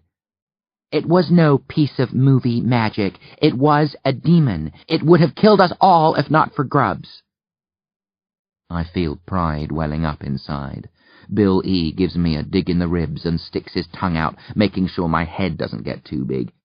Dervish stares uncertainly at Junie, finding it harder to dismiss her protest than mine. That's a positive sign. Tudor Soul hasn't fried Dervish's brain completely. It was a real demon, Junie says slowly, keeping her eyes on Dervish's. I don't know how these things can be real, but they are. It killed Emmett, Cook, and Kick. A lot of others. No, I cut in. That demon wasn't the killer. I think it was just a guard, set there to protect the stone in case anybody got through the rest of the building. There are worse demons than that around. Lord Loss, for one. I told you that wasn't... Dervish begins. Shut it! Junie stops him. If Grubb says he saw the demon master, he did. I believe him now. Totally. Dervish sighs, confused. What do you want me to do? He grumbles. If you've already killed the demon. There are more, I hiss. The one that killed Emmett, Lord Loss. I glance at Junie and Bill E. That was an awfully large room. Why make a room that big for just a few demons? I think more are planning to cross, a lot more.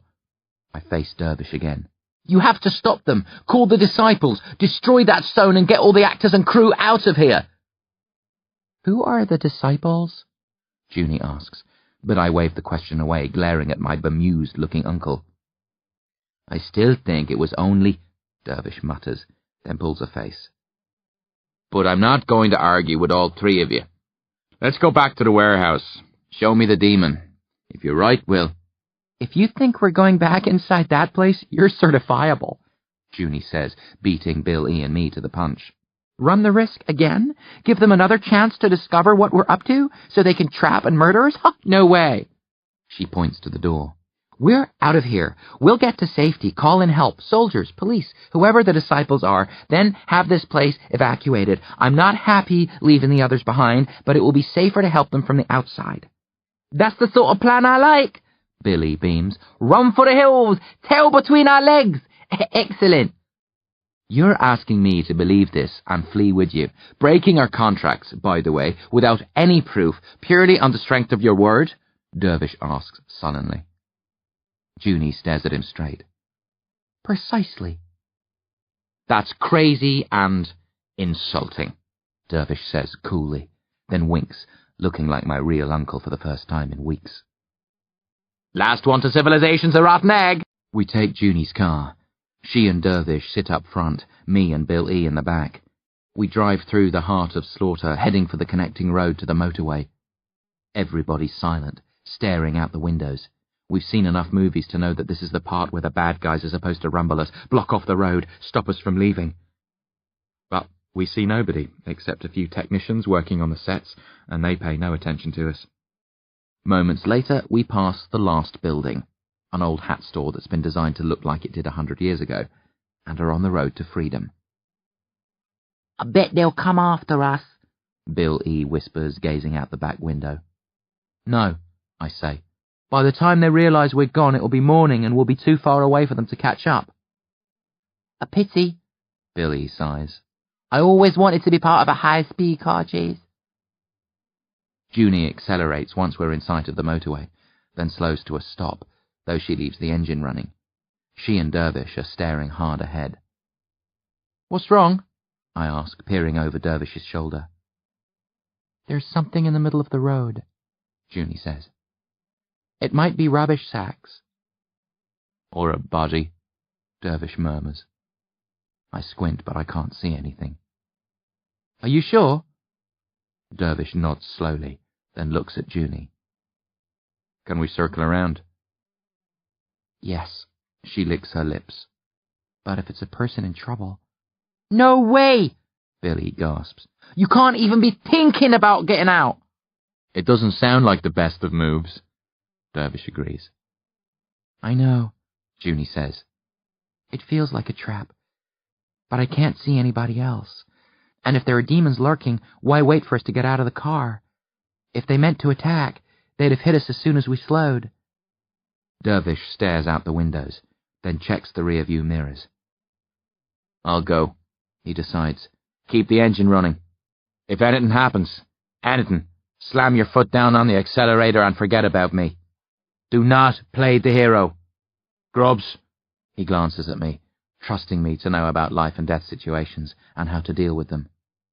We'll do what we have to, I tell him. Wish me luck, Dervish mutters, and opens his door.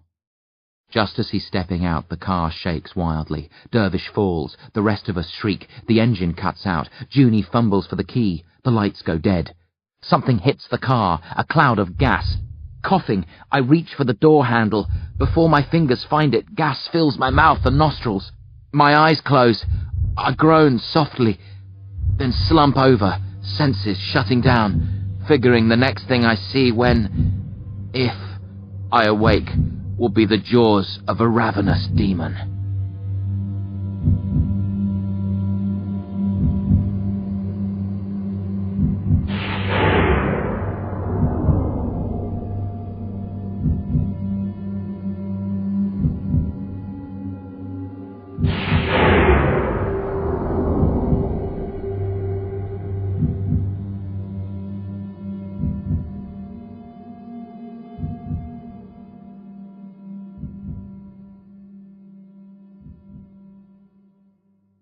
End of Disc 3. Disc 4.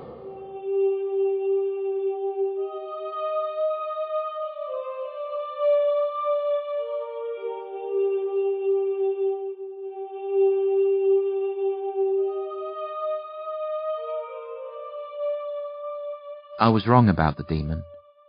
Instead, I waked to Junie slapping my cheeks and calling my name. A far more pleasant sight than one of the Demonata. What happened?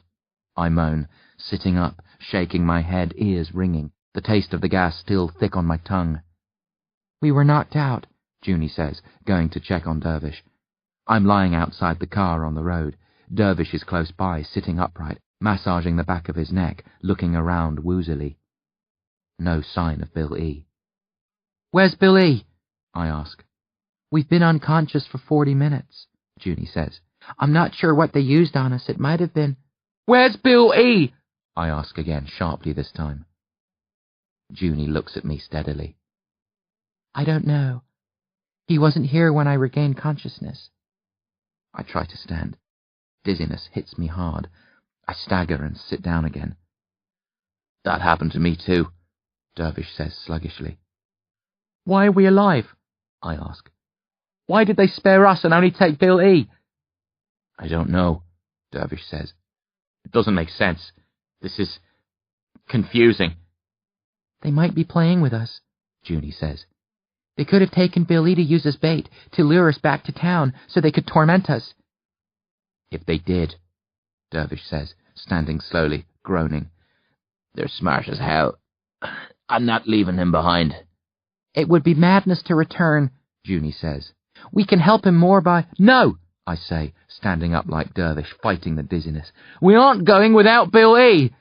But you can leave, Dervish tells Junie. In fact, it would be better that way. Us on the inside, you on the outside. You could spread the alarm and fetch help. If not for us, then for the rest of the people here. But, Junie starts to argue, then stops. no. I can see your minds are made up. I'm not going to waste time trying to talk you out of it. I'll leave, like you suggest. You can give me the names and numbers of anyone you think I should contact. I'll return as quickly as I can and just pray that's quick enough. I like your style. Dervish smiles, reaching out, gently touching her right cheek. Junie smiles back, then blinks. Oh, here, I don't think this has anything to do with Bill E., but... She picks a small object off the front passenger seat and hands it to Dervish.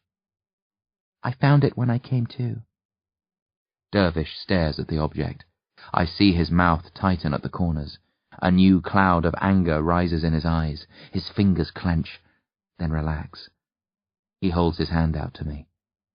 There's a silver ring nestled in his palm, a flat, circular piece on top with a gold L inscribed on it. My eyes shoot up. Dervish and I stare at each other, more astonished than furious. If this ring is what I think it is, demons didn't kidnap Bill E. He was taken by the lambs.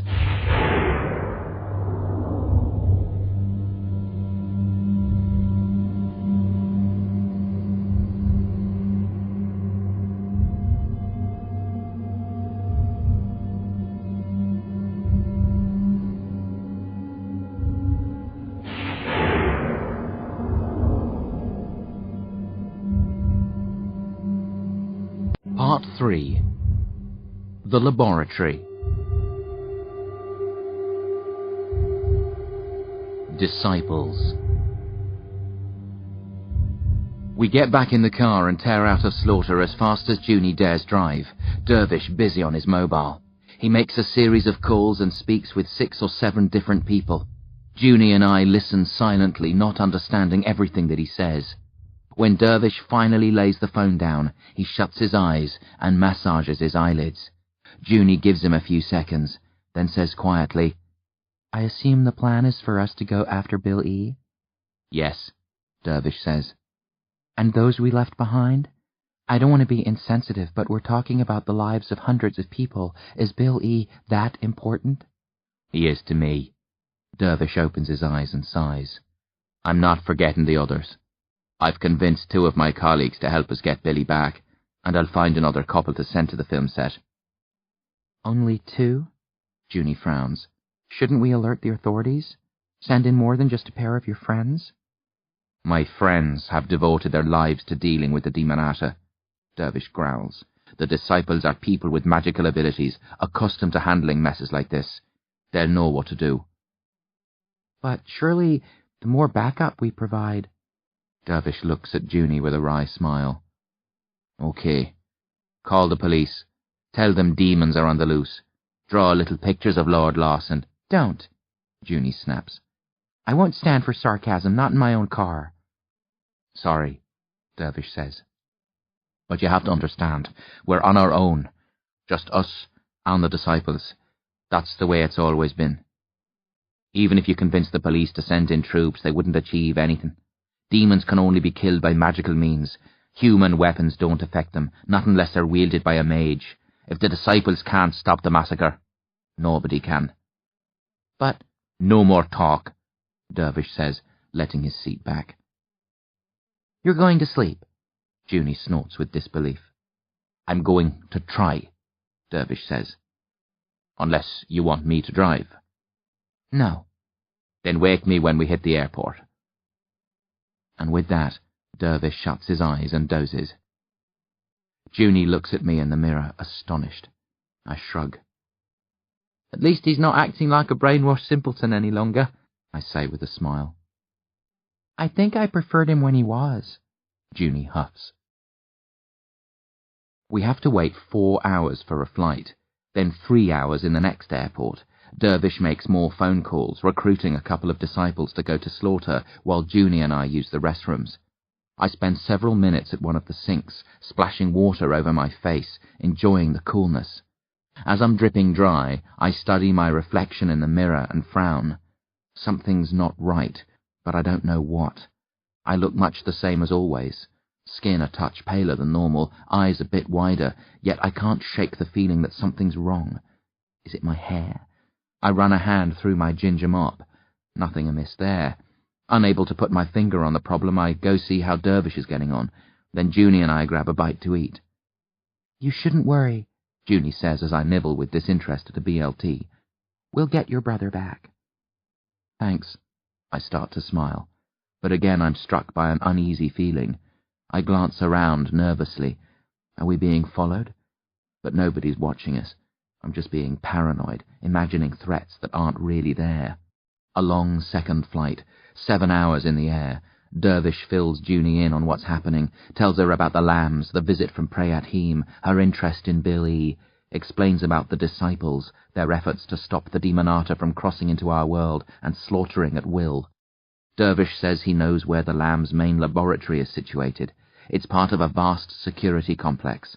Lots of armed guards. Breaking in will be very dangerous. He won't blame her if she doesn't want to get involved. Junie waves that away, but she's not entirely happy with the plan. You can't know for certain that they'll take Bill E. to this laboratory, she says. What if they place him somewhere less obvious? Then we'll find out, Dervish says flatly. But this is as good a starting point as any. I can't shake the edgy feeling I've had since the restroom at the airport. This feels wrong. How did the lambs know where we were? How did they know we'd be leaving, that they could hit us outside town? And why should Prayat Him kidnap Bill E. in such a dramatic fashion? She must have known Dervish would come after her. She was scared of the disciples the last time we spoke. Why do something guaranteed to turn them against her now? I discuss my fears with Dervish, but he dismisses them. Prayat Him always had a chip on her shoulder about the disciples. The lambs don't like playing second fiddle to anyone. Maybe she sees this as their chance to test us. Or perhaps she figured we wouldn't suspect the lambs, that we'd blame Billy's disappearance on the Demonata. If we hadn't found the ring, we'd never have guessed the lambs were involved. We were ready to face down the demons. Maybe she hoped they'd kill us. I remain unconvinced. That doesn't explain how Prayat Him knew about the demons in Slawter, or how she judged her moments so finely, or why her people would leave us for the demons to kill, instead of murdering us themselves while we were helpless. This is more involved than it seems. There's a conspiracy afoot. The lambs in league with the Demonata? Maybe. If Lord Loss or one of his crew offered to give the lambs the power to reverse lycanthropy in exchange for a little help getting rid of the meddling grubs and Dervish Grady... But that's crazy. We were knocked out, at their mercy. If they'd been working with the demons, they'd have simply handed us over. We'd be dead now, not flying after them in hot pursuit. Something's wrong. But I can't pin it down, and it's driving me mad. The plane touches down. The 2 disciples meet us in the arrivals hall of the airport, a man and a woman. The man's tanned, tall and bulky, with short grey hair, dressed in army fatigues. There are letters tattooed on his knuckles, S-H-A-R-K, and a small picture of a shark's head on the flesh between his thumbs and index fingers. No surprise when he tells us his name is Shark. The woman is Indian, dressed in a colourful sari, old, a kindly face. She walks slowly with a pronounced limp, hugs Dervish hard, kisses his forehead, then introduces herself to us as Sharmila Mukherjee. She looks familiar, and I realize after racking my brains that Dervish and I watched a documentary about her a while ago.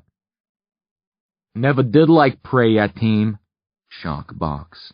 I'm looking forward to cutting it down to size. But we will have to be careful, Sharmila warns. The lambs should not be underestimated. They might not be able to repel us with magic, but they are well versed in other forms of warfare. Against us 3. Shark snorts. They don't stand a chance. It's just a pity Colonel and Barnabas aren't here. It'd be a proper reunion. Dervish, Sharmila, and Shark smile at each other, while Junie and I share an uncertain look. Then the disciples quickly discuss their plans and how to proceed. Before setting off, Dervish again gives Junie the option of pulling out. To be honest, Junie says, I'm not comfortable. I'd rather we focused on the problems in Slawter, but if this is where you think the battle is, I'm with you. I won't quit now. Fighting words, Shark grins. You're my kind of gal. He looks around the airport, sniffs, then nods towards the exit. Let's go round up some lambs. A 4-hour drive. Dervish, Shark, and Sharmila discuss the past for the first hour. From what I gather, the three only fought together once before, many years ago, but kept in touch and are close friends. As we progress, talk turns to the present and tactics. Shark has seen the plans of the building and knows the layout of the laboratory, its weak points, where the greatest obstacles will be. I fall asleep as Shark and Sharmila are discussing the plans, exhaustion catching up with me. I don't dream. When I wake, we're in the middle of nowhere. Dry, arid land stretches out in all directions. A huge metal and glass building stands ahead of us, ringed by a security fence, dotted with armed guards, sporting a massive antenna on the roof. It reminds me of something. I think I've seen it before, but I can't have. I've never been here. The feeling that something's wrong sneaks up on me again, but I ignore it and focus on the conversation. Electrified, but that won't bother us, Shark is saying. Once inside the perimeter, we head left. There's a small disguised door that opens onto a corridor that cuts past a lot of the building, an emergency exit. What about the guards? Junie asks. We'll fight them with magic, Shark says. I would have brought a few weapons along, fight fire with fire, but Dervish vetoed the idea. I don't want to harm anyone, Dervish says quietly. Most of the staff here are just ordinary people doing their job. They won't know about the kidnapping, or that we only want to rescue Billy. We mustn't kill them. A person shouldn't be killed just because they're ignorant of the truth. You're too soft, Shark grunts, then throws his door open and smacks his right fist hard into his left palm. Let's do it! We stand outside the electrified fence in plain sight, watching as more guards gather. They cock their weapons, eyeing us critically. We're here for Billy Spleen, Dervish shouts. Tell Prayatim we know she took him. We'll settle for his safe return. If she gives him back to us, or tells us where he is, we'll leave without a fuss. We don't have to go to war.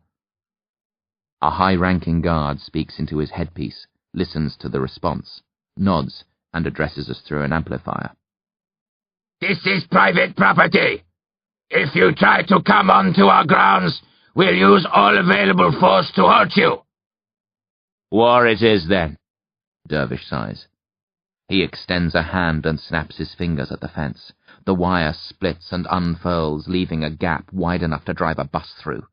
The guards around it yelp with surprise and fall back a few meters. At a signal from Dervish, we press ahead, marching but not running. The officer shouts a command. A group of guards raise their weapons and aim at us. Shark and Sharmila mutter a spell. The weapons melt and distort, and the guards drop them, crying out that they're too hot to hold. Gunfire from our right, much louder than in the movies, terrifying. I yell and duck, covering my ears with my hands, expecting to be ripped apart by bullets. Junie ducks too, but the disciples only pause, concentrating hard. After a few seconds, I realize the bullets aren't striking. Looking up, I see them dropping to the ground half a meter away. We're surrounded by a magical energy shield, which the bullets can't penetrate. You could have told me about that, I snap at Dervish as I stand. You'd have known if you'd stayed awake in the car, he retorts. We press on. Shark finds the secret door, and we slip inside. I'm delighted. The air was red with bullets around us, and I heard Sharmila grumble that she wasn't sure the shield was going to hold much longer. Shark shuts the door once we're all in and uses magic to seal it in place, so the troops will have to blast through to enter. We hurry down a long, brightly lit corridor. As with the outside of the building, there's something familiar about it. I'm sure I've seen it before. This is déjà vu of the highest order. It's really starting to bug me. Guards spill into the corridor as we come to the end. Shark roars as they fire upon him, then throws himself at them, scattering them like a bowling ball, knocking apart a set of pins. We slip through the gap and race down a staircase. Guards are firing at us from all directions, but the shield holds. At the bottom of the staircase, we wait for Shark to catch up. The volume of gunfire increases. We could use some help, Dervish grunts at me. He's sweating. What do you mean?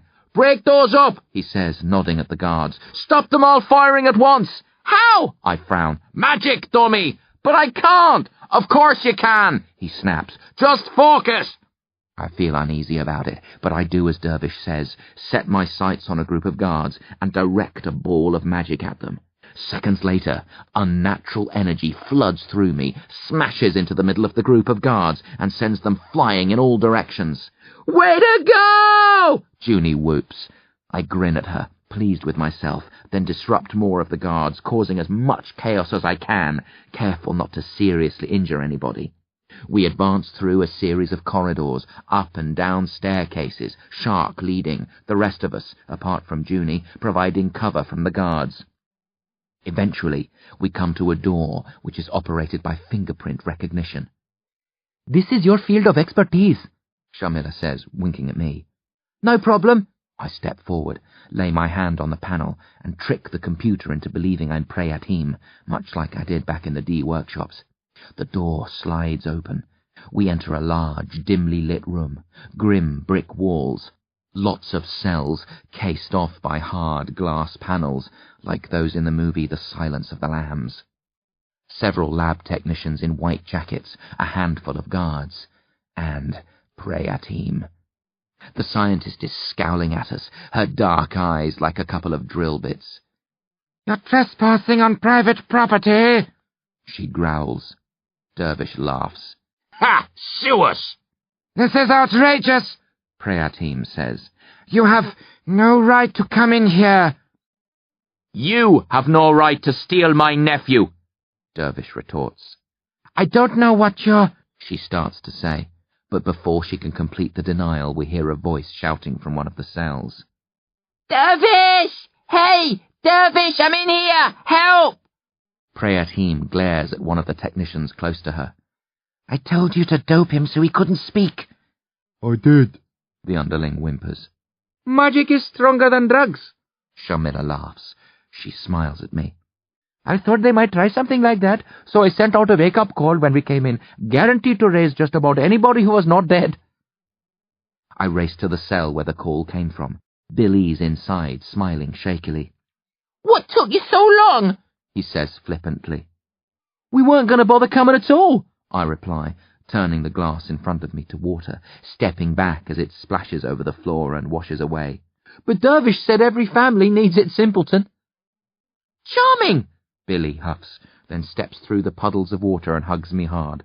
"Thanks for not leaving me here," he whispers. I can hear tears in his voice. "I'd never leave you behind," I whisper back, then push him away before things get any. "Did they harm you?" Dervish asks, standing where he is, keeping a wrathful eye on the quivering Preyatim.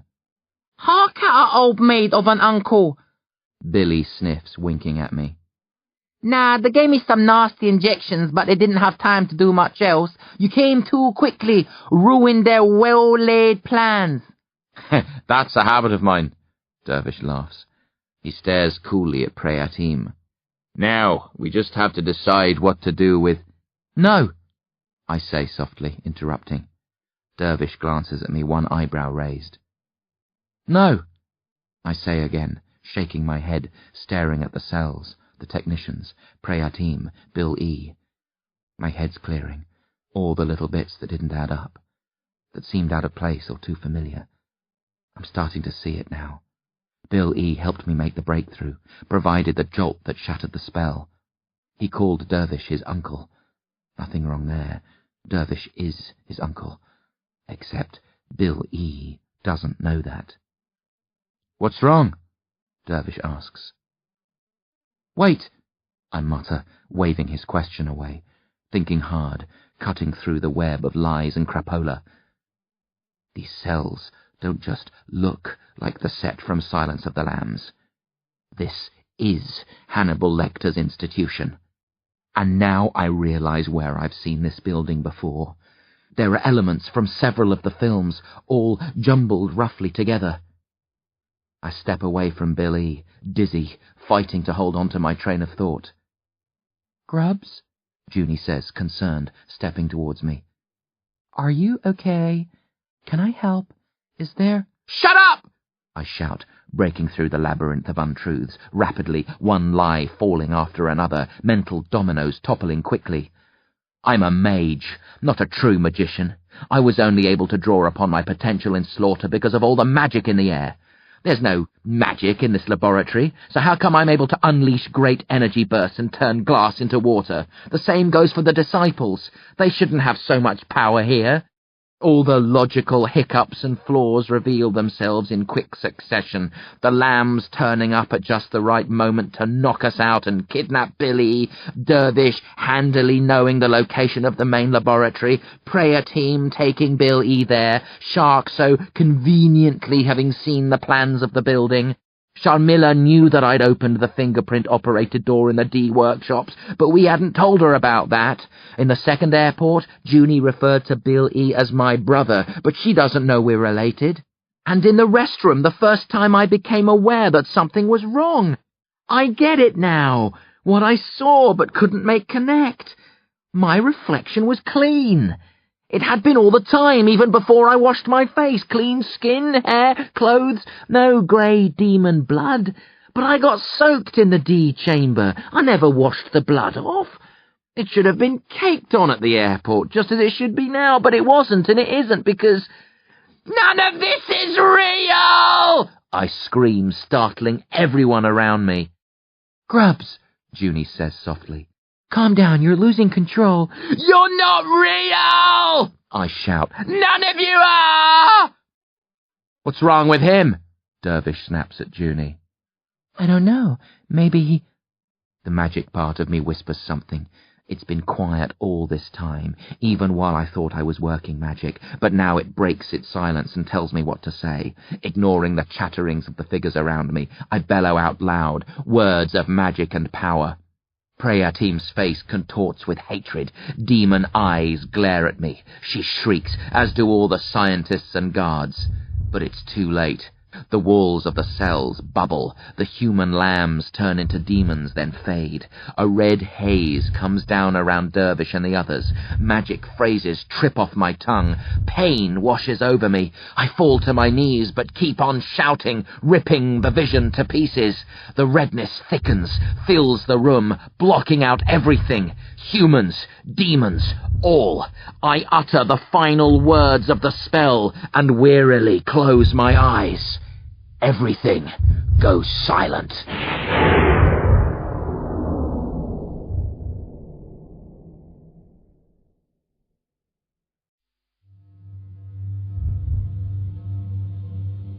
Part 4. Demons A-Go-Go.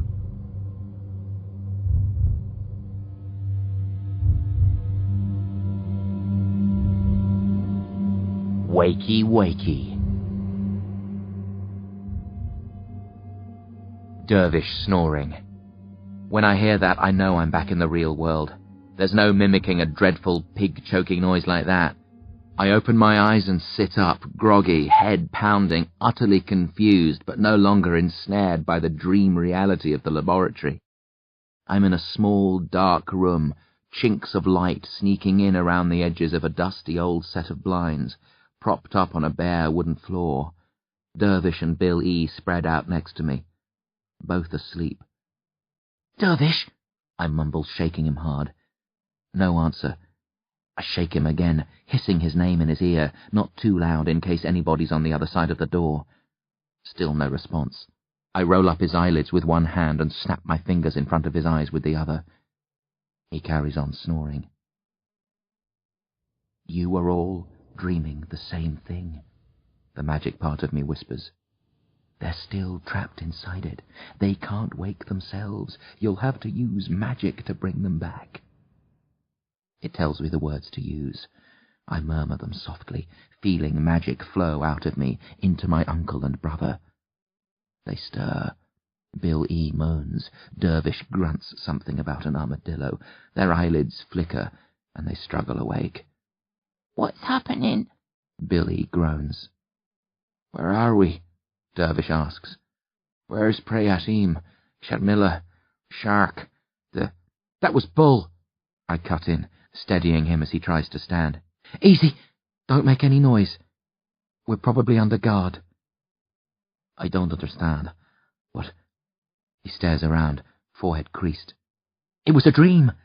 The kidnapping, meeting up with the disciples, the lab, none of that was real. It was all fantasy. Don't be crazy, Dervish snaps. I know the difference between... He stops, thinks about it. His jaw drops. Bloody hell.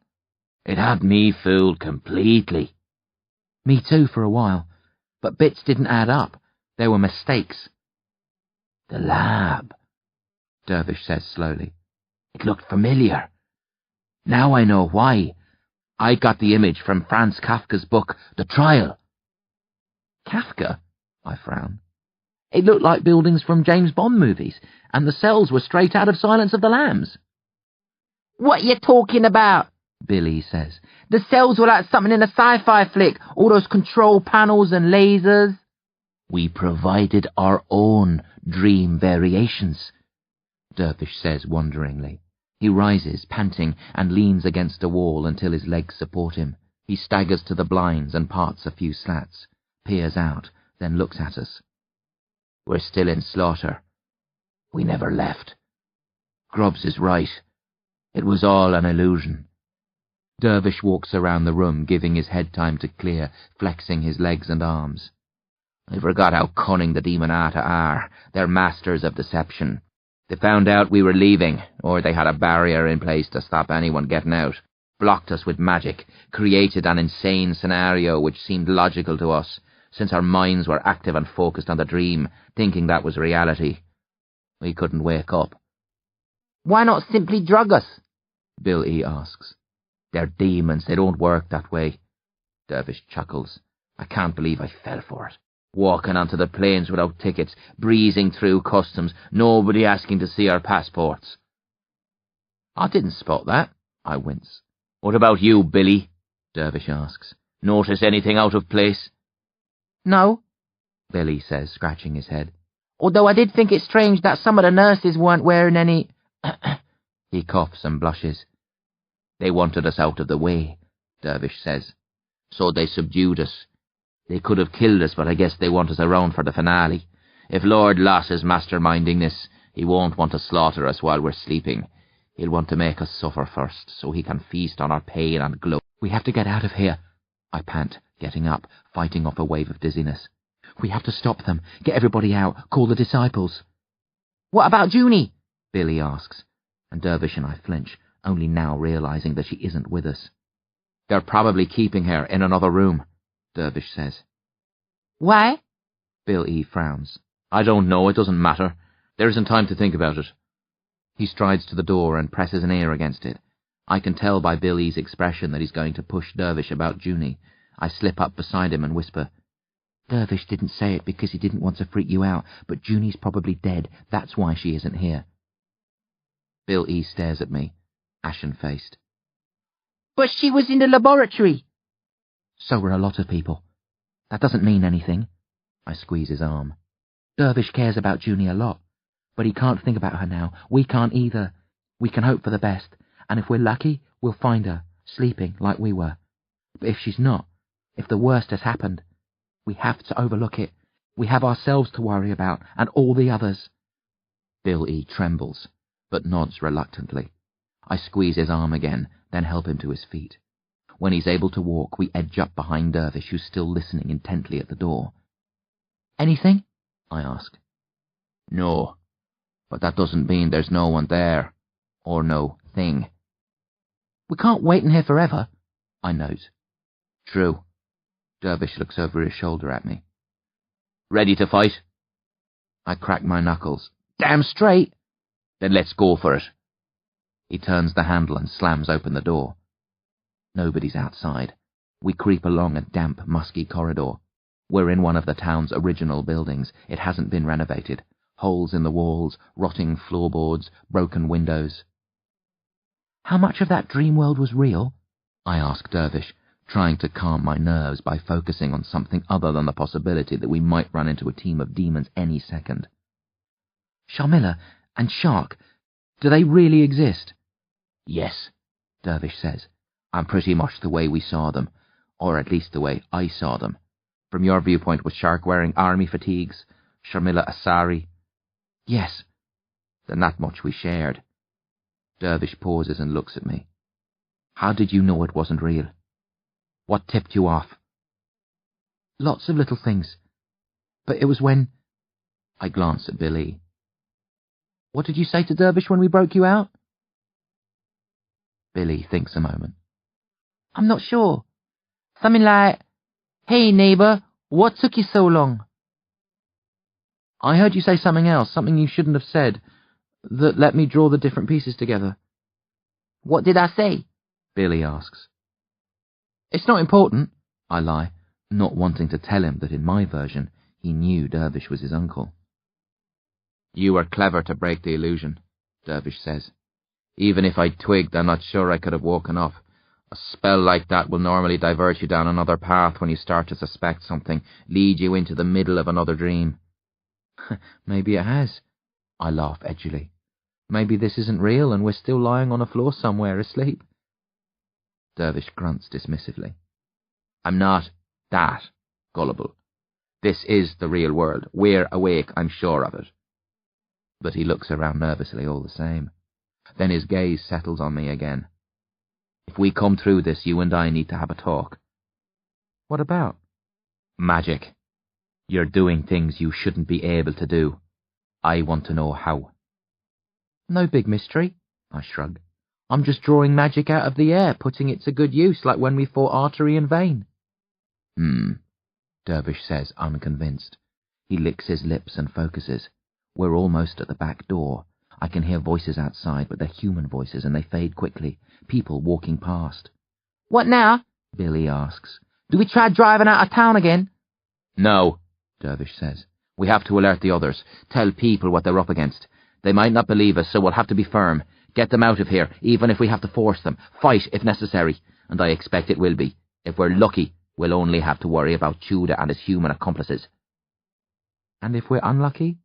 I murmur. Let's not think about that, he says, then opens the door and walks out to face whatever hell awaits.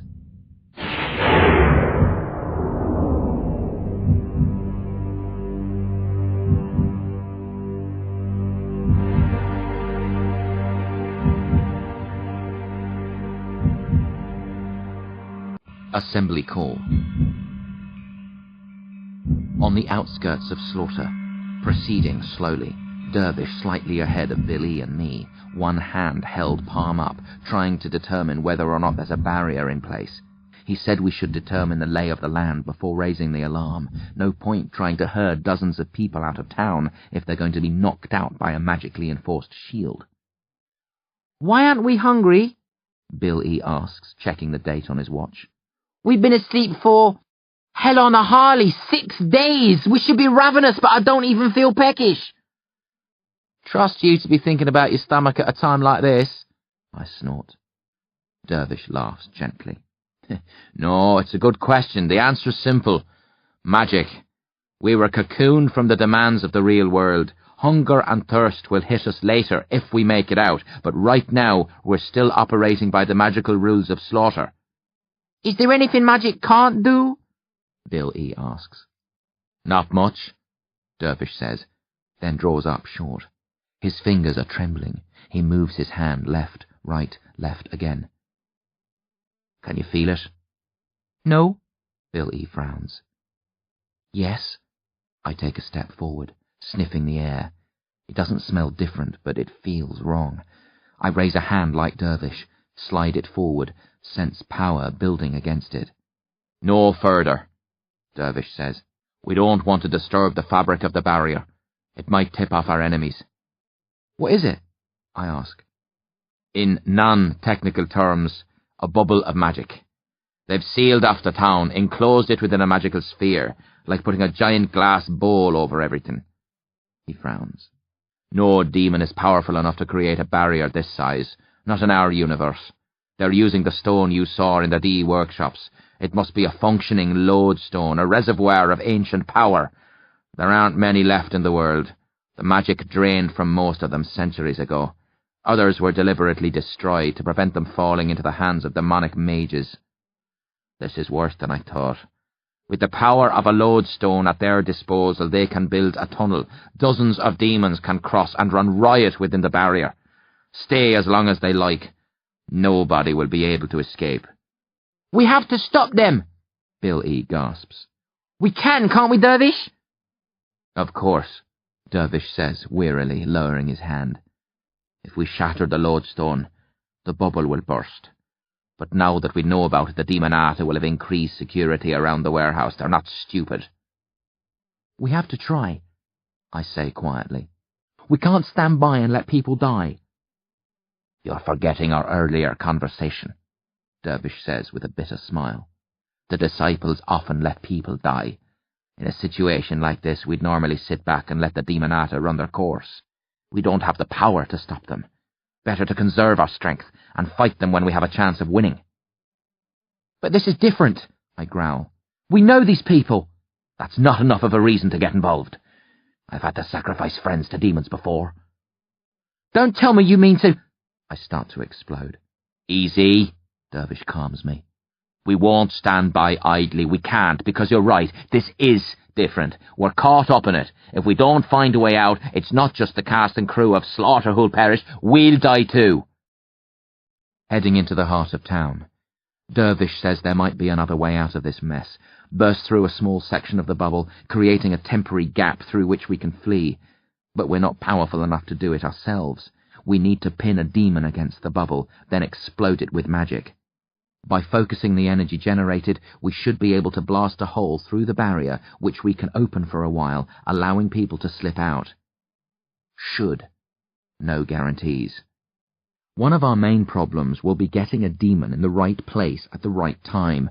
We can't just march into the D workshops and ask one of them to come to the barrier with us. But before that, we have to figure a way to convince the rest of the crew and cast that we're not crazy. Their lives are in danger. Demons are real. They have to trust us if they want to live. To that end, we're heading for Davida Haim's offices. If she's innocent, bloody unlikely, Dervish hopes to recruit her and use her to issue a general alarm. If, as we suspect, she's in league with the Demonata, he plans to make her confess in public to persuade the others to trust us. It's hair-raising stuff sneaking through town, ducking down side alleys, keeping out of sight. We don't know who our enemies are. Dervish doesn't think many humans will be working for the demons, that most of the people here are innocent, but we can't be sure who to trust. We know a few of the traitors, Tudor Sewell and Tump Cooniard, the guards who were with Cook and his father when they disappeared, probably Davida. But there will be more.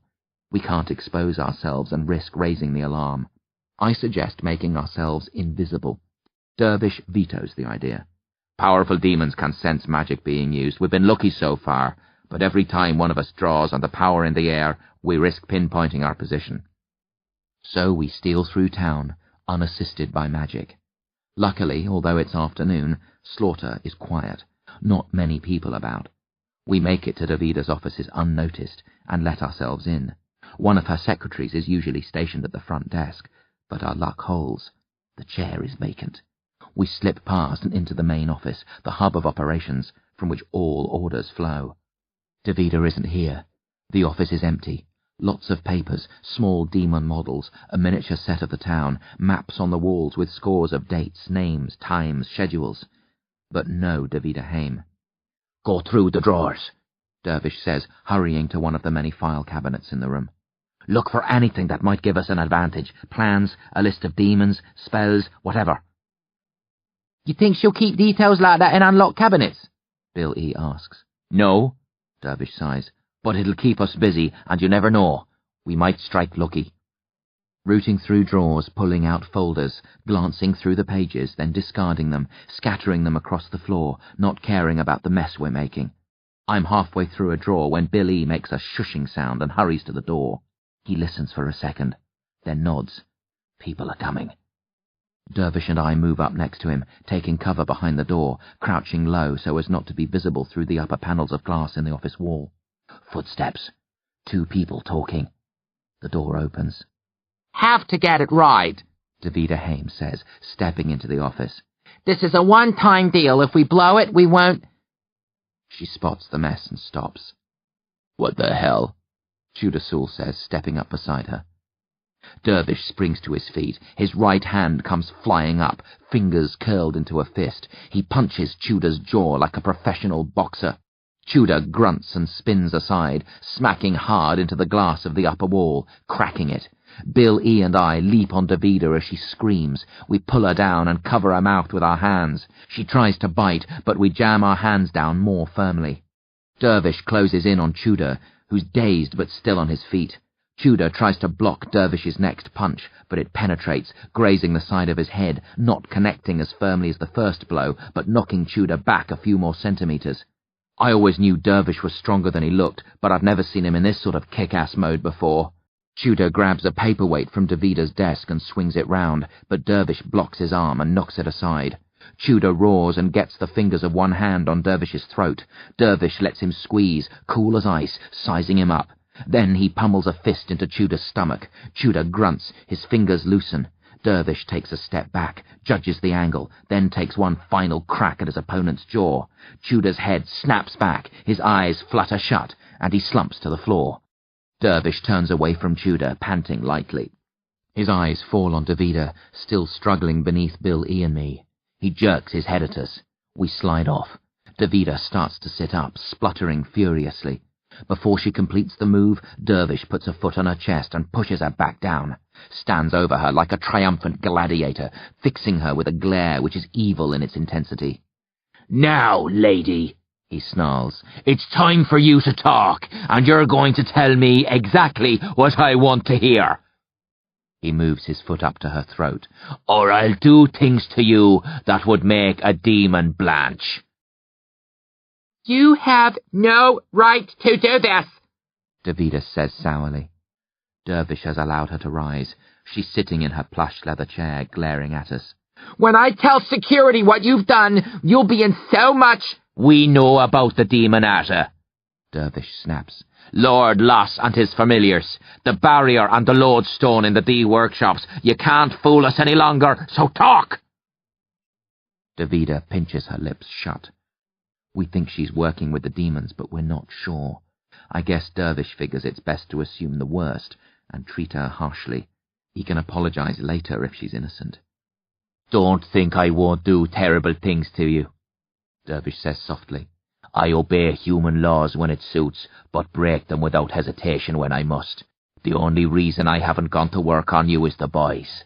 But I'm 5 seconds away from sending them out to the next room and doing whatever I have to get answers." You don't know what you're interfering with, Davida snarls, betraying herself, confirming our worst suspicions. This is way beyond anything you can imagine. "You underestimate my imagination." Dervish smiles icily. These are real demons, you fool. They can do things you wouldn't believe. If you mess with them, you'll wind up... "I've been messing with the Demonata for decades," Dervish interrupts. "Now tell me your story. How deep are you in this? What did they promise? Power? Magic? Eternal life?" They promised nothing except what I asked for. A great movie! Dervish frowns. "We're past that stage. Your lousy movie cover is blown. I want to know the real reason why." Cover? Davida laughs contemptuously. Ha! It was never a cover! I'm making the greatest horror film ever. A movie with real demons doing what real demons do, captured on film. What better reason could there be than that? Dervish's frown deepens. "You're telling me that was the trade-off? You helped the demons cross to our world, provided them with all the victims you could, and they agreed to be filmed? It was as shallow as that?" You know nothing about movie making, Davida sneers. Life is shallow, it's meaningless, life passes and is forgotten within minutes, but movies endure. A film outlives everyone involved, if it's good enough, if it's magical. She leans forward intently. You think I'm evil, and you're probably right. I brought all these people here, knowing they'd die. But we all die in the end, pointless, forgettable deaths. We fade, and it's like we never existed. We come, we live, we die. And that's that. Not much of a story, huh? But that's about to change for you, me, everybody here. will become part of history. I'm making a movie which will survive as long as the human race itself. Demons will attack, kill hundreds of people in unimaginable ways, and I'll capture it all on camera, splice it in with the other scenes I shot, make the most shocking horror film ever. I'll be notorious, yes, feared and despised. I'll be imprisoned, maybe executed, but I'll be remembered, and so will the others, and that's the most any of us can hope for. She stops, breathing heavily, face flushed. She's loco, Bill E. says. How come she wasn't locked up years ago? Dervish shakes his head in wonderment. You planned to let these people be butchered in the name of art, so you could film the massacre and turn it into entertainment. That's a new one. I've seen crazy mages bring the Demonata into our world for all sorts of reasons, but never to break box office records! You don't get it! Davida laughs. This is immortality! It will put us up with the ranks of the great. We'll mingle with the giants of history. Caesar, Alexander, Napoleon. The world will always want to see this film, to experience true terror, to get as close as they can to the reality of the demonic. You're deluding yourself, Dervish says. There won't be a film. Even if you captured the footage, you won't live to edit it. The Demonata will kill you along with the rest of us. You'll be a brief news item. Nothing more. No, Davida insists. We have a deal. I give them you. They let me make my film. Do you have that in writing? Dervish chuckles, then stops. What do you mean? You give them us? I've spent the last several years recruiting demons, Davida says. I got a few less demons involved once I laid my hands on the lodestone and they saw that I was serious, but I needed a demon master. By myself, I could only use the stone to create a brief window between universes. I knew a demon master could help me use it to build a tunnel, letting many more demons cross and giving them plenty of time to cavort. The trouble is, demon masters are hard to contact. I managed to find one, Lord Loss. But he wasn't interested. I pushed ahead anyway, determined to make the best of what I had. Then, a few months ago, Lord Loss sent one of his most trusted servants to me and offered his services. If I could lure you and the two boys to the set. Lord Loss hates you. He wanted you to be here to suffer horribly before he personally ripped you to pieces. So you came to Carcery Vale to ensnare me, Dervish says bitterly. Did you cast a spell? Mess with my mind? Of course. Davida smirks. It wasn't that difficult, or so I've been told. I didn't do it myself. Your brain was all over the place, quite easy to manipulate. You fell into our trap without any complications. I'm just surprised you recovered your senses now. You weren't supposed to wake until tomorrow, when the bloodshed was in full flow. Still, it doesn't really matter. Your timing's slightly ahead of schedule, but only just. It's far too late for you to make a nuisance of yourself. What do you mean? Dervish growls. You don't know? Davida giggles with delight. I did think it strange that you were here, grilling me instead of... I thought you hoped to use me as a shield, to bargain your way out. But you really don't know, do you? What the hell are you? Dervish starts to shout, but is cut short by a voice outside, amplified by a loudspeaker. 10 minutes, the voice says. Will everyone please assemble immediately outside the D-workshops? 10 minutes to showtime, folks! Dervish stares at Davida, face whitening. It's the final scene, Grady, when the demons break through and hell erupts. We brought it forward once you found out the truth. We couldn't keep you comatose indefinitely. The actors and crew think the heroes in the movie will save the day. But that's not how it's going to work. I've a surprise up my sleeve. Dozens of demons who aren't playing by the rules of monster movies, who don't have weak spots, who aren't going to be thwarted by a clean-cut movie brat with a cool haircut and a dazzling smile. Davida looks at her watch and smiles serenely. 9 more minutes. Then Lord Loss and his familiars burst out of the D warehouse and kill just about every living soul in town. She brings her hands up and claps slowly to emphasize each word. Lights! Camera! Slawter!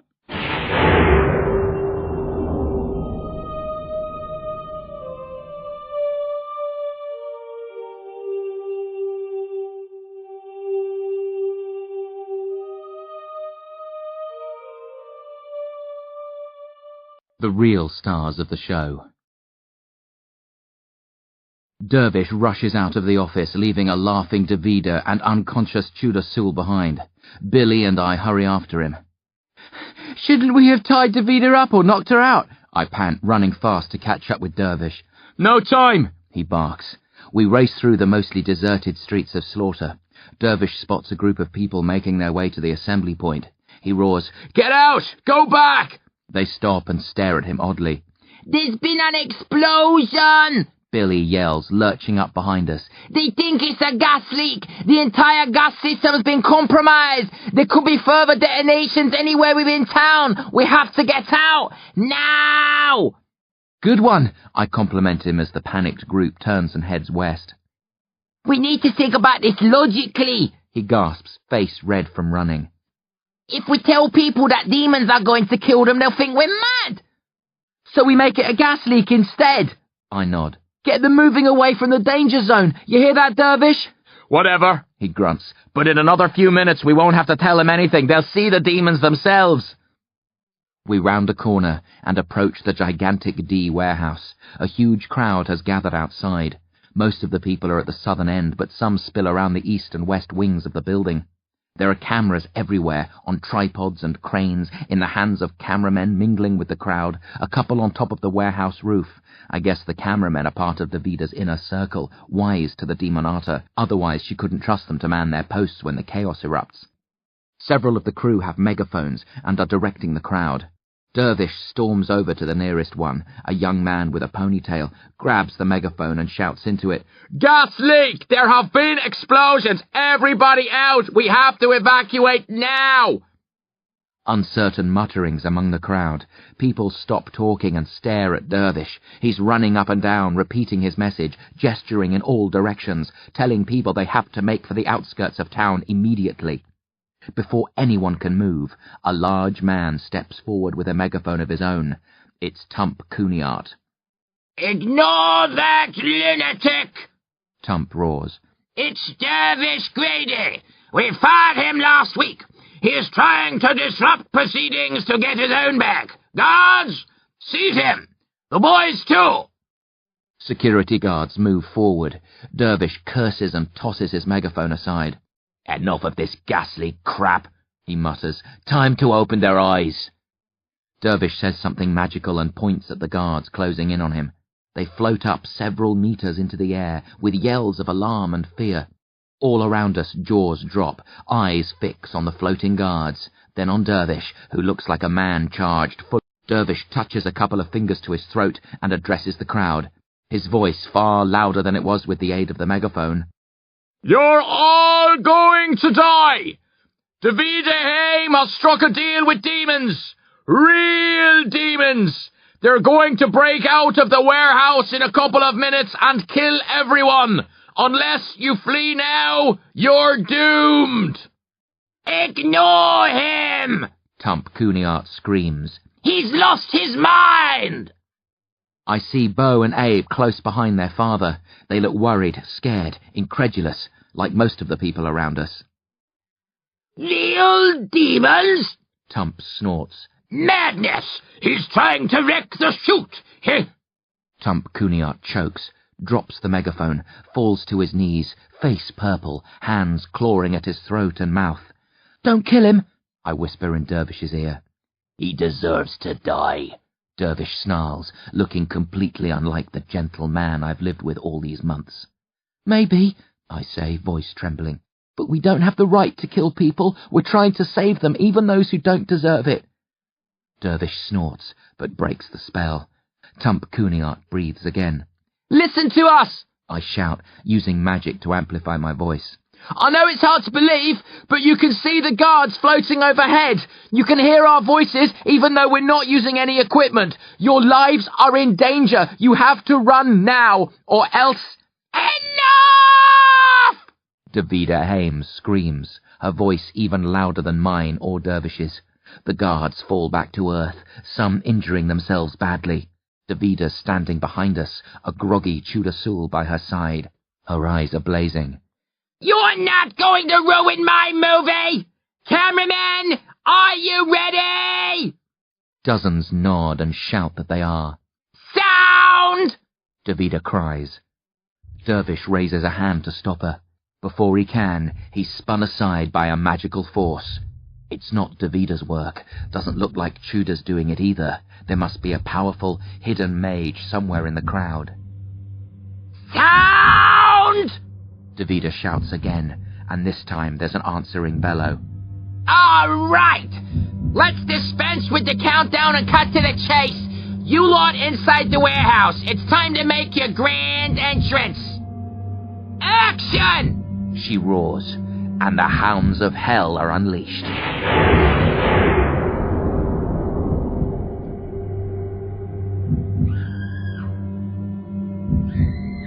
The giant door in the middle of the southern wall of the warehouse explodes outwards. Those nearest it are caught by flying splinters, some as long as my arm. Most go down screaming, though a few are torn apart and killed instantly by the shrapnel. Stunned silence from those not struck by the debris of the blast. Everybody staring at the wounded and dead, wondering if this is real or part of the movie. They live in a make-believe world where anything can happen and nobody is ever really hurt. Their senses tell them this is different. It's not part of a script. They should run. But the movie-making part of their brain is trying to figure out how the explosion was arranged and how the scattering of the splinters was timed so as not to harm anybody. Struggling to convince themselves that those on the ground are acting. The blood isn't real. It can't be. Dervish is back up on his feet, staring at the hole in the wall like the rest of us. The explosion created clouds of dust around the doorway. As they clear, a figure glides forward from within the warehouse. Pale red skin, lumpen, no heart, 8 arms. Who else but the ringmaster himself, Lord Lost? Alas, he sighs, looking around sadly. here we all are, bound by chains and blood of death. No way out. Doomed.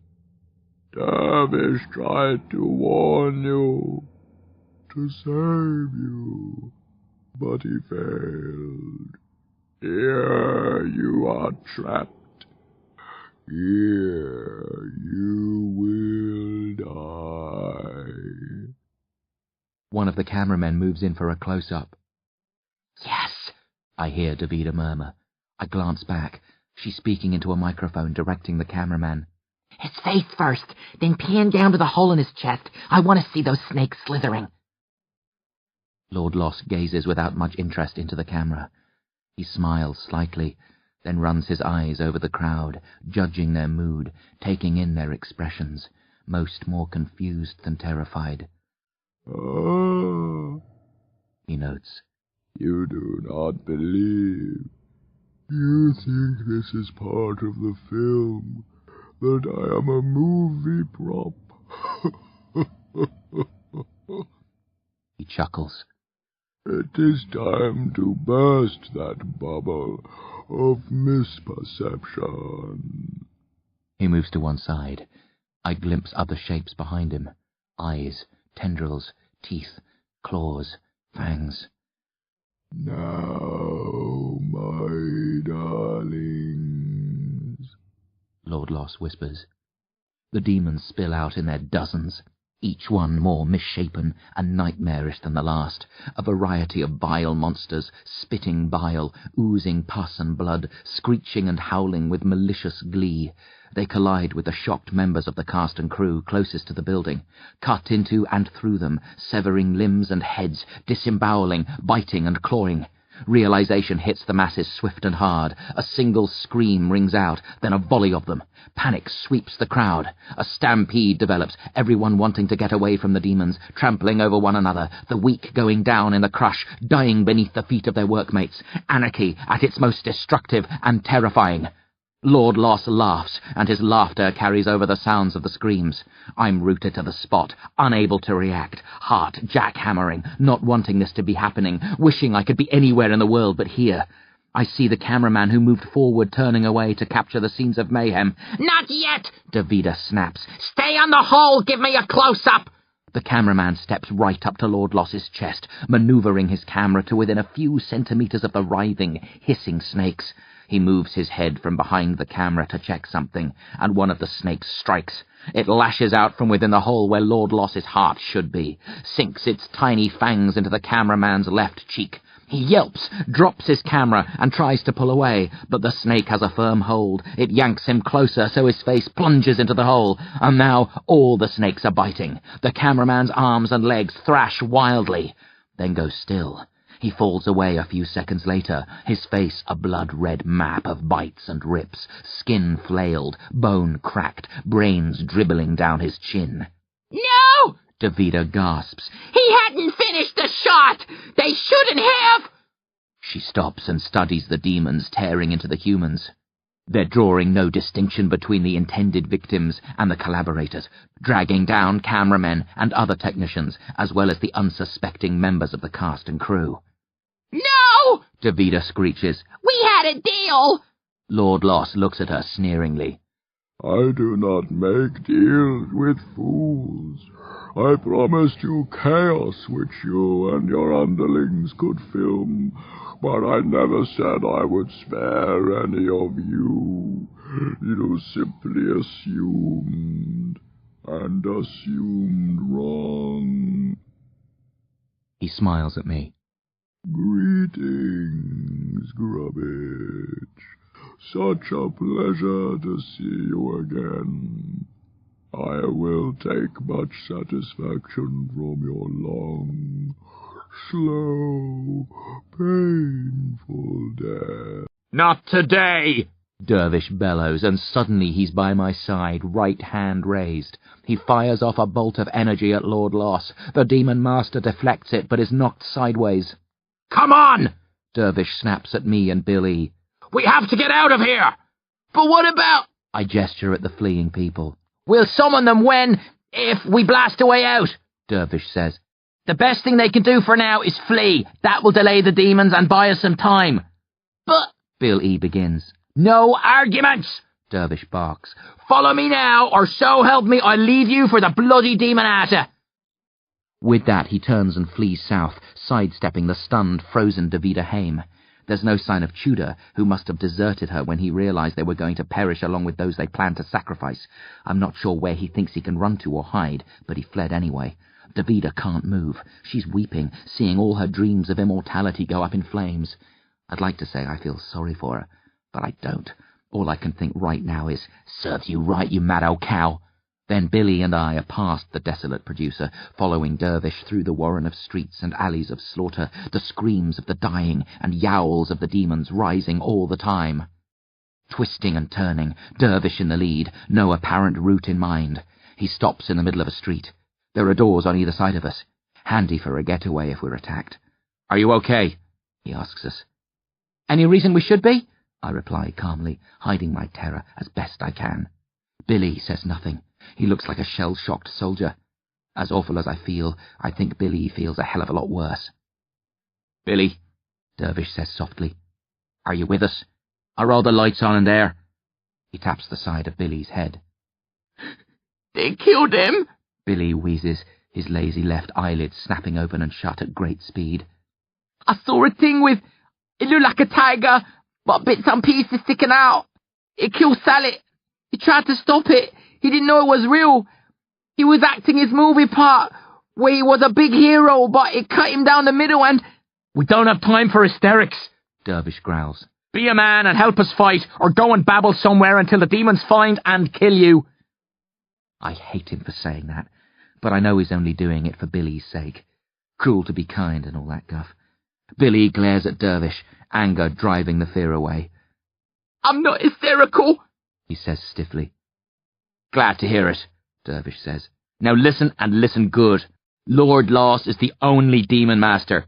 The rest are his familiars or others Davida roped in. Some are stronger than us, but most aren't. We need to capture one of the weaker demons and use it to get out. And the other people? I ask quietly. We'll take as many as we can, Dervish promises. If we're successful, I'll send a telepathic signal and let all the survivors know where we are. Why not do that now? I ask. Arrange a meeting place and tell them to go there. It would give them more time, a better chance. Dervish shakes his head.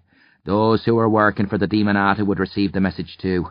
They'd go running to Lord Lost, try to save their own foul lives by selling out the rest of us. Okay, I mutter. So how do we catch a demon? Dervish scratches his left cheek nervously. Bait, he says softly, and his gaze settles on Bill E.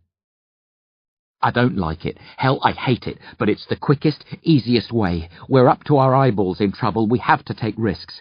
We leave Bill E. standing in the middle of the street, twisting his hands, face crumpled with fear.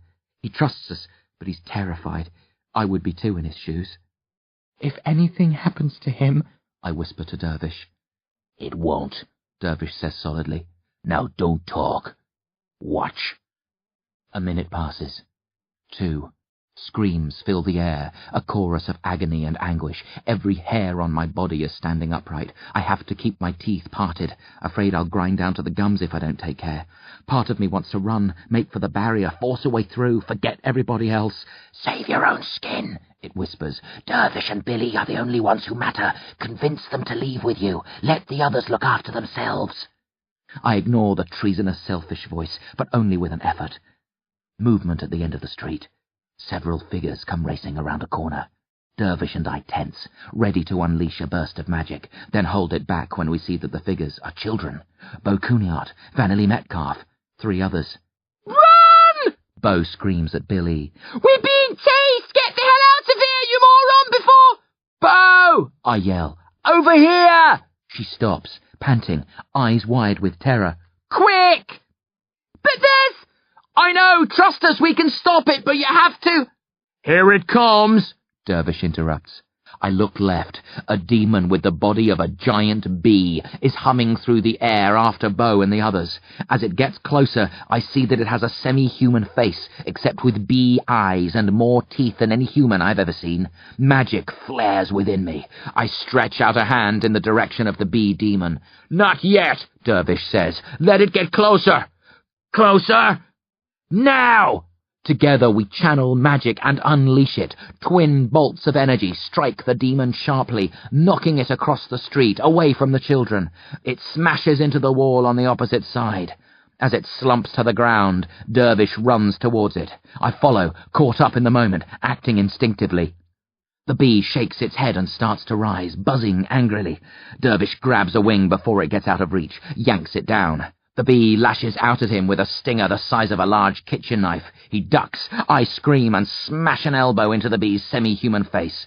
Its teeth bite deep into my forearm, but I jerk my arm free before it can do serious damage. As I grab the bee with my uninjured arm, I feel Dervish's magic burn into the demon. It makes wild, buzzing sounds, thrashes, trying to break free, snapping its teeth, stabbing at him with its stinger. He holds on tight. I do too. I headbutt the bee, letting magic shoot through my forehead, intent on sizzling the demon's brains. Not too much, Dervish pants as the demon goes slack. We want it alive. He stands, sliding both arms around the bee. Let's keep it like this and... Monster! A voice screams, and suddenly there's someone beside us. A hand shoots by my head. A fist buries itself deep in the demon's chest, then comes ripping out, dragging guts and yellow blood with it. Stunned, I fix on the face of the assailant, and my heart leaps joyfully. Junie! I yell, releasing the bee's head, throwing my arms around her. Junie Swan hugs me hard, then steps away, staring at the demon, then her fist. How did I do that? She croaks. I felt something inside me. It was power, but I don't... Hi, Dervish says quietly, letting the dead demon drop to the floor. He smiles crookedly, then slips his arms around Junie and buries his face in her neck. We thought you were dead, he half sobs. I was dreaming, I think, she says. Bill E. was kidnapped. We rescued him. Then we were attacked by ninjas and had to go to a mountain in search of their lair. She shakes her head. I woke up in a small room. I came out and saw demons. I fled. Then I saw you. I thought the bee was going to kill you. Something exploded inside me before I knew it. She stares at her fist again, a look of astonishment on her face. Seems you have a talent for magic after all. Dervish chuckles, then sighs. But you timed it badly. We wanted this one alive.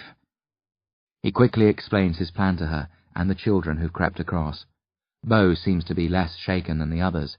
She's trembling fiercely, and her face is white with fear, but she's in control of her senses and listens intently. I use magic to heal my wounded arm and watch Bo cautiously. Her father was one of the collaborators, but that's not her fault. I'm pretty sure she didn't know about his pact with the Demonata. Bo was never anything worse than a spoilt brat. You don't deserve to be killed for that. Dervish finishes outlining his plan. So, Grubbs, Junie, and I will pull back, leave you kids here, wait for another demon to come along, then kablooey. Kablooey? Junie repeats, raising an eyebrow. I liked comics when I was a kid, Dervish says with a shrug. How are we going to get the demon to the barrier? Bo asks, and though her teeth chatter, her voice sounds normal. Grubbs and I will drag it there, Dervish says. Junie can help. But here she goes, Billy groans. Always has to have her say. Shut up, shrimp breath, Bo snaps, then appeals to Dervish. I don't want to be a troublemaker. I just want to get out of this alive. But it's what you said about how you were going to alert everybody and tell them where to come. She pauses. Go on, Dervish says kindly, though if I was in charge, I'd tell her to put a sock in it. She's being a drama queen trying to grab the attention. Typical Bo. Well, Bo says hesitantly, if you're able to use telepathy, I was wondering, can demons do the same? Dervish stares at Bo, then nods slowly. Some can. So, Bo continues, if you catch a demon and it realizes you're dragging it off to the edge of town to kill it, won't it call for help and bring a load of other demons down on top of us? Dervish scowls. She's right. It'll take several minutes to get to the barrier from here. If the demon summoned help, we'd never make it. Can't we knock it unconscious? Junie asks. Perhaps, but if it gets out a shout... He falls silent. Bo looks at me smugly, but I'm too impressed to bear her any ill feelings. She's not entirely brainless, I'm reluctantly forced to admit.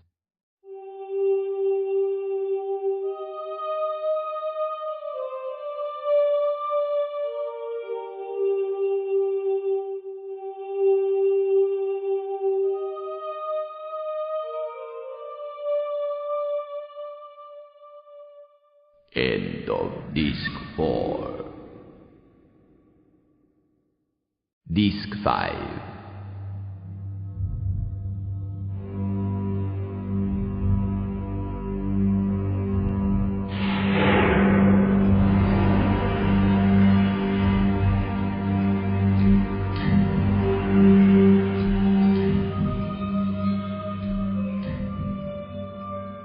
I have a suggestion, Bo says.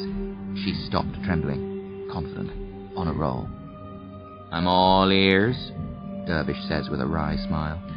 Why don't we lure a demon to the barrier before you go messing with it? Trick it into chasing after us. It wouldn't call for help if it didn't know its life was in danger.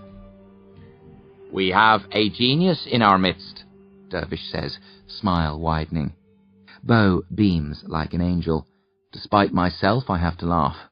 She'll be more unbearable than ever after this, but right now that doesn't seem like such a bad thing. There's only one problem with your proposal, Dervish says. Problem? Bo frowns. Running's dangerous. If there's a demon hot on your heels, you can't concentrate on what lies ahead. Very easy to run into another demon or a pack of them.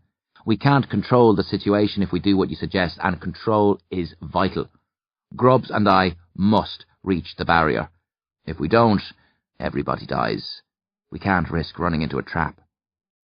Bo mulls that over, starts to speak, goes silent, then says very quietly, What if the rest of us did the running? What if you and Grubbs went to the barrier and we tried to lure a demon to you? I blink, astonished. I never thought I'd hear the spoilt Bo Cooniart make a suggestion like that. What she's proposing is close to self-sacrifice. Without us, she and the others won't stand much of a chance against the demons. You know what you're saying? Dervish's voice is grave. You know the risk you'd be taking? Of course. But it doesn't seem like we have much of an option, does it? I'm not doing it. Vanity protests, bursting into tears. I want to come with you, Mr. Grady. Please don't make me go after demons. I won't make anybody do anything, Dervish says. He looks at the other children. Bo's risking a great deal for us. Will anyone volunteer to help her, or does she have to face the demons by herself? The 3 children look at one another. 2 raise shaky hands. The 3rd hangs his head. Okay, Dervish says. Now all we have to do is arrange a meeting place, so you know where... I'll go too, Billy interrupts. No, I yell. I have to. He smiles thinly. I'm not magical like you and Dervish. There's no benefit in me coming with you. I can do more good with Bo and the others. But... He's right, Dervish says. I look at my uncle, unable to believe he'd let Billy go like this. But his eyes are dark and firm. This isn't easy for him, but he's going to let Billy go anyway. I start to protest, but then I realize why Dervish is doing this. It wouldn't be fair to let Bo and the others volunteer and not put forward one of our own. I'll go, I whisper. You take Billy. No, Dervish says. I need you at the barrier. I shake my head. You can kill a demon without me, and you have Junie to help. The others will stand a better chance if I go with them. Dervish hesitates. We can both go, Billy says. No, you're sticking with Dervish. No arguing. I lower my voice so only Billy can hear. I don't want him to lose us both. And you're his son. You're more important to him than I am. I hate lying to Billy, but if it saves his life, it will be worth it. Okay, Billy says miserably, after a moment of tormented consideration. But I'll kill you if you don't come back alive. All right, Dervish says. We're wasting time and we don't have much of it. Grubbs can go with the others. Now, you know the old hat store we passed when we tried to drive out of here? I nod. Make your way to that, then head due west. We'll be waiting. Come as fast as you can. He looks at Junie. Ready? Don't you think I should go with the children? Junie says nervously. No, they're as safe with Grubbs as they would be with you. Safer. Well, I don't like it, but if you think that's best... It is. Dervish looks at me steadily. See you soon. And that's an order. Then he, Junie, Bill E., Vanelli and the boy head west to safety. Dervish is the only one who keeps his sights set firmly ahead. The others all look back, faces dark with doubt. They think they won't ever see us again. I want to call after Billy and tell him we're brothers. I don't want to die without telling him the truth. But my mouth's dry. My throat's tight. I can't. I stare at Bo and the others. One's a boy a year or 2 older than me. The second's a girl a few years younger. I don't know either of them. I think about asking their names, then decide it's better not to know. Are you ready? Bo asks, taking control, even though I'm the one who should be in charge. We nod silently and turn towards the sounds of bloodshed and mayhem. Pause a terrified moment. Then silently jog back into the death den of the Demonata.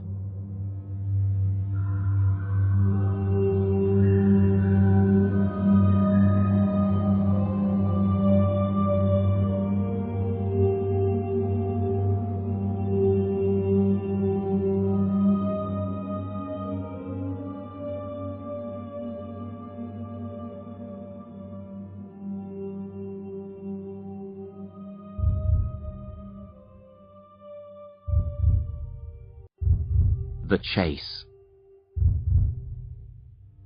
I want so much not to be doing this. One half of me is screaming bloody murder at the other half, telling me I'm mad, I should run, protect my own neck and damn the rest.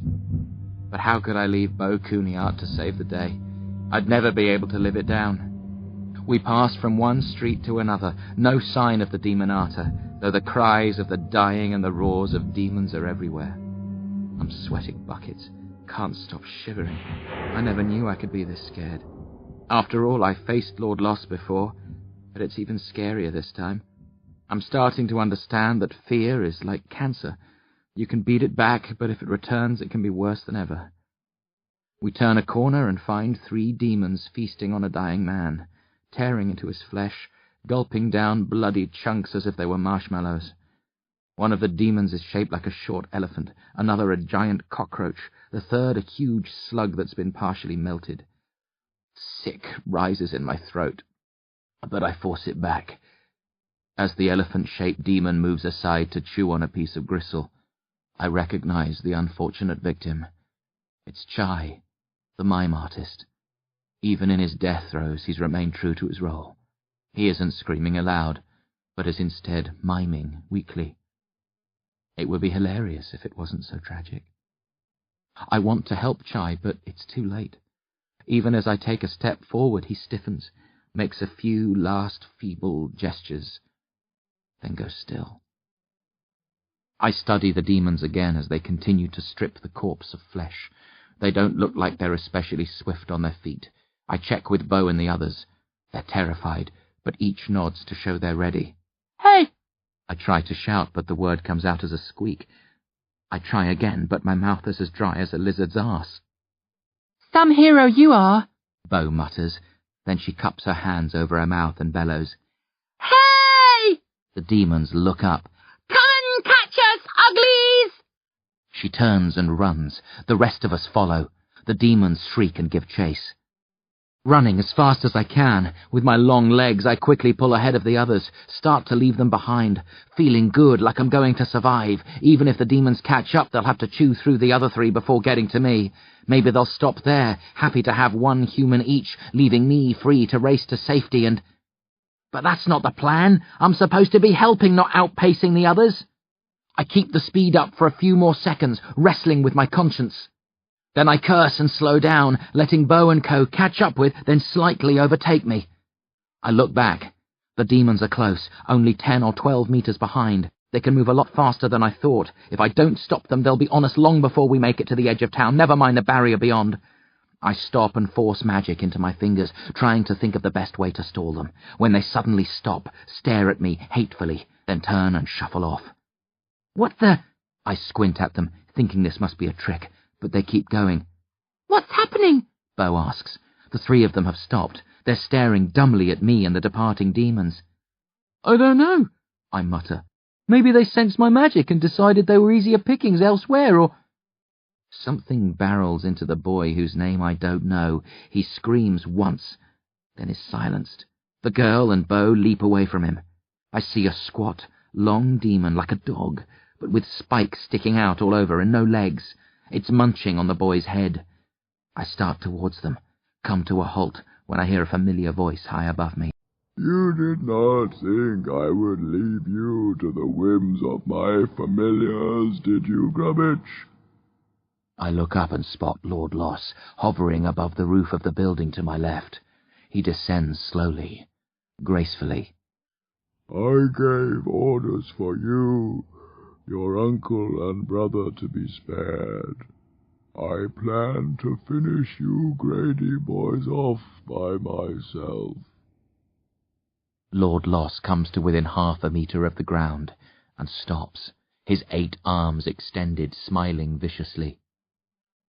What now, poor Grubbage? He murmurs. Have you the strength of character to fight a demon master? Or will you run like a cowardly hyena? Run! I roar, then race away from him. Bo and the other girl hurriedly join me. Lord Loss laughs and sets off in pursuit of us, savouring our fear and flight. He doesn't have the slightest clue that I'm running for a reason other than sheer terror, that I'm trying to lure him into a trap. He glides along after us, calling to me the usual crap, telling me how desperate the situation is, how I'm going to let myself down, the pain I'll suffer, the tears I'll shed. He says I'll betray Dervish and Bill E., abandon my friends, beg for mercy. I know he's messing with my mind, trying to stoke up my fear to wring more misery out of me, but it's hard to ignore him. I feel myself losing hope, seeing the future through the demon's eyes. Part of me wants to surrender and accept a swift, painless death, and perhaps I would, except I remember his look of hate when I beat him at chess, his vow to make me suffer before he killed me. There will be no quick, easy death if I fall into Lord Loss's hands. A strange, skittering sound. I look over my shoulder. The dog demon is chasing us too. It's almost upon us. It uses its spikes to move, a bit like a centipede crawling, only a hell of a lot quicker. It has a head like a dung beetle's, but dog-sized. Go, Malice, Lord Loss says, and the demon leaps high into the air, coming down on Beau's head, mouth opening wider than its narrow body, fangs glinting. I shoot a bolt of magic at the demon called Malice and knock it sideways. It squeals, hits the ground, twists sharply, launches itself at my face. Without thinking, I turn my right hand into a blade, drop to one knee, and slash at the demon's underbelly. Malice sees the threat but can't change direction. My hand slices its stomach open from neck to tail. It's finished by the time it hits the ground, entrails spilling out, whining feebly as it flops into the dust. Fool! Lord Loss snorts at his dying familiar. I am ashamed that one of my servants should be dispatched so pitifully. He spits on the dying demon, then looks at me and smiles. You are stronger than the last time I saw you fight. You were unable to kill Bane or Artery then, yet here you have killed two just as powerful. You must be feeling confident, like you could even defeat me. Maybe, I growl, magic bubbling up within me, picturing the demon master dead at my feet, tasting the triumph of revenge. Lord Loss chuckles. Do not delude yourself, Grubbage. You are not that strong. A demon master will always outrank and outpower a human. Dervish beat you, I sneer. He fought you on your own turf and won. Lord Loss's features darken. That was not a fight to the death. He had only to get the better of me in the battle.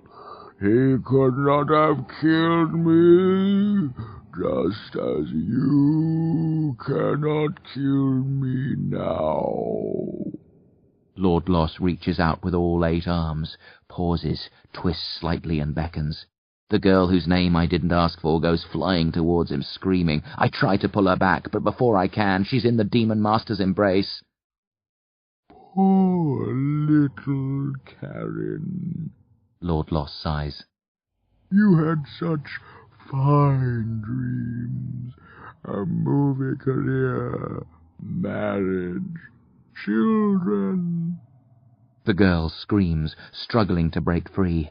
I try to pry her out of Lord Loss's grasp, but he deflects my magic easily, then kisses her. She goes quiet, stiff. Her skin turns grey as he sucks the life out of her.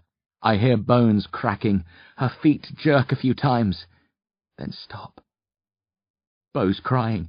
She sinks to her knees, defeated, staring at the demon master as he drains the girl of the last vestiges of life. I want to give up too, but I know I won't be killed as smoothly as this if I do. Come on! I roar, grabbing Beau's arms, yanking her to her feet. I can't! She sobs. You can! I shout, pushing her ahead of me. Run! Now! Or I'll kill you myself! Bo curses me, but does as I command, lurching forward, running blindly, wiping tears from her eyes. I look back at Lord Loss. He casts the girl's ruined body aside and smacks his lips. Karen was a tasty little girl, he says with relish. I hope you choke on her! I scream in retort, then wave a hand at the building above him and cause the outer wall to explode. It showers Lord Loss with bricks and chunks of cement, taking him by surprise, driving him to the ground. I know I haven't killed him, but I've delayed him, and that's all I wanted. Turning, I race after Bo, screaming at her to run faster, trying to judge how much further is left and what our chances are of making it to the barrier alive. Lord Loss is soon on our trail again, scratched and bruised, but otherwise unharmed. He congratulates me on the way I brought the wall down on him, but adds that if I'd thought of it a bit earlier, I could have saved poor Karen, making me feel guilty as though I'm to blame for her death. I ignore the Demon Master, turn corners wildly, race through the streets of Slawter. I stumble occasionally, fall hard twice and scrape my hands and knees, but I keep ahead of our hunter and force Bo on, making her stay ahead of me so I can see when she falters and roar at her for support. 2 more of Lord Loss's familiars join him. One is the giant cockroach I saw earlier, the other is even more familiar. A young child's body, but with an unnaturally large head, pale green skin, balls of fire instead of eyes, maggots for hair.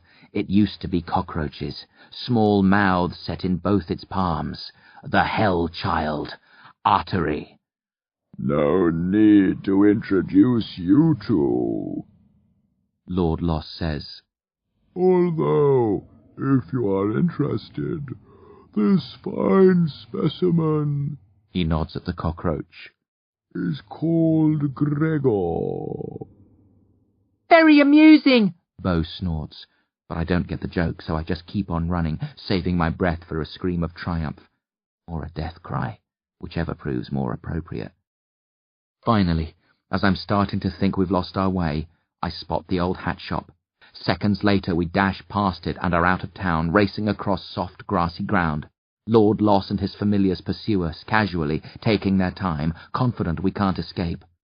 You should have tried to hide, Lord Loss taunts me. You stood a better chance that way. This was a poor call, Grubbage.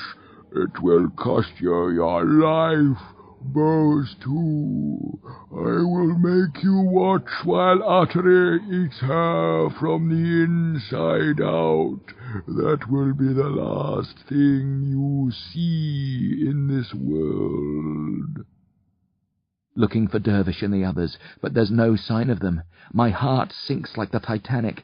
I'd be able to see them if they were here. No trees or bushes for them to hide behind. It's open ground. Maybe I got the meeting place wrong, but I doubt it. I think they've fallen. They didn't make it out of town. They ran into some badass demons and are dead now, just like Bo and I soon will be. Where are they? Bo gasps. She looks more petrified than ever. Keep going, I reply. Find the barrier. But do it, I roar, then whirl and yell a spell at Lord Loss and his familiars, prompted by my magical half. The ground in front of the demons bursts upwards. Blades of grass thicken, lengthen, and entwine. They form a net which wraps around the startled demons, tightening, choking them, holding them in place. I look for Bo. She's still running. I jog after her, keeping one eye on the Demonata, hardly daring to hope, and I'm right not to. The grass around them turns brown. Red, burns away. Seconds later, Lord Loss is free and his familiars are soon clawing their way out. There are blades of green jammed into many of the cuts on Lord Loss's body, but unless they turn septic and he dies of disease much later, some hope he's going to be fine. I try the same spell again, but this time Lord Loss is ready, and with a wave of 2 hands, the blades of grass bend downwards and spread out, flattening, not getting in the way of the demons. Fool me once, shame on you, Lord Loss says. Fool me twice. He pulls a smug expression. But nobody has ever fooled me twice, Grubbage, and you will not be the first. Bo yells with pain and surprise. My gaze snaps forward. She comes to a halt and is struggling with an unseen force, arms and legs jerking slowly as if caught in a web. Moments later, she frees herself and falls backwards. We've reached the barrier. Nowhere else to run. With an empty feeling in my gut, I stop and face the approaching demons. Showdown.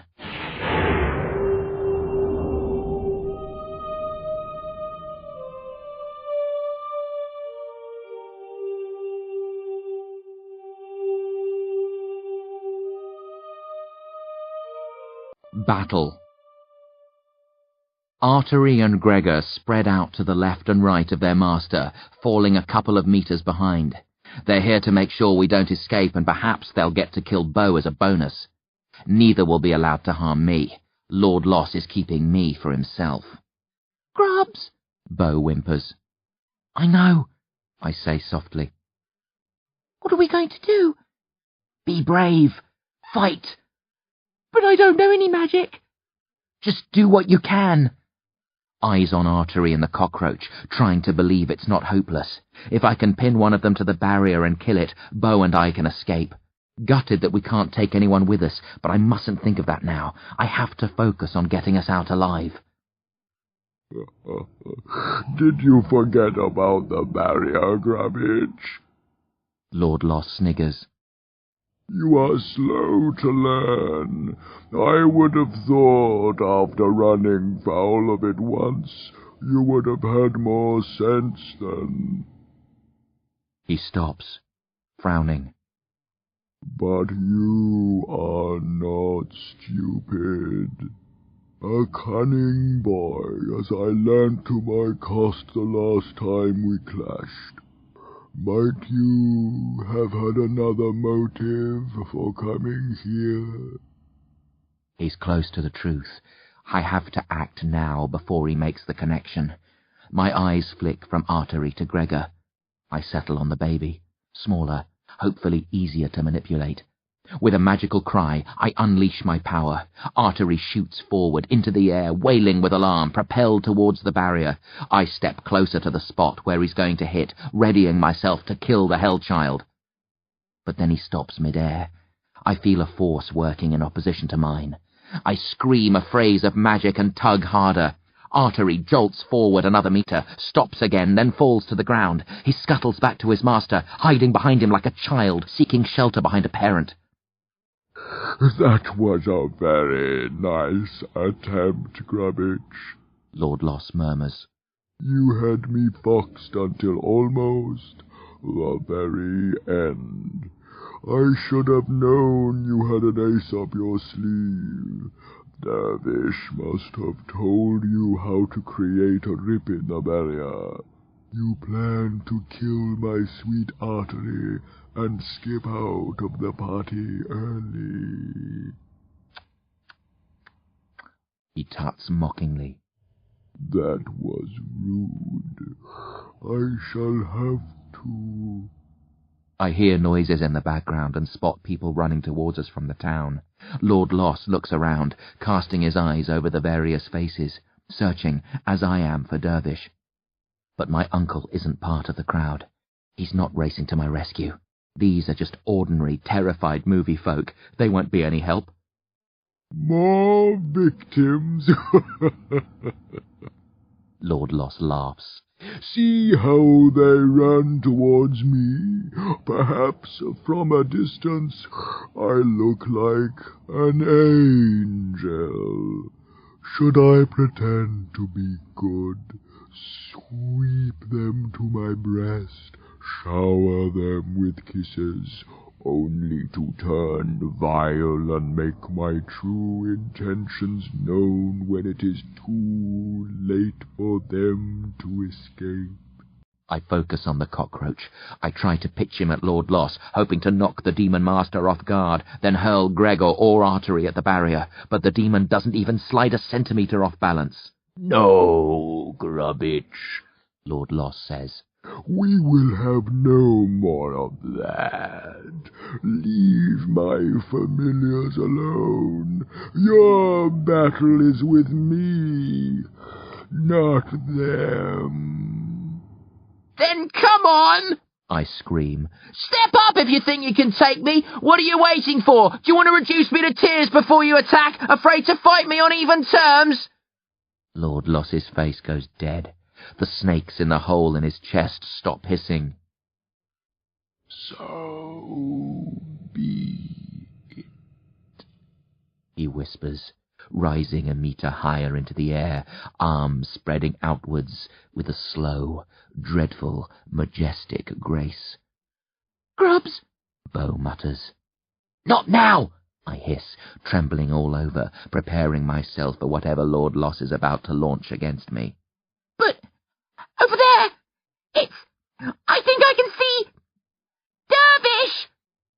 That startles me so much, I look away from the threat of Lord Loss. Thankfully, the Demon Master is also caught by surprise, and instead of piercing my defence and finishing me off, he too glances to the side. Bo is pointing off to my right. At first, I don't see what she's gesturing at. The land looks devoid of life, just grass and weeds. But then I notice the air shimmering slightly. The shimmer intensifies, thickens, then fades to reveal Dervish. And just behind my uncle, between him and the barrier, Bill E., Junie, Vanelli, and the boy whose name I don't know. An invisibility shield, Lord Loss groans. I don't believe A wind blows up out of nowhere. It smacks hard into Lord Loss, driving him backwards, bowling him and Artery over. Grubs! Dervish yells, focusing on the wind, veins stretched across his face like ridges of blue putty.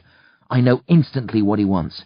Pointing at Gregor, who's been unaffected by the gale, I shout a word of magic. The demon flies forward, mandibles gnashing together in a mixture of hate and fear. He strikes the invisible barrier. Sticks!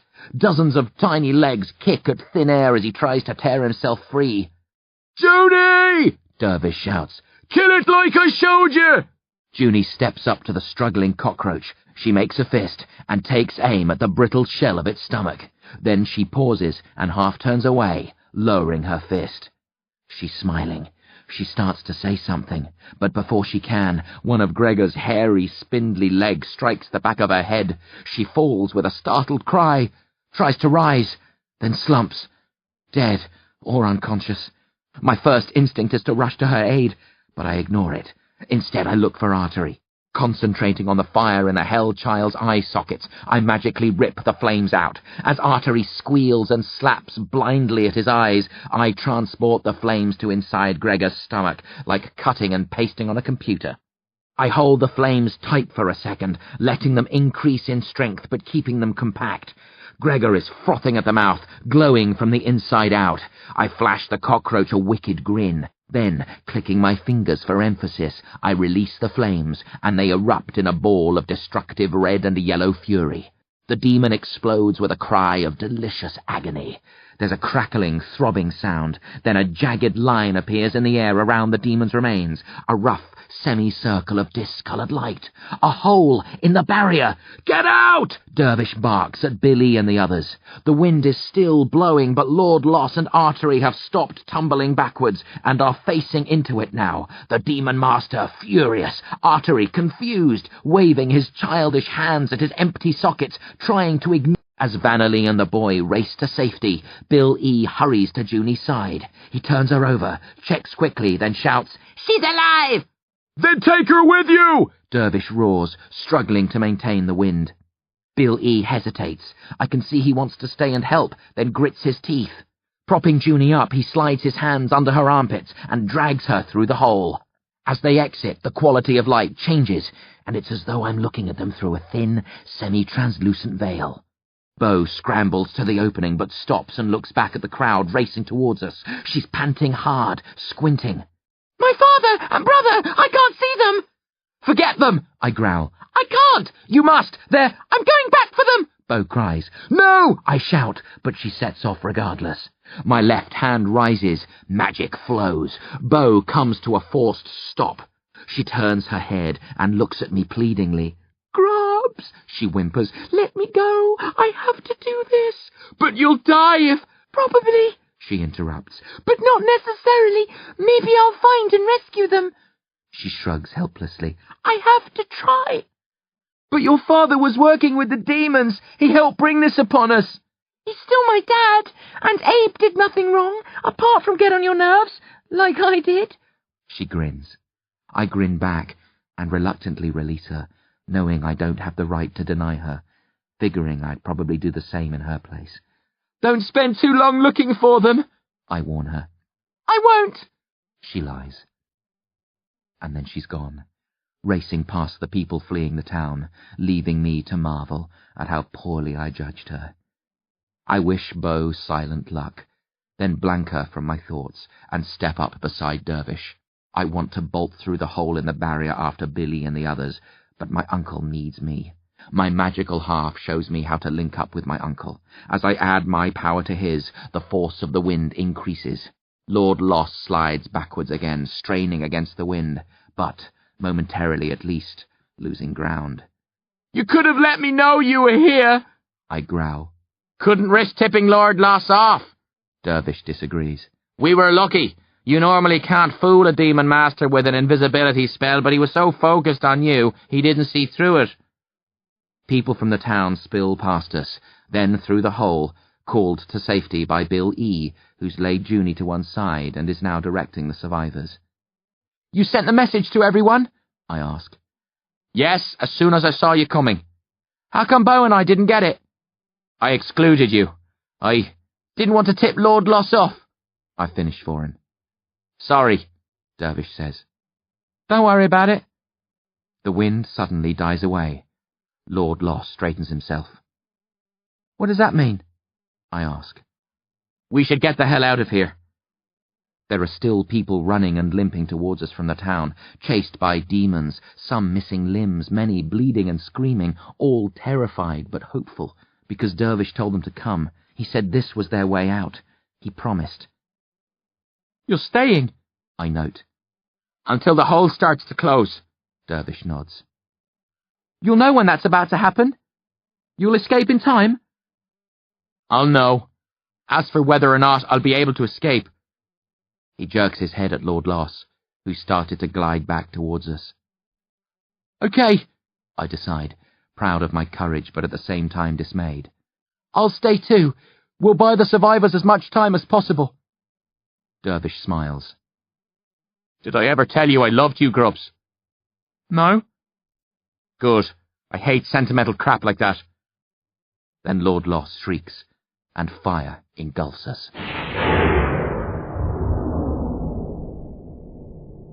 Dervish spits out words of magic and the flames evaporate before they have time to burn through our skin. But Lord Loss uses those few seconds to sweep across. With a cry of hate, he propels himself at Dervish, whips him off the ground and drags him high up into the air, all 8 hands lashing and ripping at him. No time to worry about my uncle. Artery is only seconds behind his master, races at me on his tiny feet, flames in his eyes, bright and vicious again, the teeth in his 3 mouths gnashing menacingly. I wait until Artery's upon me, then drop to one knee and shoot a hand out. I grab his throat, squeeze the cartilage hard, crush it, toss him aside. Choked, gurgling sounds. Artery brings up his hands to repair the damage. I step towards him, set on finishing him off. Before I can, another demon bursts onto the scene. It's shaped like a monkey, with several heads, and has been chasing humans out from town. When it sees the hole in the barrier, and spots me battling with Artery, it comes barreling at me. I glimpse claws and fangs, whirl away. A blast of magic hits my left shoulder. My arm goes numb. When I look down, I realize it's been cut clean off. It lies on the ground nearby, singed and twisted. Grubs! Billy screams as the monkey demon closes in for the kill.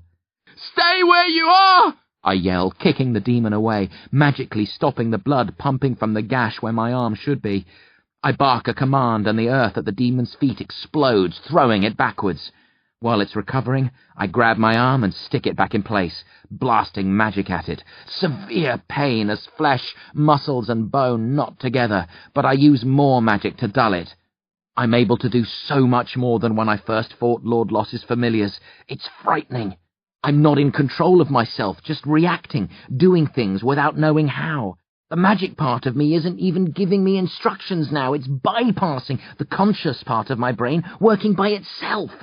More of the cast and crew stumble through the hole. Several of the demons in pursuit try to tear through after them. I scatter the monsters, then quickly establish a second barrier around the hole, which allows humans through, but not demons. A heavy thudding sound. Dervish and Lord Loss have crashed to earth, still struggling with each other, both wounded and bruised, roaring spells and curses. The familiars make a coordinated attack, ganging up on me. They close from all angles, encircling me. I tried backing up to the wall of the barrier to guard myself from sneak attacks, but a few have already got in behind me. Artery, neck fixed and hot for revenge, snickers. I sense the confidence of the demons. They have me trapped. My situation should be hopeless, but the magic part of me only sees this as a way to deal with them all at the same time. I find myself rising into the air, then turning, slowly at first, then at great speed, 360-degree spins, around and around, creating a vortex. The demons are sucked towards me, collide, and are thrown clear. I'm not injured by the collisions. My skin has automatically toughened. A couple of demons try to fight the bite of the wind and drag me down, but all are repelled. Eventually they quit and return to harassing and killing other humans. I drift back to the ground. Slightly dizzy, but otherwise fine, I do what I can to protect the fleeing crowd, trying to shepherd through as many as I can. There aren't many coming now. The stream has died away to a trickle. No sign of Bo returning. I wonder how long we have left, if she'll have time to make it back. As if in answer, Dervish bellows, "We have to get out! It's going to close!" "You'll never leave!" Lord Loss screams, digging a couple of hands deep into Dervish's flesh. The snakes in the Demon Master's chest are spitting at Dervish's face, trying to bite him. "Go!" Dervish shouts. "Save yourself!" As if! I snort, eyeing up Lord Loss. I focus on his lumpy, writhing arms. With a cruel smile, I gnash my teeth together, and all 8 of his limbs are abruptly severed. Stunned, he topples backwards, yelping with pain and shock, his disconnected limbs flopping to the ground. Dervish crumples up into a weary ball. I hurry to my uncle, grab him, and toss him through the hole in the barrier as if he was a frisbee, using magic to soften his fall. A quick glance at Lord Loss. I can't resist the opportunity to toss a final, movie-style quip his way. "Some people say you're a badass, but I think you're pretty armless." Then I skip out before he recovers and rips me to pieces.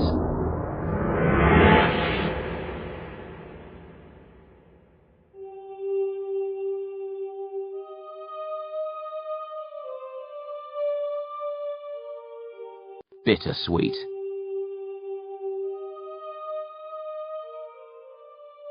I feel the difference as soon as I step through the hole.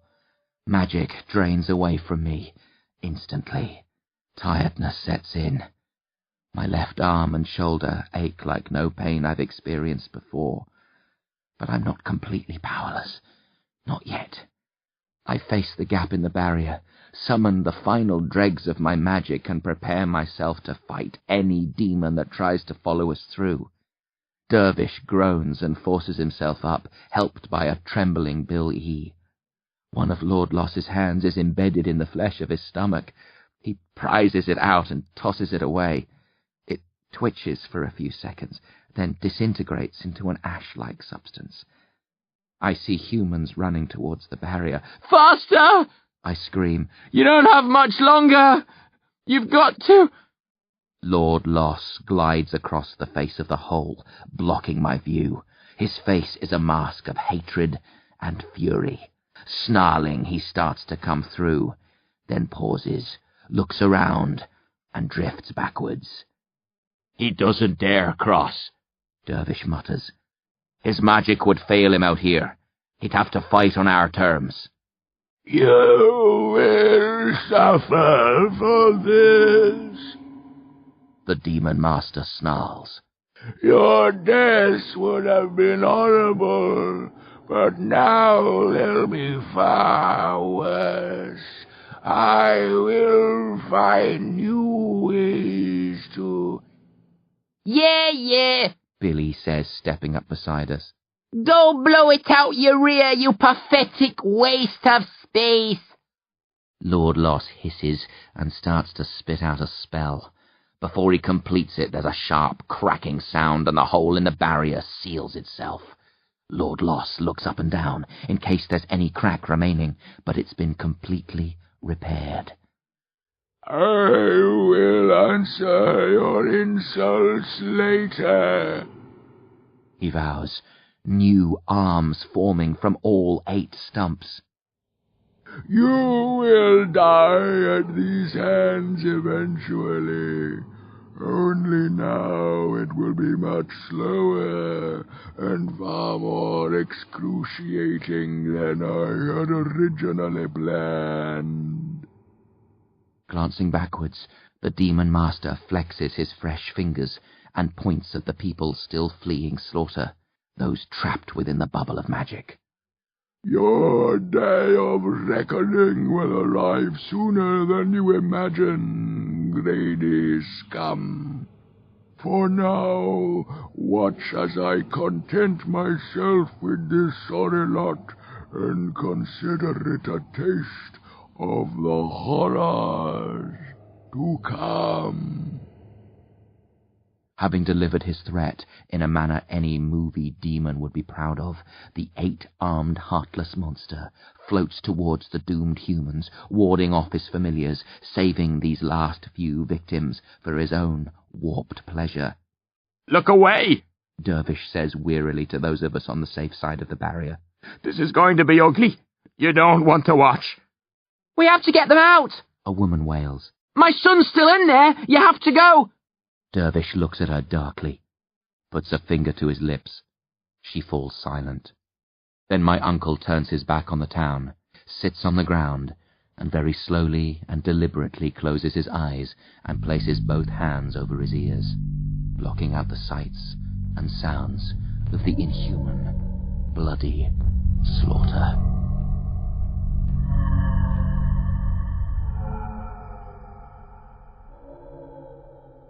Dervish is right. It's not something that should be seen. Yet I have to watch, at least for a while, as Lord Loss savages and slaughters one person after another, dragging them kicking and screaming up close to the barrier so we can see and hear more clearly. It's dreadful, the ways he finds to torture and kill them. I want to reach through and stop him, but my powers are swiftly fading. Even if there was some way of breaking through the barrier, I no longer have the strength to harm him. I'd have to go back in, but that would be suicide. Junie regains consciousness while Lord Loss is hard at work, groans, sits up, looks around groggily, then leaps to her feet, eyes wide. It's okay, I tell her. We made it.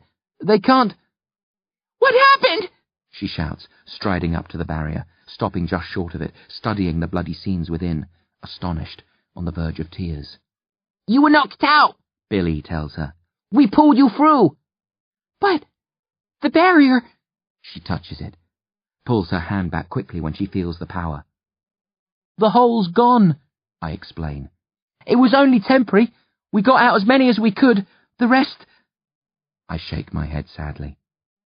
Junie stares at Lord Loss and his victims, her pale skin flushed, dried blood caking the back of her head where she was struck. She's trembling with confusion and fear, like the rest of us. I think about giving her a hug, but I'm too tired. So I just stand and stare with her. Gradually we all turn away from the horrific scenes, sickened, weeping and shaking, grasping each other for support and comfort.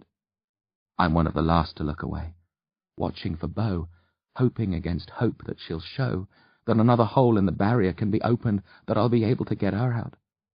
But she doesn't appear. She's either still looking for Tump and Abe, or, more likely, has been killed by a demon. If the latter, I hope it was quick and painless, though I don't suppose it was. Who'd have thought that of all the deaths today, Beau Cooneyarts would hit me hardest? Eventually I look around and do a quick head count. 34.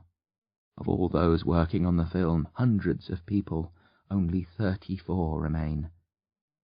I'm about to sit, when one of the faces catches my attention. Slowly, incredulously, I march across and glare with contempt and hatred at a bruised, dazed, but very much alive Tudor Soul. "You!" I snarl. He looks up timidly. How dare you?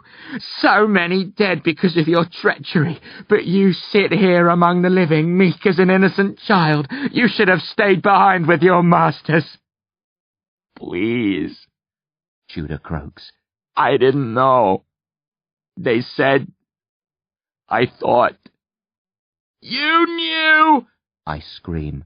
They said they'd spare you. That's the only thing you got wrong. That's your only complaint. I grab his head and force him to look at the destruction on the other side of the barrier. You made this happen. They're dying. Dead because of you. Tudor starts to cry, but with fear, not regret. Don't hurt me, please. I can help you. I know spells. They promise me a long life. Hundreds, maybe thousands of years.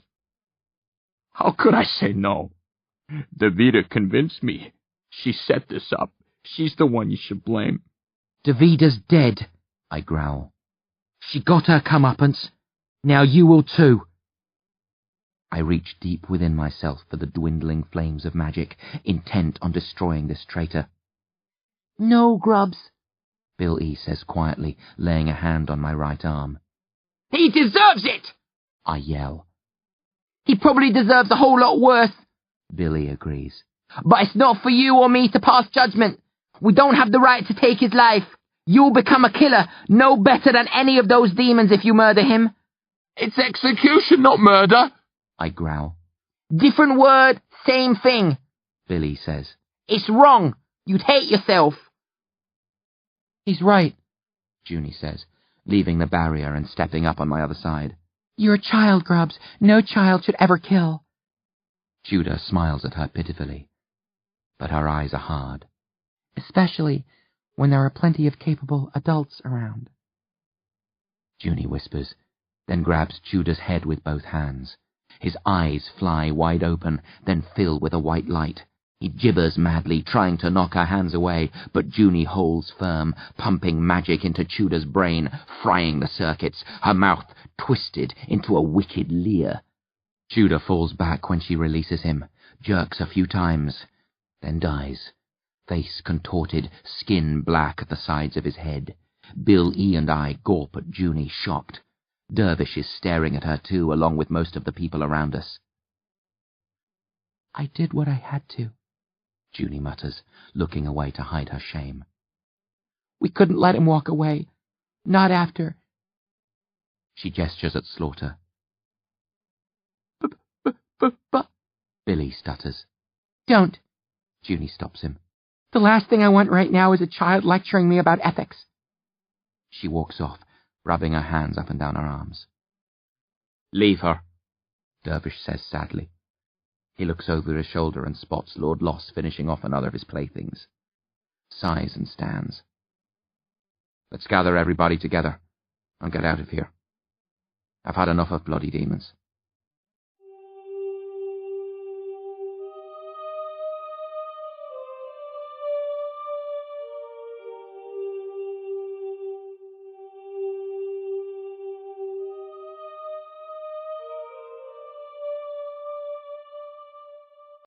How do you explain away a massive demonic killing spree? Easy. By covering it up and pretending it was an accident. Dervish spends the rest of the evening making calls to the disciples, police, politicians, journalists, firemen, doctors and nurses. The disciples have a network of contacts ready and waiting to smooth over the cracks when something like this happens. It's how they've managed to keep previous crossings quiet in the past. They come in their droves, the first arriving late at night, setting up camp close to the barrier around Slawter so they can move in swiftly and mop up when the time is right. They keep the survivors together for 4 days, in vans and tents brought to the site by more of Dervish's contacts. Nobody's allowed to leave or make a call. Counsellors work hard, making the most of the time, trying to help people stave off nightmares and come to terms with the deaths of relatives and friends. Waiting for the demons to finish off the last few victims, and return to their own universe. I often feel like going back to the barrier to view the devastation, to curse Lord Loss or just stand there and let him curse me. But I don't. The barrier finally dissolves when the last of the Demonata take their leave. Dervish and a team of volunteers enter the town and demolish the magical lodestone in the D warehouse, closing the tunnel between universes. When the threat of a follow-up invasion has been averted, they retrieve the bodies and body parts, stack them in buildings around the town, then set the place alight. It's a gruesome end for the unfortunate victims, but necessary to mask the demonic marks and trick the outside world into believing they died in a ferocious fire. That's the official story, built on the bones of Bill E.'s gas leak rumor. There was a massive explosion, and a wave of fire swept through the town with brutal speed, killing most of the cast and crew. I doubt if all the survivors will stick to it.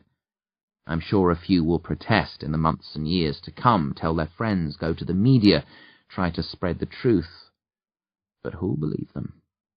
If anyone goes on a TV show prattling about demons, the audience will think they're a crank. The teams destroy the film reels too. Davida's notes, the models, props, costumes. A thorough job, leaving nothing behind, removing every last trace of the Demonata, planting fake evidence in its place. The only people who knew what the film was about were all in Slawter. As far as the rest of the world will ever know, Davida Haim's last film was going to be a departure from her earlier movies. A love story, with a touch of science fiction. I think if Davida's watching in some phantom form, that will hurt the most. Not the deaths, the betrayal by the demons, her own grisly slaughter. But that her film was destroyed and all traces of her masterpiece removed. Good. I hope her ghost chokes on it. Standing beside Dervish as the fires rage, the night sky red and yellow, thick with smoke, watching Slawter disappear forever. Most of the survivors and emergency crew are with us. Silence reigns. It's over, Dervish says as the roof of a large building, maybe the D warehouse, caves in with a raucous crash, sending splinters of flames flickering high up into the sky.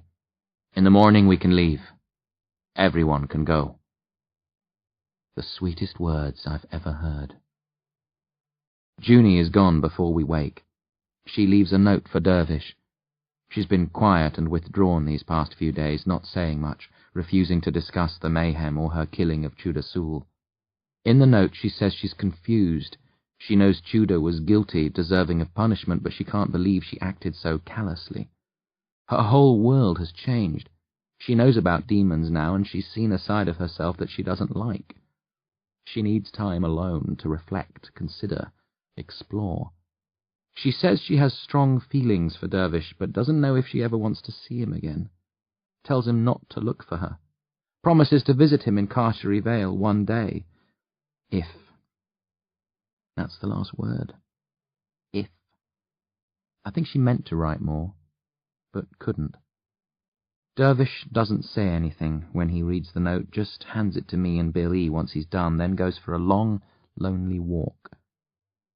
I'd help him if I could. Say something to make him feel better. But I don't know what to say. Bill E. doesn't either. So we don't say anything when he returns, only stay close in case he needs us. The evacuation proceeds smoothly, people leaving without a fuss, driven home or to train stations, airports, wherever. Some of the counsellors travel with the worst affected, not only to comfort them, but to make sure they don't harm themselves or wind up in trouble. I think some of the survivors won't be able to live with what they've witnessed. This will haunt all of us, but it will hit some harder than others. I think there will be a few more deaths in the years to come. I'd like to do something to help the worst afflicted, but I can't. It's not possible to save everybody. Even heroes have their all-too-human limits. By 4 p.m, the last cars are leaving. The press has been told of the supposed fire, and news teams begin to arrive, eager to scour the ashes of Slawter, renamed Haimsville for the benefit of the rest of the world. They're angry to find none of the survivors here. and they hit the roof when they learn that the emergency crews are on the scene so long before them, but there's nothing they can do about it except moan. I watch with little interest as the reporters circle the skeletal remains of the town. I've had enough of the place. I just want to forget about it, put it behind me and move on. Bill E. is beside me, silent as a corpse. He's kept himself busy in the aftermath, spending a lot of time with the other children who made it out alive, talking about what happened, trying to help. That's been his way of dealing with the tragedy. He doesn't want time alone to think about it, to remember, to fear. At night he wakes screaming, but in the day he fights the memories. What will he do when we're home and he has nothing but ordinary life to occupy his time? What will I do? They didn't find all the bodies, Billy says. I heard Dervish talking about it with another disciple. The demons took some people back to their universe. Maybe Bo was one of them. Maybe she'll escape and return. I'm sure it's possible. I mean, Dervish did it, right? I grunt negatively in reply, knowing in my heart that Dervish would have told us if there was even the slightest glimmer of hope. I turn to face Bill E. I instinctively know that this is the right moment, the one I've been waiting so many months for. Time to tell him we're brothers. Bill E., I begin. But before I get any further, Dervish appears. Hey, he says with forced good humour. You want to stay here all night, or you coming with me? Coming where? Billy asks, turning, and the moment is lost. I won't make the great revelation. Not now. Later, when another good time comes around. Yes. Where? I ask, turning like Bill E. so we're both looking at our uncle. Home, Dervish croaks. And as soon as he says that, for reasons I don't quite understand, all three of us smile shakily, and then start to cry.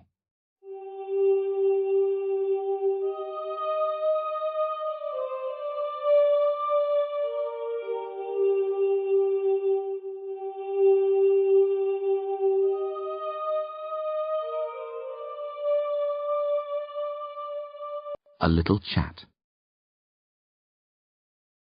It's strange, trying to settle back into everyday life, not telling anyone about Slawter, acting like normal people who've merely survived a very human tragedy. Billy and I lie to our friends, make up stories about the filming, describe the fire and how we were lucky to escape. Not a word about demons. Billy stays with us the first few nights, despite the objections of Ma and Pa Spleen.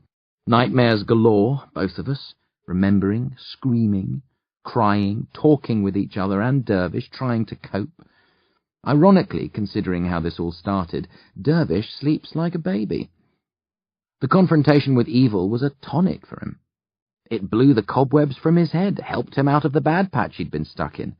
The fighting, the cover-up, getting in touch with the other disciples, discussing ways to keep the truth secret, all of that was nectar to my uncle. It fired up his engines. He was in his element dealing with the demonic fallout. I'm not saying he enjoyed it, but he needed it. That's his real work. I wish it was so easy for me, that I could go off, find a demon, have a scrap, purge myself of the bad memories and fears. But I took nothing positive out of what happened in Slawter. I'm just disgusted, tired, and afraid. I'm sure it will be years before I can sleep properly, if ever. But the show must go on. The charade has to be maintained, so Bill E. returns to Ma and Pa Spleen. We go back to school. We force ourselves to focus on homework, friends, sport, TV, music, day-to-day life. We pretend that's all there is to the world, that there's nothing more frightening in life than a surprise test or saying something stupid in front of your friends and having them laugh at you. And sometimes, just sometimes, I almost believe it, and for a little while I forget about Lord Loss, Davida Haim, Bo Cooniart, Emmett, the demons, the dead. And life is the way it should be, like it is for most people. But the sensation never lasts. It can't, because I know the truth. I've seen behind the curtain of reality. I know that monsters are hiding underneath 1 billion beds across the world. And I know that sometimes More often than we imagine. They come out. Time for that talk. We've been home for nearly 3 weeks. I'm in the TV room, some comedy show playing on the big screen, not really concentrating, when Dervish sits beside me and speaks. I'm not sure what he's talking about. Then, as he switches off the TV, I remember. In the middle of the madness, he said that if we got out alive, we'd have to have a chat about my magical prowess. You were amazing in Slawter, Dervish says.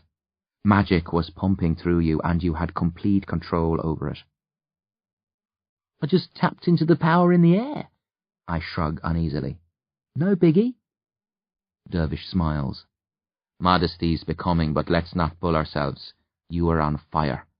You did things I can't even comprehend.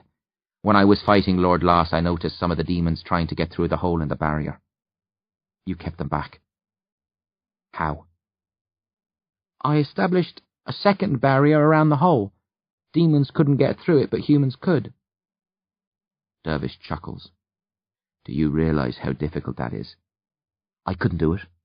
Even when I was in Lord Loss's realm, at my most powerful, I couldn't have pulled off something like that. I don't know many who could. It wasn't like I planned it, I say, for some reason feeling edgier the more he praises me. I reacted to what was going on around me. The magic told me what to do. I wasn't in control. I couldn't do any of it again. I don't even remember most of what I did. Dervish studies me closely, his expression serious. I sense his reluctance to continue, and with a jolt, I guess the reason why, and instantly understand why I've been so nervous. The disciples are few in number, Dervish says quietly. We're always on the lookout for new recruits, but most mages never realize their magical potential. It lies dormant unless they have an encounter with the Demonata. Even then, there's no guarantee that it will develop, that we'll be able to make use of them. No, I say softly. Dervish frowns. I haven't asked you anything. I know what's coming, and the answer's no. Please don't ask me. I look away, trembling, fighting hard not to cry. I hate it, Dervish. The demons, the battles, the madness. I don't want to face Lord Loss or anything like him again. I don't want to become a disciple. A lengthy silence.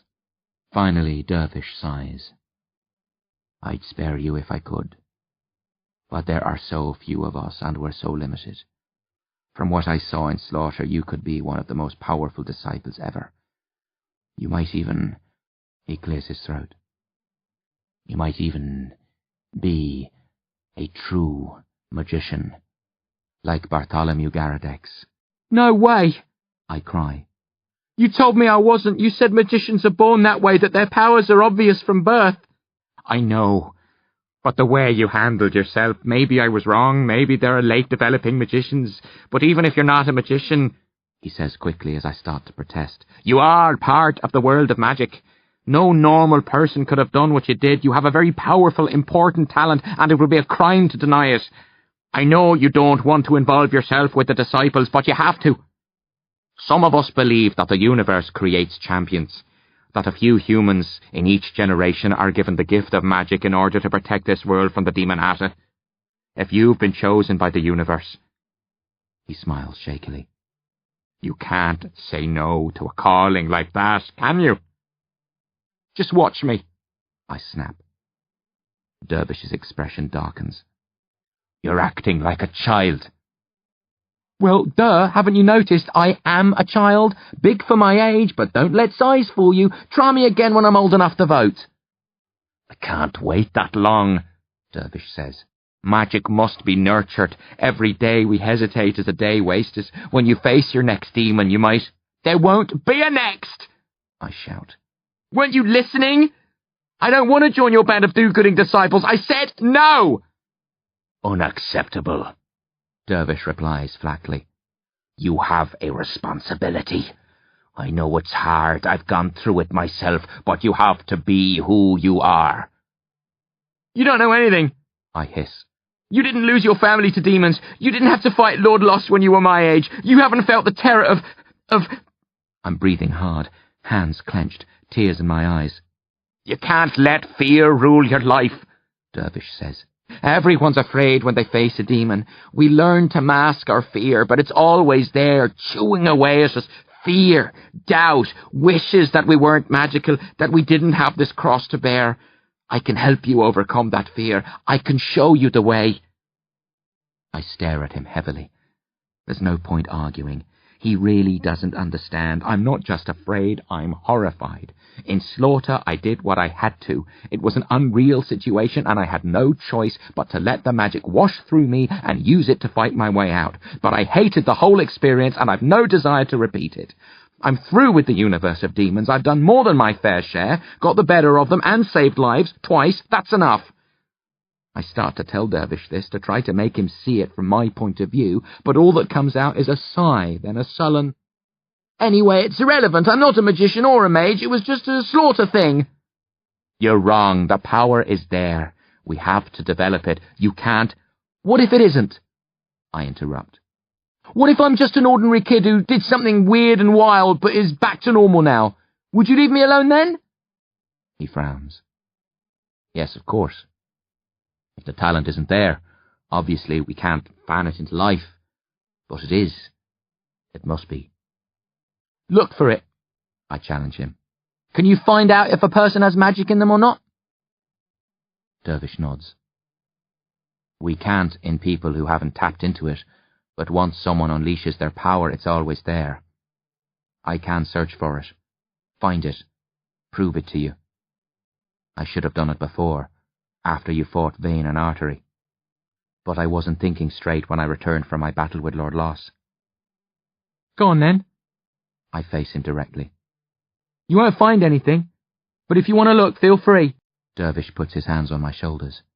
My left arm still sore from when it was cut off. I wince but steel myself and grunt for him to continue. I'm not sure why I'm so confident that he won't find anything, but I am. Dervish's eyes close. Relax, he says. You'll feel a force. An intrusion. Try not to fight it. I'll get out as quickly as possible. I let my eyelids flutter shut. Seconds later, I sense a presence, a soft probing, like fingers creeping through the corridors of my brain. I tense against it. Relax, Dervish murmurs. It's okay. I won't hurt you. Trust me. It's hard, but I do as Dervish says, opening myself up to him, letting him probe deep. Deeper. I feel him closing in on a part of myself which I wasn't aware of a few months ago. I know that if he finds it, he'll continue pestering me to become a disciple. He won't give up. He'll keep on, and eventually I'll cave in and let him train me, and that will mean facing the Demonata again, more pain, craziness, terror. Something moves within me. A pulse. A shiver. Hard to define. Like when you think you catch a movement out of the corner of your eye, but you're not sure, and when you look closely, nothing's there. My eyes open. Dervish's forehead is creased, his lips moving. I close my eyes again, smile faintly, and let him continue. Warm now. Safe. At ease. Finally, Dervish releases me. When I look at him, he's shaking his head, confused. I don't understand. I was certain you shouldn't have been able to. If there was nothing there, if you're not a mage, it doesn't make sense. I assume that means no magic? I grin. Not even a trace. I thought I was zooming in on it, but then... nothing. I carried on looking, went deeper than necessary because I was so sure. You can try again if you want, I tell him. No point. He manages a brief smile. It's either there, or it isn't. I'd have found it if it was. You can't hide magic, not from those who know what to look for. I was wrong. You were right. You're clean. So, I don't have to sign up? The disciples can struggle on without me. Dervish pulls a face. I don't know. The magic isn't there now, but I suspect if we placed you in an area of magic again, or took you into the universe of the Demonata, our leader, Barnabas, is more powerful than any of us. He spends a lot of time among demons. Perhaps... I feel fear creeping back, but then Dervish scowls. No, I'm not going to sign away your life to him. Maybe you'll choose to go down that path when you're older. But I haven't the right to pass that sort of sentence on you. Barnabas plays rougher than the rest of us. I've seen how he treats those closest to him, and I wouldn't wish it on anyone. Then I'm free? I say hopefully. I don't have to... No.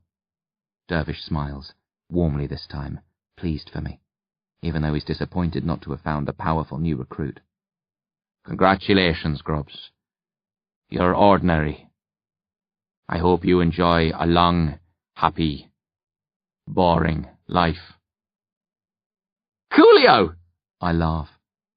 Then the pair of us settle back, turn the TV on, and spend a few hours surfing channels, chatting about things deliciously unimportant.